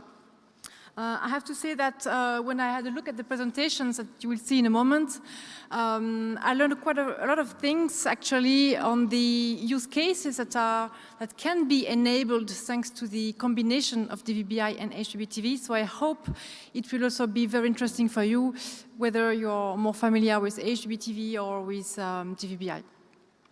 But if we take a step back, I'd like to, I would also like this session to be clarifying the differences between DVB-I and HbbTV, because, the two specifications are service layer specifications actually, but they address different aspects of a service, hence the confusions that are quite often. So they have actually complementary functions. On one hand, DVB-I defines the mechanism to discover via internet the list of services and their EPG or so. And those services can be delivered either through broadcast or broadband networks. And thanks to DVB-I, the combined offering can be made available to the end users in a transparent way, I mean in a harmonized way, according to the user's preference and also according to the receiver's capabilities. On the other hand, so HbbTV enables applications to be provided to the end user via broadcast or IP as part of that service. And you'll see that a rich set of APIs are here to be used to enable many different scenarios, and I will let the presenters, the speakers today, to elaborate on those possible scenarios. But this is just to tell you that both specifications can work together in many different ways. For instance, DVB-I services can contain some HbbTV applications, just as broadcast service can do, actually. And a DVB-I receiver can be implemented thanks to an HbbTV application. And you've seen today throughout the presentations that HbbTV is very widely deployed now in Europe. So this can be a strong enabler for DVB-I deployments. So I will let the presenters detail on those scenarios, and I will introduce them very shortly.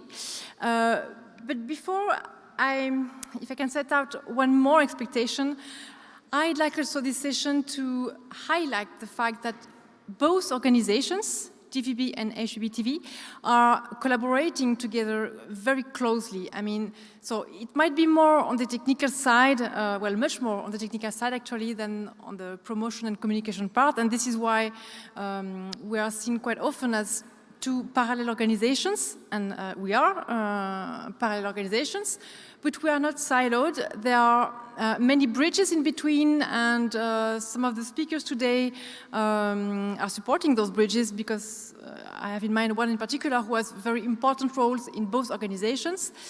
So DVB-I is not the only area where we are collaborating. So there so DVB targeted advertising. So it was less obvious during the previous presentations because that was not the goal. But there are plenty of areas where we strongly collaborate. But as always in our industry, good technical work is not enough. Good technology is not enough. We need to make people understand how they can use our solutions, what are the values, how they answer to the market needs. And that's some area of improvements for our organizations right now. So I'll now present the speakers, hoping that you will feel that sense of collaboration between our organizations, and that's also why I'm here, by the way, as an HbbTV head of technology, participating in the HbbTV event. So first, let me welcome our very first speaker, Fabio Guarnaccia, if I pronounce it properly. So you're very welcome, Fabio. In the meantime, I can just present you to your strategic marketing manager in Mediaset. You're also part of the HbbTV steering group, and you're editor-in-chief of Link IDs for Television, which is an English translation of ID per la Television. So, as such, you're particularly well positioned to tell us about the importance of linear TV and how this relates to DVBI and HbbTV. So please, the floor is yours.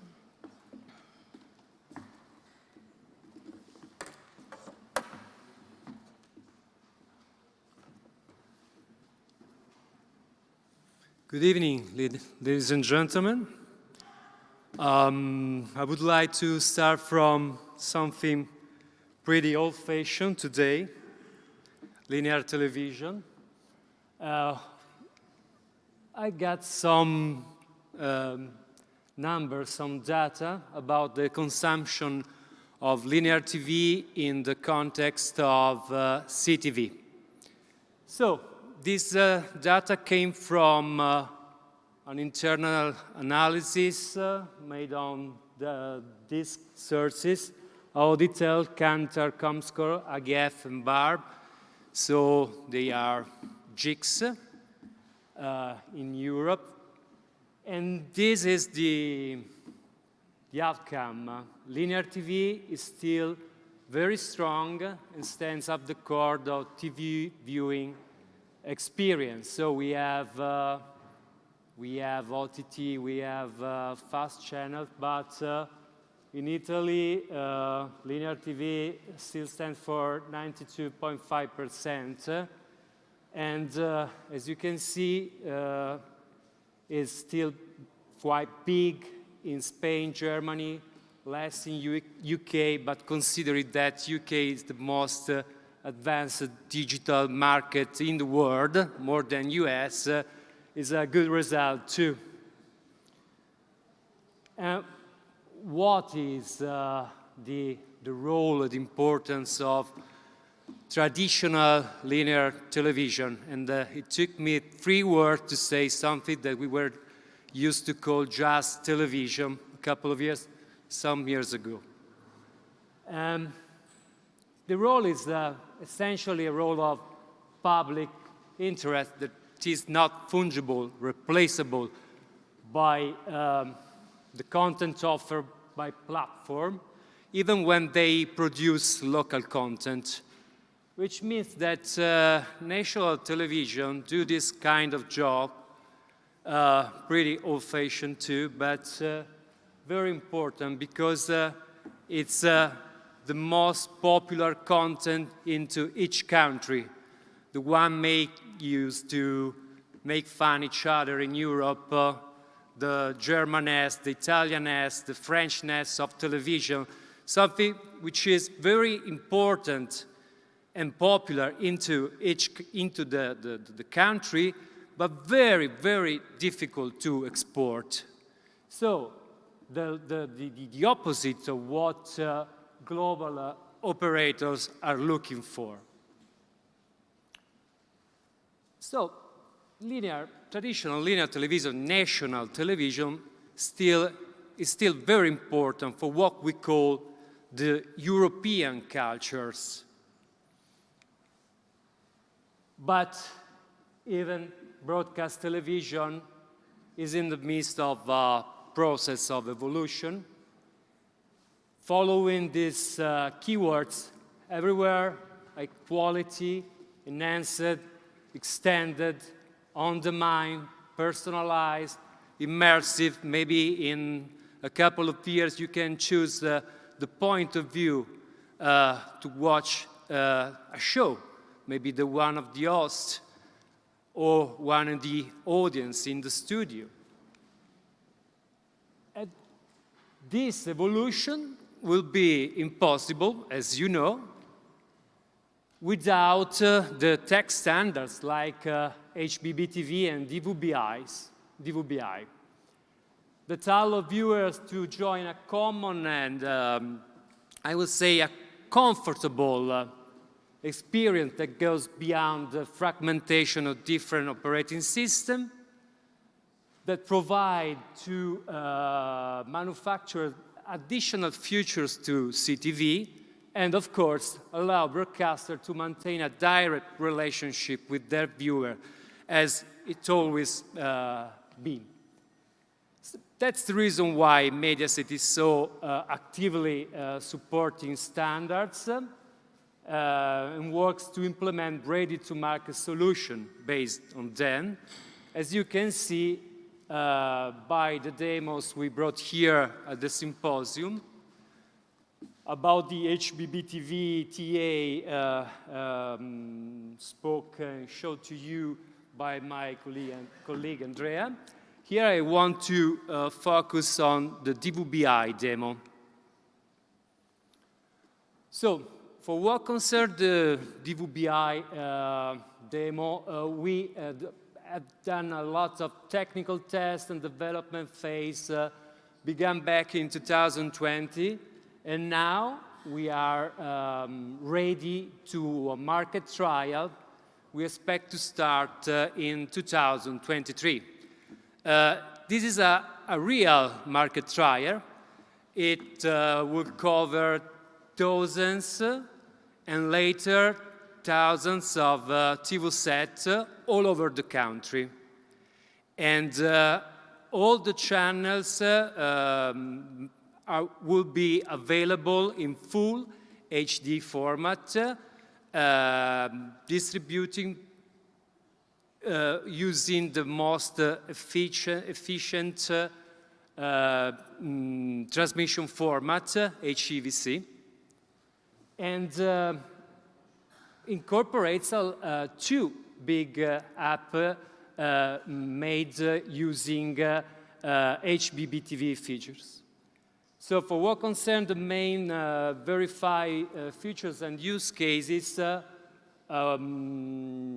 we can talk about the seamless experience by using the remote control, the time alignment of the terrestrial and broadband instances of the DVB-I services, content protection, and multicast ABR.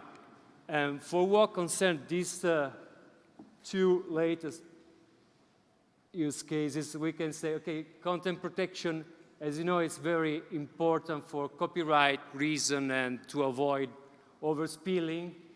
And here, the decryption of content has been made through an HbbTV application developed with our tech partners, which is able to manage all kinds of DRM available in the market, both premium and free. The other app made with HbbTV is the multicast ABR, which is intended to reduce the IP traffic congestion on telco, and incorporates the app, thanks to the app that incorporates the ABR multicast library, not natively supported by a TV set. So, it's very easy. Without HbbTV, our full HD channel will look like this.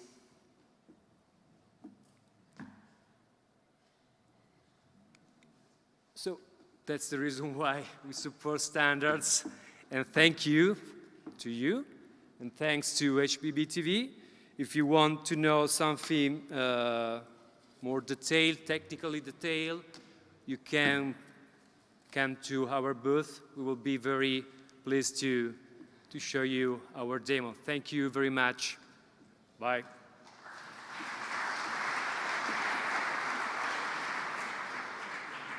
Thank you very much, Marco, and Fabio, sorry.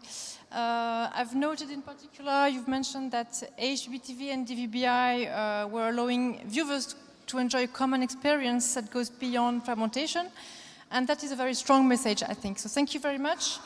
Thank you also very much to Mediaset to supporting those trials that are essential for our standards to take off. And I think those trials will be now reviewed a bit more in detail by our next speaker. So Oliver Botti from FinCons, welcome. Thank you, Emily. So you're covering various roles. So you have covered various roles among research and innovation, sales and business development. You're now Executive Sales Director in Global Media at FinCons. So it seems like a very exciting role, and it means that you're right up front to tell us about those standards, how DVBI and HbbTV can help each other to roll out. Thank you very much. The floor is yours. Thank you very much, Emily. And good afternoon, everybody. Thanks for being here. And okay, I've already been introduced. The title probably is not the right one, but okay. Point somewhere? Okay. So we are assisting, and we have seen also this today, to quite a TV revolution that is driven by the new ideas, new concept, and new paradigm. In particular, the television is becoming more and more interactive, participative, personalized, and addressable. And we have been involved since the beginning, both in the HbbTV distribution across Europe and the ATSC3 in the US, starting 2015, I think, in Europe, and 2018 in the US. And also, we like to invest since the beginning on DVBI, which is connected for us to the HbbTV experience.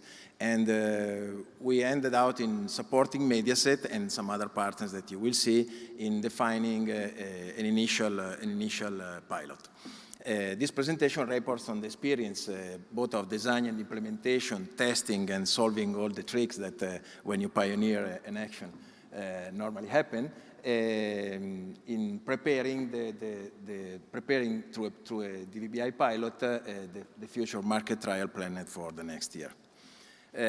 I'm sure you know already FinCons, we are quite present in this arena, but just to give you some updates, we are a consulting and system integration company, started in Italy and Switzerland, then we opened in France, in Germany, in UK, in the US, and in Brussels this year. Fast-growing company, as you see, and our fast-growing is definitely driven by innovation, some industry recognition, which is focusing on interactive TV, both in Europe and in the US, as you can see, and participating to the main association, which are not only introducing the standards, but also introducing new technologies. This is just the long-term relationship we have had and we are still successfully having with Mediaset, which is more than a customer for us, it's really a partner. And you know, we started together in 2017 to introduce effectively live in production the HbbTV, initially driven by the impulse of Publitalia to introduce new advertising mechanisms, but then focusing more and more on content, and user engagement. Till the last, I will jump because this is something we have already seen last year and probably the previous one. The last step was showcased at the IBC and is showcased today with the latest news at the Mediaset booth, is the introduction of HbbTV TA. So we did probably the first, or one of the first TA spec implementation, and DVBI use cases. So this is what we are focused on here at this event. And so let me comment a bit more what is, I'm sure, well known, but just good to repeat it, the benefit and the opportunity behind the DVBI, in particular when combined with HbbTV. DVBI enables to deliver the delivery of DVB services over the internet, and we see benefit potentially for user, broadcaster, and manufacturers.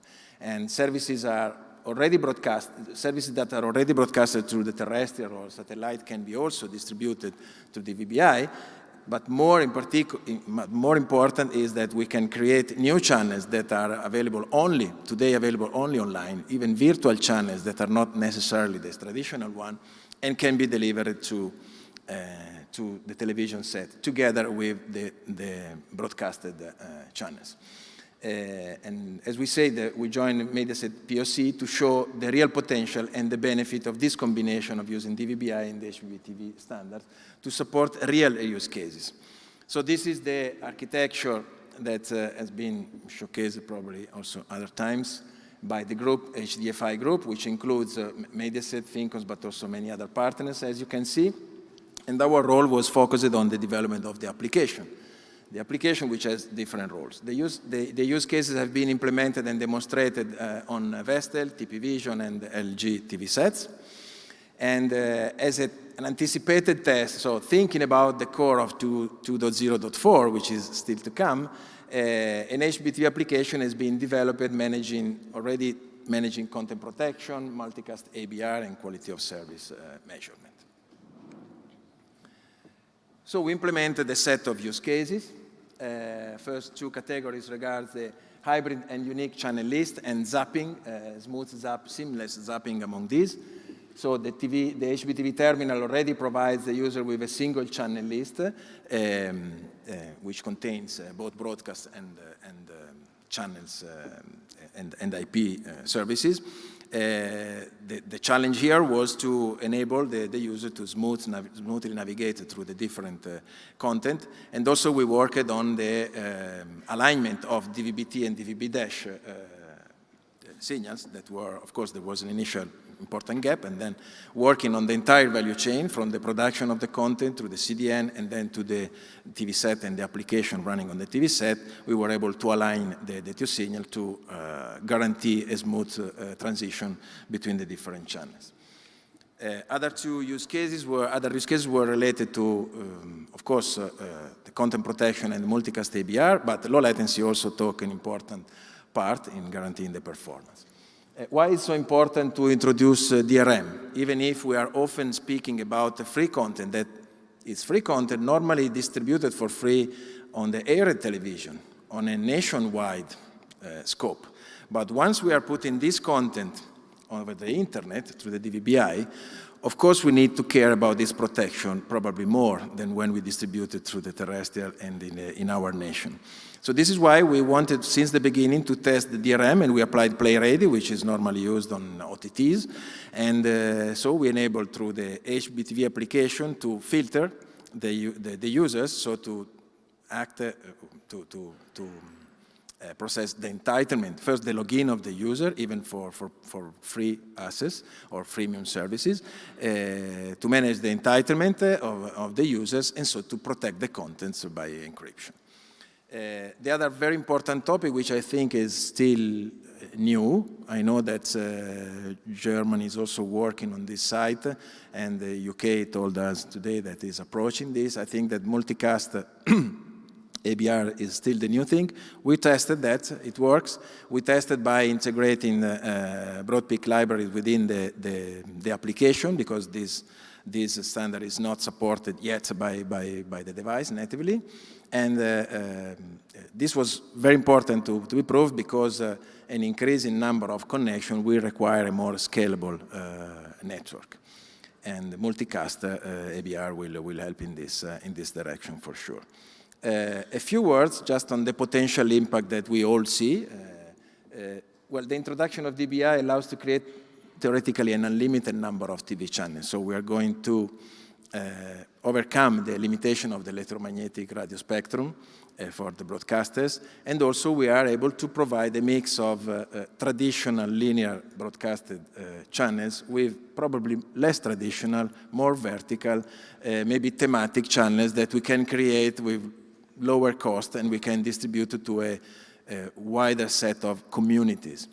But all of these can and need to appear on the same TV screen with the same user experience and without the need to differentiate the user experience. Thanks to these available use cases, to the implementation and to the running of this and to all the experience that we got, the entire group got together, we are now in a position to move into a more mature implementation phase, so on the field, which will probably start in Q1 next year. That's my presentation.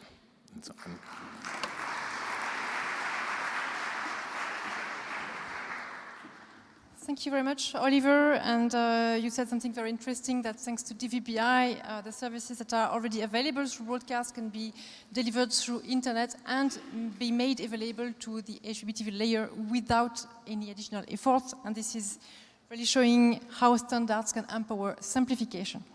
The other use case you mentioned that was very interesting is the one with MABR, whereby the HbbTV application is embedding the libraries that are not supported yet in the terminal.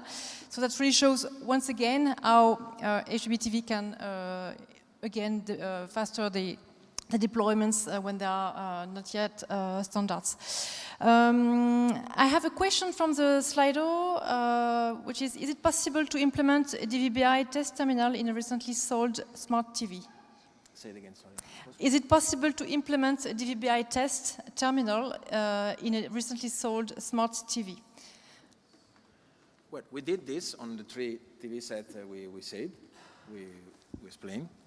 I don't know if I can invite some colleagues to reply to that, because I know that we are working with these 3 manufacturers, and these are available television sets. So I hope this answers the question. If not, may I ask the person who has a question, in case he would like some additional details? It seems it's not the case. So thank you very much, okay. Oliver. Big applause for you. Thank you very much.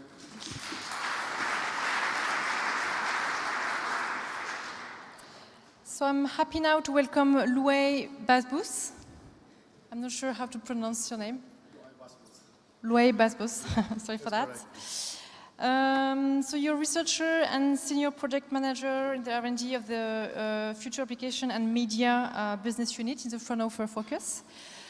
You've worked on a lot of things that I won't enumerate, and you are now actively participating also in various standardization organizations like W3C, HbbTV, and CTA.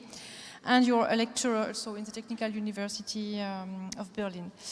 You'll speak about activating HbbTV for OTT services without the need of developing new apps thanks to DVBI. Thank you very much.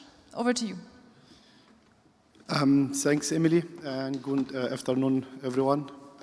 So today I will speak about how we integrated HbbTV and DVBI. Maybe before I start with a short, maybe a story, how things started on our side.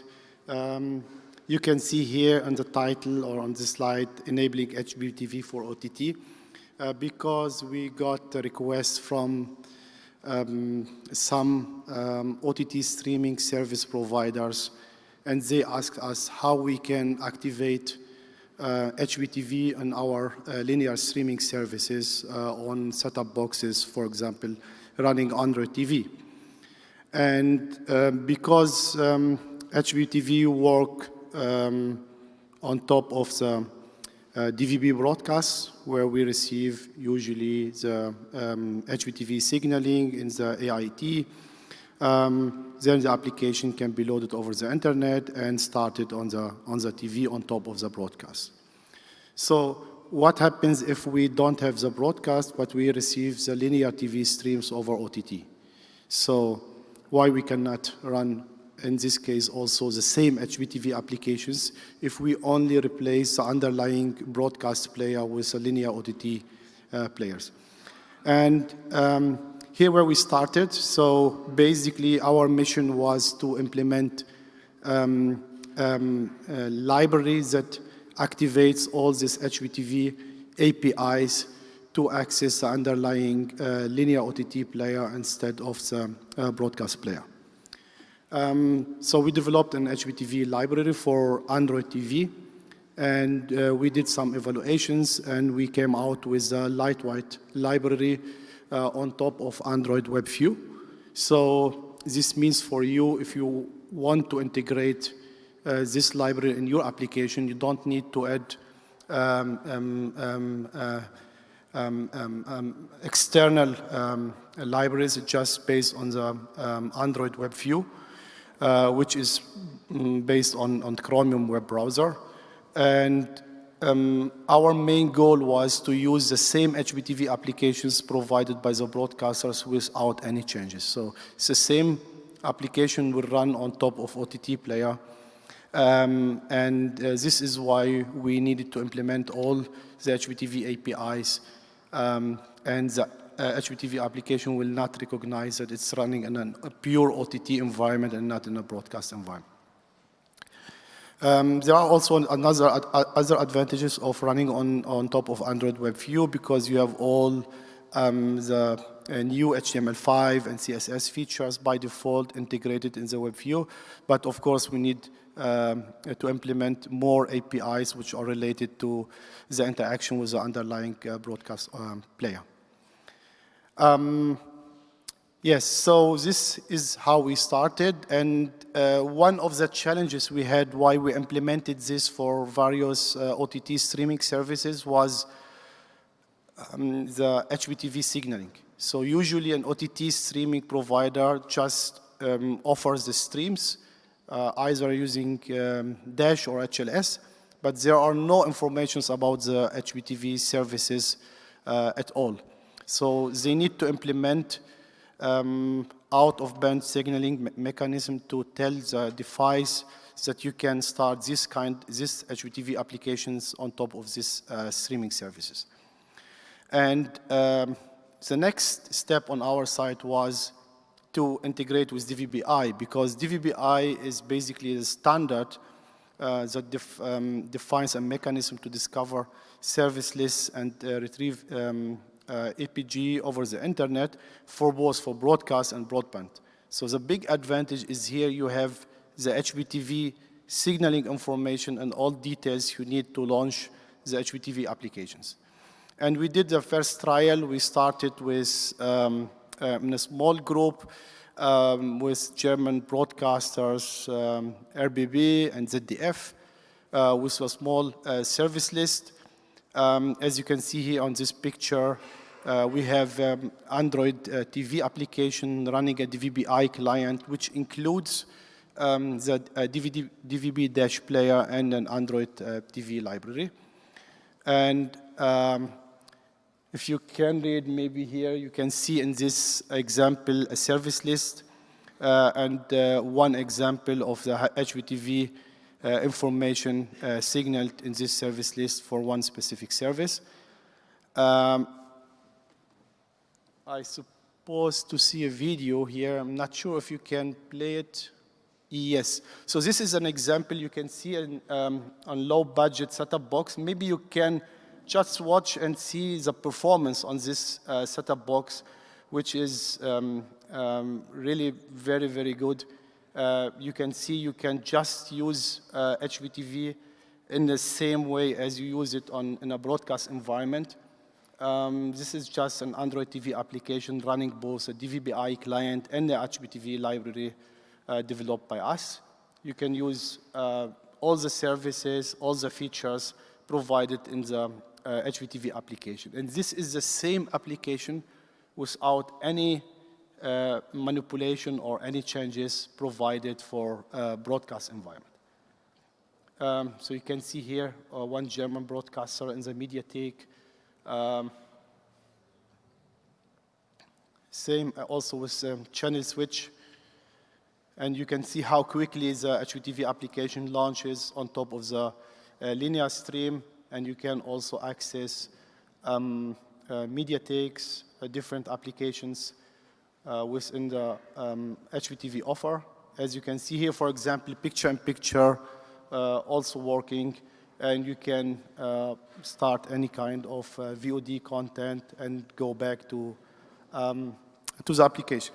So this is a very short demo but most important here is that you can see it's because it's a very lightweight library.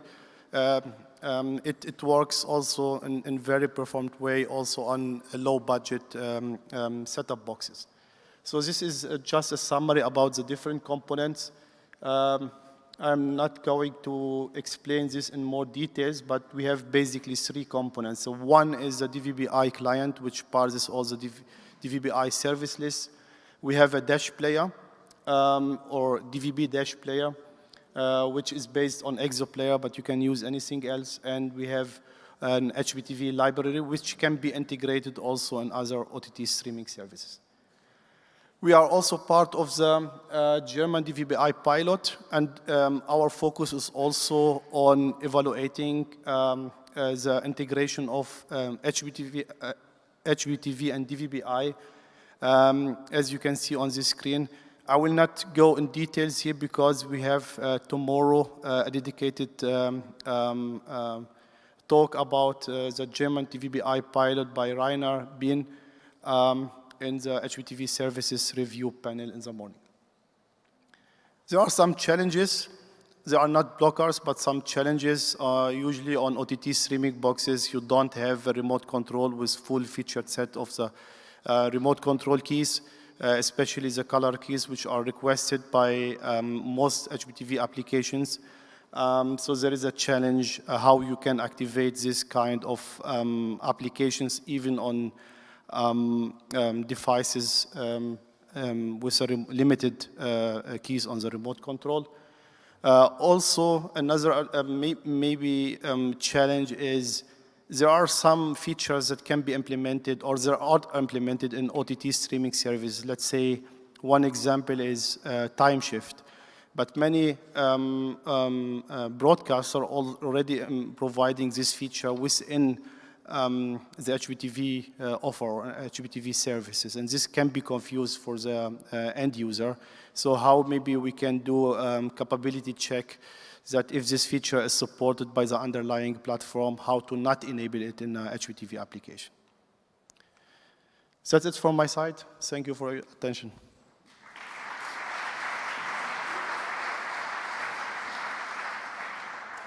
Thank you very much, Louis. And those challenges that you've just mentioned, I don't know if this works, yes. Especially regarding the ways remote controls are used or the way signaling is mapped between OTT streaming and versus broadcast. So these are further areas of work, I think, between HbbTV and DVB. So I invite you also to share those challenges with DVB. We have opened a DVB-I forum on which I'll say a few words at the end. So you're very welcome to share all this. Thank you, I will do. Thank you very much. Thank you. I have maybe I will handle one question from Slido, sorry. I see. Could you envisage to implement HbbTV support in the common broadcast stack of Google? The common broadcast stack from Google. We didn't start it with this, but it's on our agenda to do it. But I'm not aware about the challenge we will face when we implement it. Okay, yeah. Thank you very much. So big applause for Louis. Thank you. And I'm now delighted to welcome John Pising. John, welcome. John is Director of Standardization in TP Vision.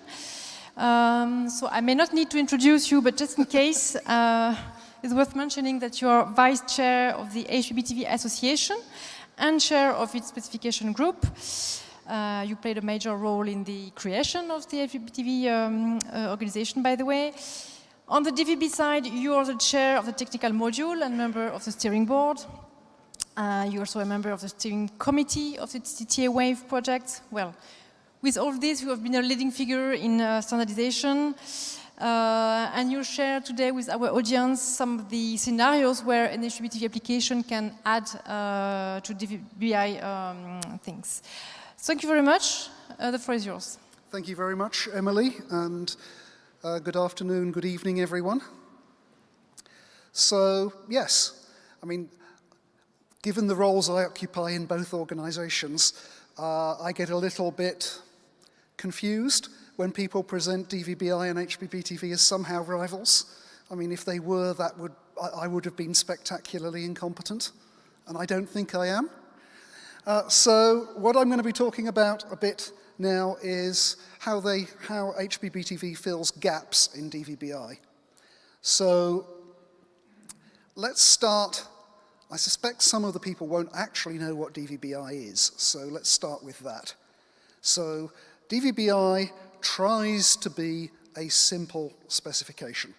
So it's prioritizing the use cases around traditional free-to-air TV.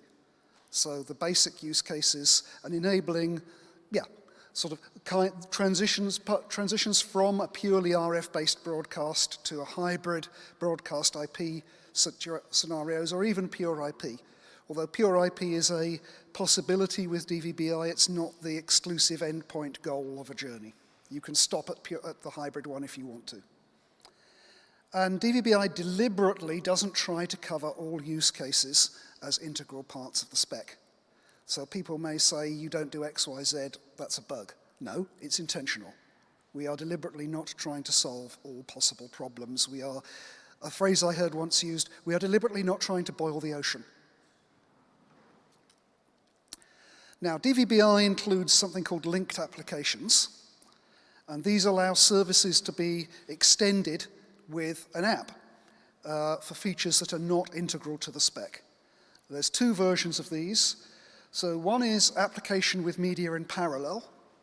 So this one, basically the video is started, the app is started at the same time, and the app can add value to the video.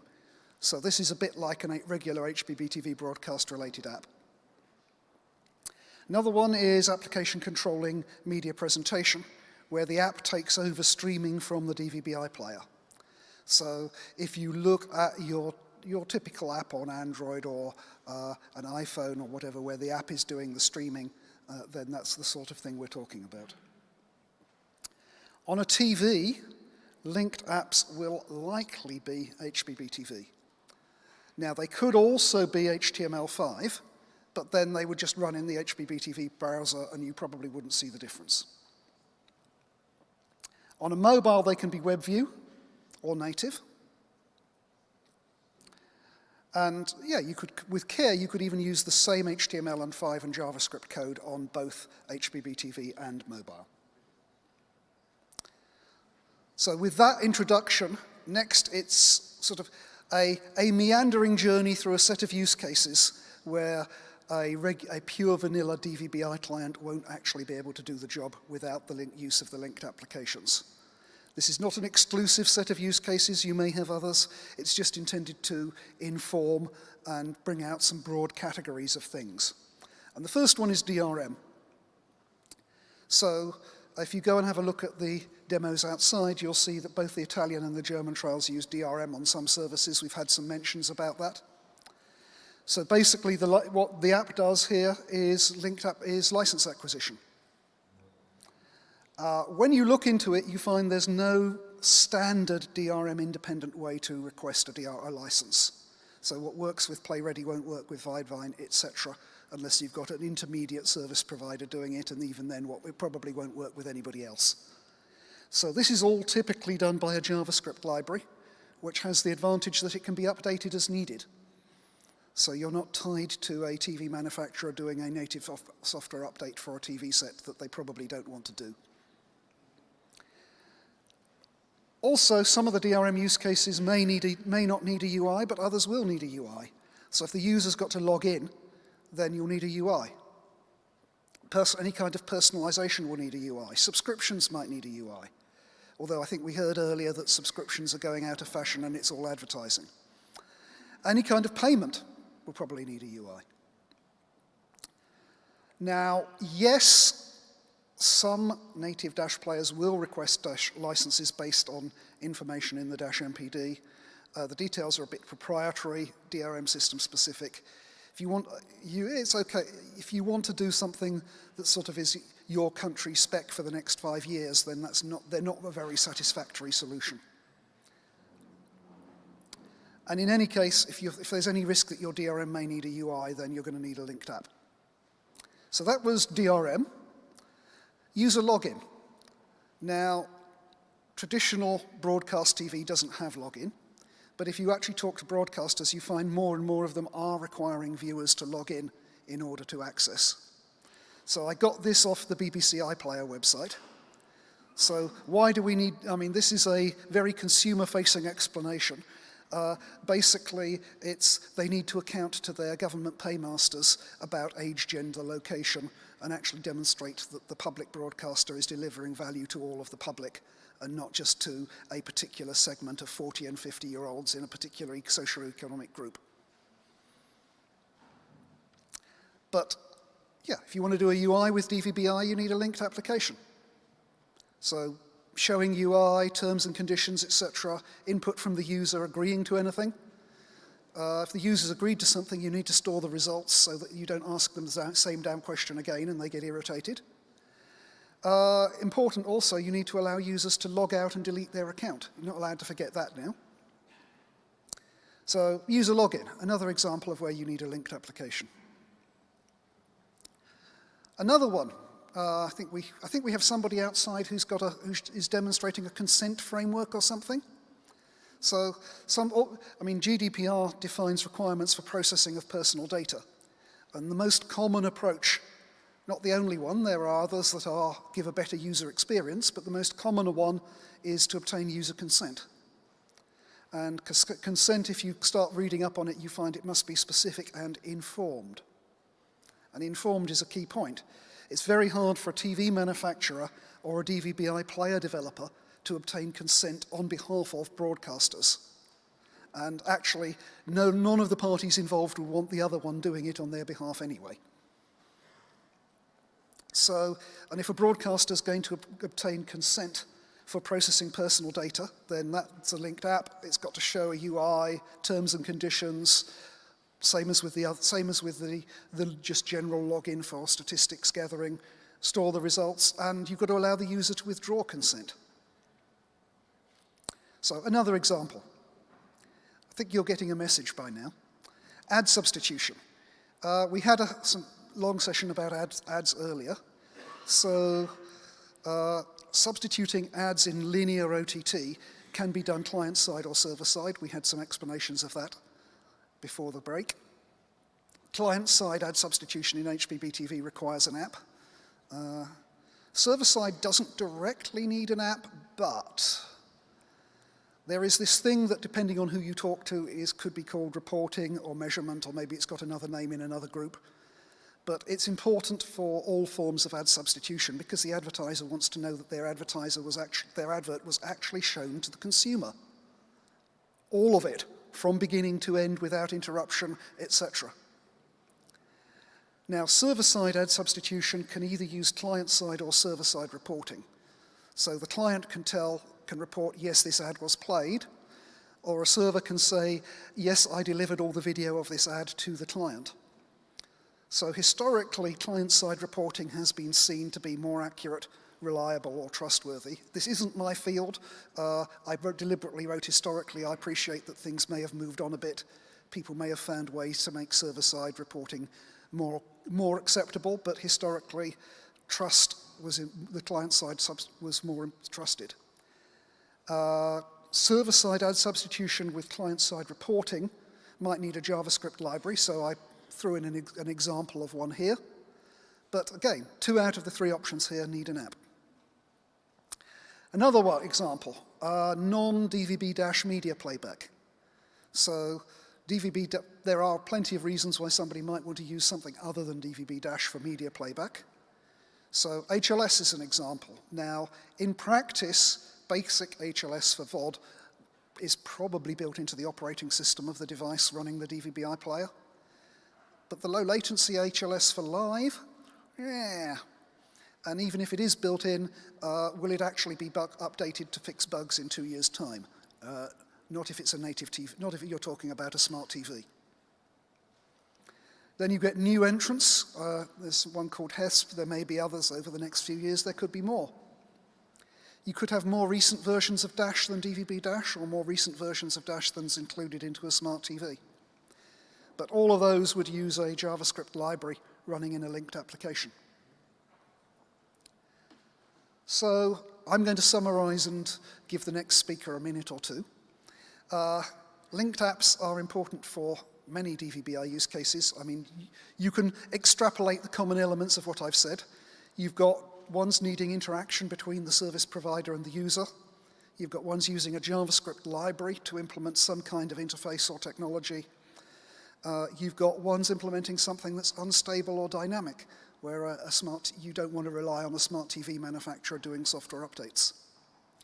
And HbbTV is the obvious solution for linked apps on connected TVs.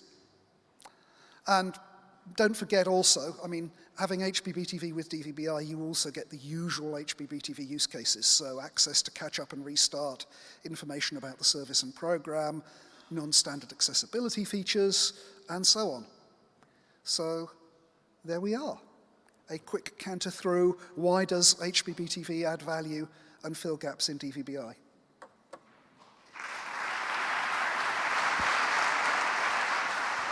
Thank you very much, John. This was great insight into the complementarities of our standards, once again, and it also gives some clues about the gaps that may need to be filled. And a few days ago, you've put a comment on the DVBI forum that we have created recently, saying that anytime you have to use a linked application, it means that there is something which is not supported by DVBI. So it's not meaning that it needs to be added, but that's a good clue of what are the new areas of work. So thank you very much. I'm now pleased to welcome... Oh, yes. Sorry, thank you very much. I have two questions from Slido. One of them is, what makes DVBI better than streaming OTT? It is streaming OTT. But what makes it better? It is better. What makes it better is that it's a standard that can be implemented on a wide range of devices and platforms, and whereas most of the streaming OTT solutions are siloed and proprietary in various ways. So it's not siloed and it's not proprietary. Exactly. Thank you. I have a second one. For viewers, how can they differentiate if they are on streaming or if they are on DVBI? Usually they don't care about the technology. That's the whole point. They shouldn't need to, and they shouldn't have to. It should be, I mean, if you look at some of the DVBI demos outside, if you looked at some of those at IBC, you can have a hybrid service list mixing DVBI services over broadband and RF services, and you can just zap between them and the user doesn't see the difference. And they shouldn't need to. Thank you very much. It's totally seamless indeed.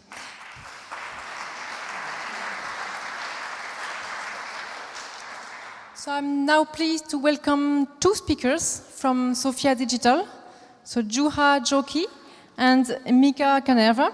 Welcome.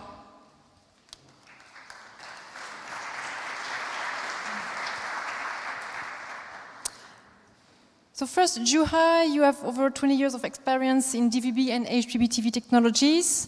You're currently in charge of DVB broadcast product testing and certification services for DVB and HbbTV in Sofia Digital. And your latest responsibilities are helping to develop the Finnish HbbTV platform conformance testing portal. And you'll be sharing the floor today with Mika Kanerva, your colleague, also 20 years of experience in digital TV, and you're keen on creating added value services for television. You've been closely involved in TV standards development as well, and last but not least, you've been one of the founders and key persons in Sofia Digital since 2000. And you're currently working on the company as a Chief Operating Officer. So welcome, Mika and Juha, the floor is yours. So they will say a few words about how, what are the innovative ways of using HbbTV operator app concept. Thank you very much. Thank you, Emily. Good afternoon, everybody. It's nice to be here in Czech Republic in the 10th Symposium, and so far all the speakers and presentations has been excellent quality in this anniversary symposium. I have been participated all the symposiums, all the countries, and thanks to the good speakers, most of the topics in our presentation are already covered. So hopefully this can be a very compact slot.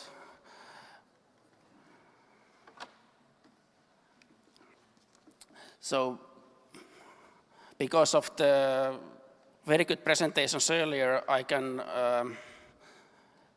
mostly repeat the same findings. So we agree that advertising is important, and having HbbTV and DVBI working together makes the both standards more interesting. If I wanted to say something specific about what Sofia Digital and what we have been doing lately, that we try to find services what can be introduced in the smart TV without set-top boxes, not only free-to-air but also pay TV services. So HbbTV has been all these 10 years mostly used by free-to-air. Hopefully, thanks to the operator application concept, also pay TV services can be more widely enjoying the HbbTV standard. And thanks to these standards, the DVB and OTT services can hopefully build better and more affordable together, meaning that even smaller broadcasters are able to build the services top of these standards.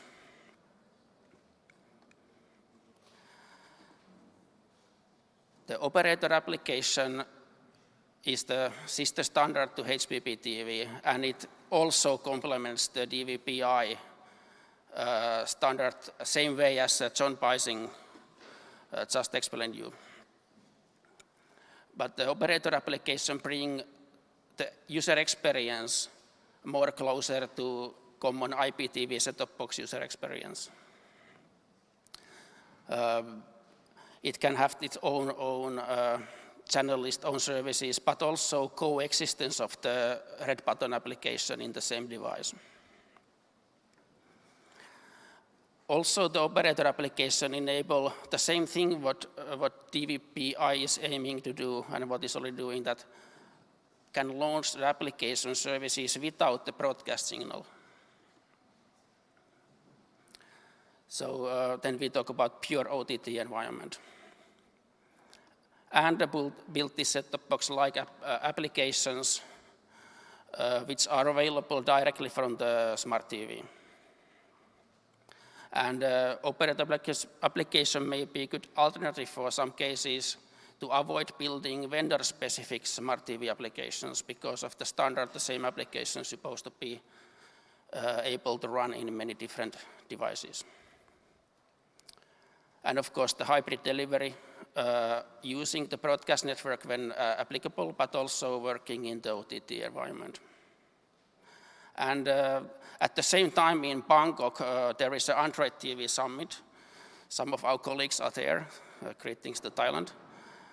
There is an ecosystem around Android TV, and in my opinion, the operator application in HbbTV can cover the same use cases in those TVs which are not Android TVs.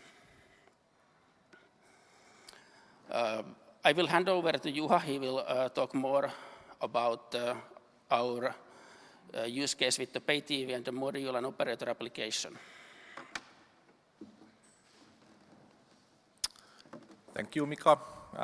Actually, Mika is my boss, so not only my colleague, but also my boss. And my introduction just now, that was read out, was meant for tomorrow's panel about conformance regime. So in relevance with this topic, I was the project lead for building the DVBI reference application and the DVBI CSR reference server.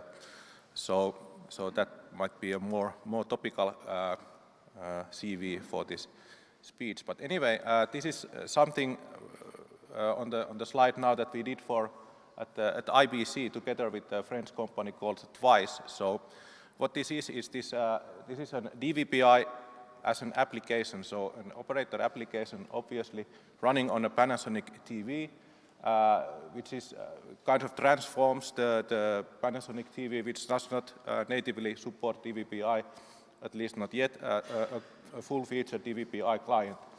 And what is also interesting in this case is that it's triggered, or the installation is triggered by the conditional access model, the CAM module. And this was something new that we didn't see in other demonstrations, or has not been even mentioned before this slide. So this OPAP is completely based on the DVB-I service list and TV guide metadata, and also including the DVB CSR system. So it is a completely DVB-I client now with this application. And I must say that this demonstration was interesting for all the manufacturers, but also for the operators who have this RF-based network and CAM-based network and are used to do business on the CAM-based model. And so then there are two options for the secure content delivery. So the first one, the very traditional one that we focused on the IPC was this CI Plus module-based approach, where actually the HbbTV operator application is also built into the CAM module. And the application installation is initiated from the CAM module, and also it can be completely done by the CAM module without even connecting to the internet. So with this in mind, the operator application needed to be very small and very optimized application, and couldn't be much larger than a few hundred kilobytes. So we utilized very modern frameworks to get this working. And our experience from the reference client work was essential on that, because we kind of rewrite the whole client that we had done earlier to be much more efficient and much more operator app compliant and small. And also this approach allowed the completely non-connected broadcast-only environment. So in that case, the operator app was stored in the auxiliary file system and operated primarily and completely from there. Obviously, in that case, there is not so much DVB-I functionalities, but as soon as the TV was connected to the internet, the application would detect that and then utilize the DVB-I service list features. And of course, there is this alternative approach. If you do it vice versa, you can download the application from the internet or use the common AIT broadcasted CA module is inserted. Then the application is detecting that and then switches to the operator app mode using the CAM module as the focal point. The second option is to use the embedded CA system, soft CA system, where the HbbTV operator application is working together with the CA API that is inside the TV, and the HbbTV application is enabling then the user to subscribe to any pay TV or premium content on demand as he or she is entering the channel. And the application in this case is also implementing a video player and enables viewing the channel with all the interactive contents. So these are the standards that John Paising talked about earlier. And the delivery of the necessary CA system components to the receivers is also managed by the HbbTV operator application. A good example about this approach is the Express Place XCA by the Intertrust. And I should mention that, and I have heard this a lot, but in the bilateral agreement that is necessary for any operator app implementation, the revenue sharing between the TV manufacturer and the content provider is proven to be really important, that we can get everybody on board with the fair share of the revenues. Now it's back to Mikko. Yeah, I think I don't need to convince you anymore of the benefit of using HbbTV, because you are all here in the symposium. But definitely there are benefits. What is most important to allow better monetization. as we learned today, to support new ways of TV advertising in this environment. And HbbTV enables the monetization in both pay TV and TV advertising, free-to-air models and hybrid models. Just the use cases, the targeting ad spot, interactive TV commercials, and importance of the analytics and tracking. Thanks to the presentations, we learned that how important information can be collected from the applications for each market. And finally, HbbTV also can help users to access to premium content. As for example, this linked application can be access to the pay TV linear content. So, as a conclusion, create IPTV-like services using smart TV, using these standards to make better user experience and better services, better monetization. And that was the end of the presentation. I know we are running a little bit late from the schedule. Materials will be available later, so you can check out more of the company if you are interested.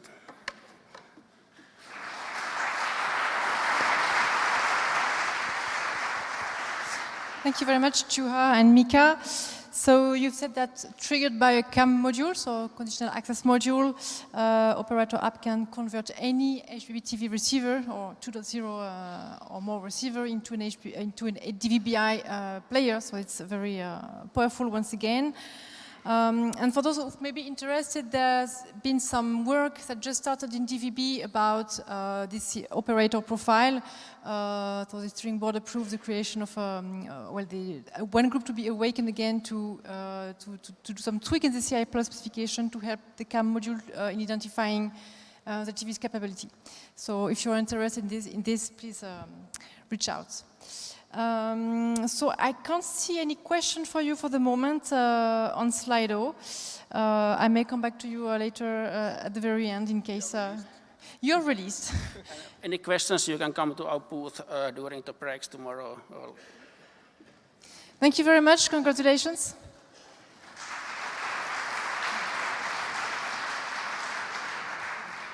I'm now happy to welcome Pascale Marinero from Quinton. So you're head of data lab at Quinton. You've been involved in web and media application development since 2010 for some platforms such as HbbTV Smart TVs, satellite decoders, SkyQ decoders, Vodafone, and so on, many others.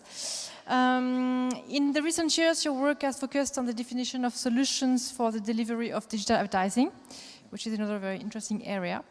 And you'll now speak about the DVB-I CSR. So just to set the scene, so you may know that DVB-I's vision is to be able to discover services wherever they are coming from, but with the thousands of services available, it can be very, very challenging.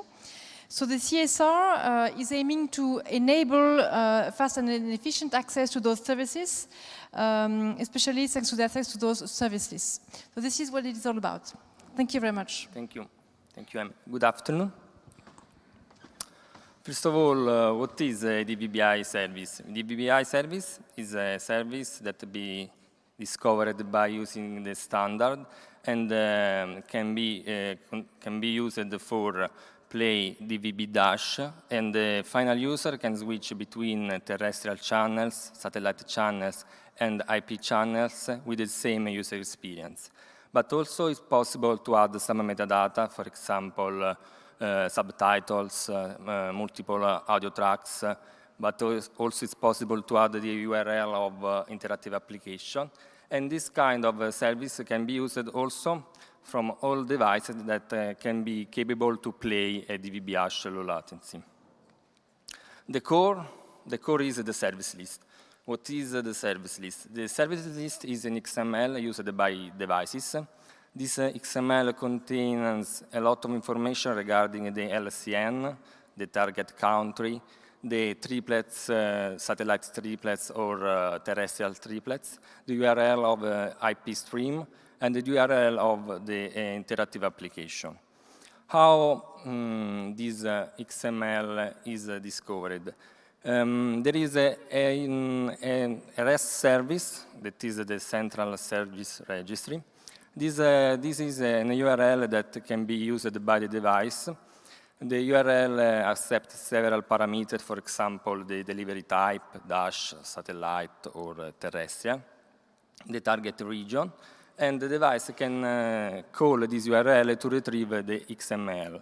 This XML contains the list of service lists, because the device can decide to install a specific service list, for example, a service list approved by the authority, or other service lists approved from third parties.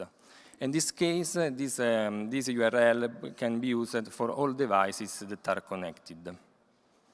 For example, 3 years ago, we presented at IBC an HbbTV application compatible with the DVB-I standard. And this HbbTV application can use this service list registry. Also, we developed an interactive application for infotainment. So, when the drivers and the passenger are in the car and the car is stopped, they can use this interactive application on the infotainment system to watch the DVB-I streams.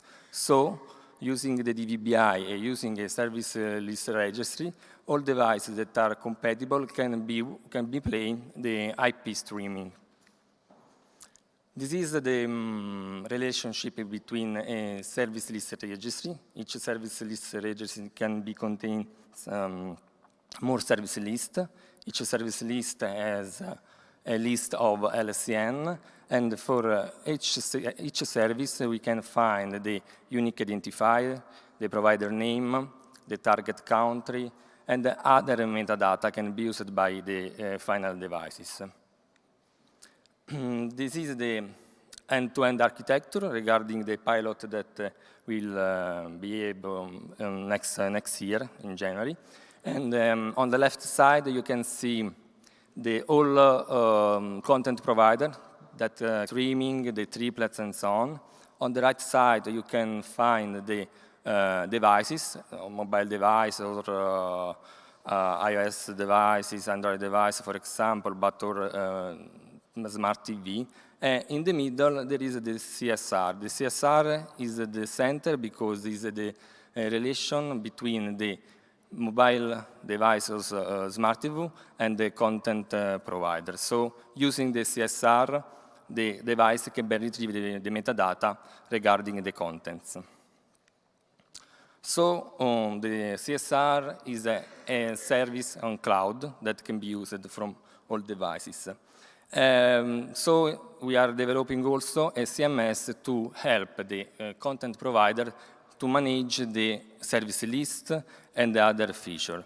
This CMS can be used to manage the account of a content provider, manage the service list, merging all service lists provided by all broadcaster and publishing them in a production environment.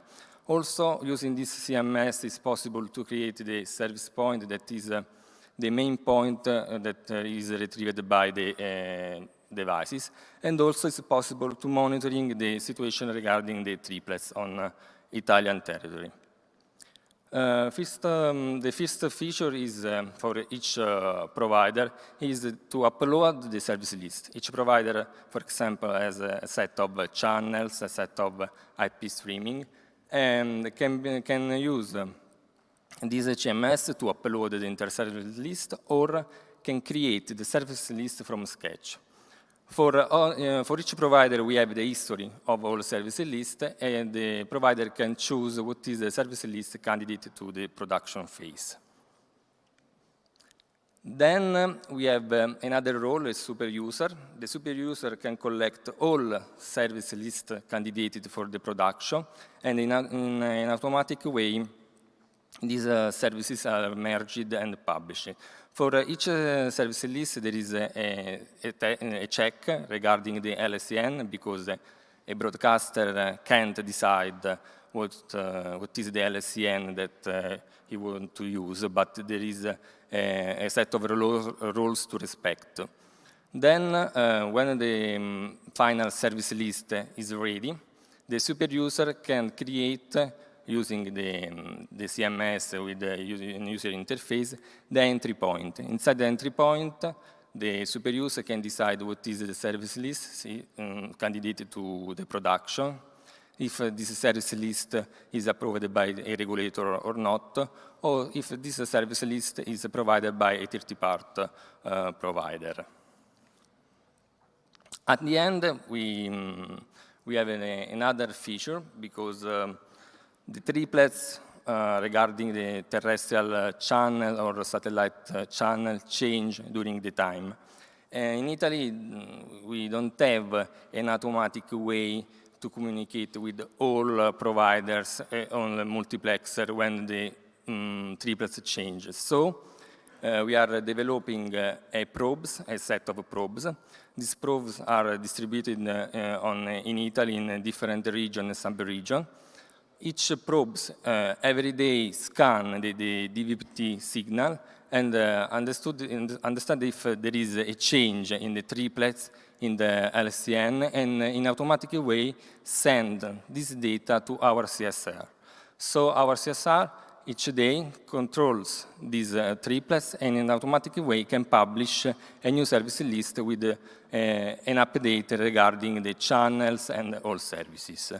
This project will be live next January, and it's a big opportunity for the small broadcasters, because some broadcasters that are our customers are trying to move to fast platform, but it's complicated. But using the DVB-I, they have the possibility to have a specific LCN with the low bandwidth, because they can use the IP instead of terrestrial bandwidth. It's convenient because the cost of bandwidth, the IP bandwidth, is cheaper. And that's all.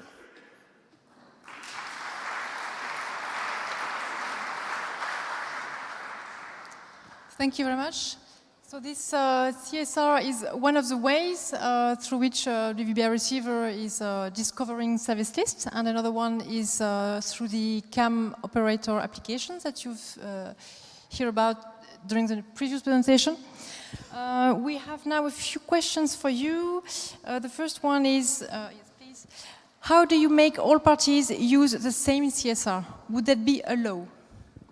There is, in Italy we are discussing with the regulator, because the idea is use the CSR for the pilot, and all devices that are involved in this pilot can use this CSR, because there is a specific URL to use.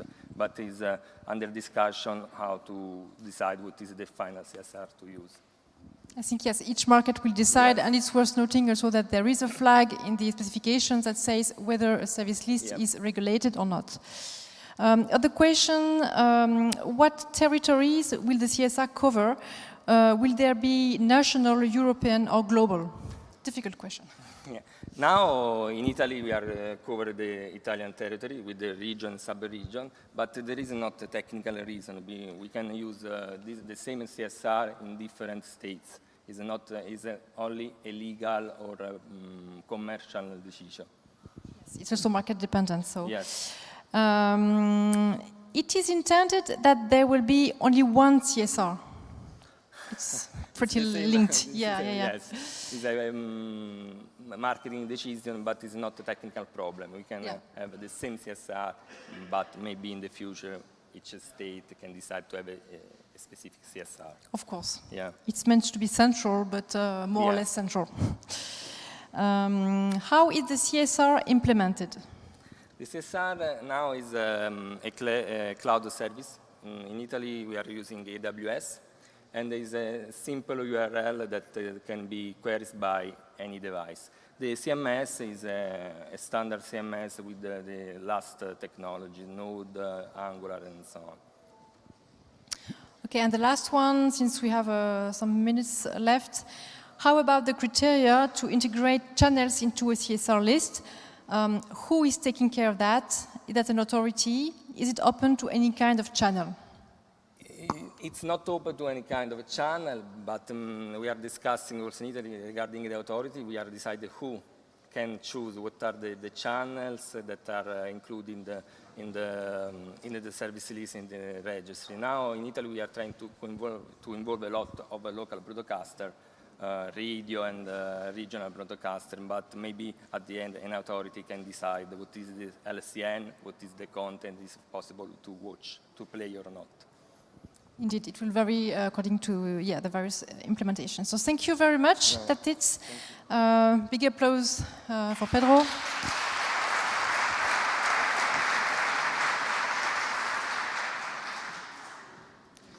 So since we have a few minutes left, I will conclude this session with some short commercials. So thanks to all of our speakers, our 7 speakers. So there were, I think, great presentations, very insightful. So I mentioned very shortly that we have in DVB launched a new DVBI implementation forum. So it's based on a Discord server, so it's a bit geek, but it works pretty well. It's a place where you can share your concerns, your ideas, and your problems also, if you have good problems or any kind of problem. So please join this forum if you have questions, suggestions, or anything to share about DVBI, whether you are implementing or just wondering about a future implementation. So you can see the link here, but you can have access to it through the DVB website, of course. This is in a news item that we've released recently. Second one is about, I just wanted to mention 2 new study missions that have been launched very recently and that are seeking inputs from the wider industry. One is on object-based media. The aim is to review and analyze how programs containing multiple media elements can be carried in DVB systems with a focus on IP delivery, but not only. So it's shared by Alfred Owels from High Silicon, who is also our PCM chair. So if you're interested in object-based media, which is a very trendy topic, please reach out either directly to Alfred or to me, whatever. A second study mission that has just launched, also a very important one, is energy-aware service distribution and consumption. Here, the goal is to analyze how the energy-related aspects can be taken into consideration to reduce the energy consumption on existing services or to optimize it on the new ones. So we have 2 chairs for that, from Interdigital and Orange. If you're interested in contributing, or even if you are not a DVB member, because we have now a way to facilitate contributions from non-member, so please reach out and we'll find a way for you to contribute in any way. And we have plenty of other work actually that has started, some of accessibility signaling, some on ultra-low latency and interactive services. We have a volumetric video, which has just been approved today, by the way, and I also mentioned the CI Plus operator profile just before. We have another one on film grain, so there are plenty of things going on. If you're interested in this, even just for a short contribution, please reach out. And finally, but not least, I'll finish with an invitation for you to save the date. So DVB World, you may have heard about the previous edition. So last year in May, it happened in Maison de la Poste in Brussels. So it's an unconference, so it's unlike what happened today. It's something very, I think you're unfamiliar with that. It's unusual and it's not unpleasant. On the contrary, it's something very, it had an unqualified success and we are sure on this next edition on the 14th of June, we'll have, we had more than 100 people last time and we'll have, I think, much more. So it's a way to engage into debates actually, not only hear about presentations, but also, yes, engage directly with all the stakeholders from the whole value chain. So it's a very interesting format. So you can have a look on the DVB website to have a clue about what it is, but I encourage you to save the date. So on the 14th of June. Thank you very much for attending this session. I hope it was pleasant, and now I wish you a good drink in the afternoon, the evening event.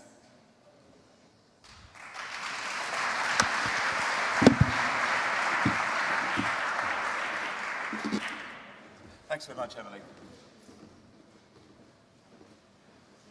It's not, Yeah, we're here. okay, now We can hear. I can. We can be heard, can't we? So Yeah, if not, we'll we just would like chat. to thank you all the speakers and also the moderators of the panel.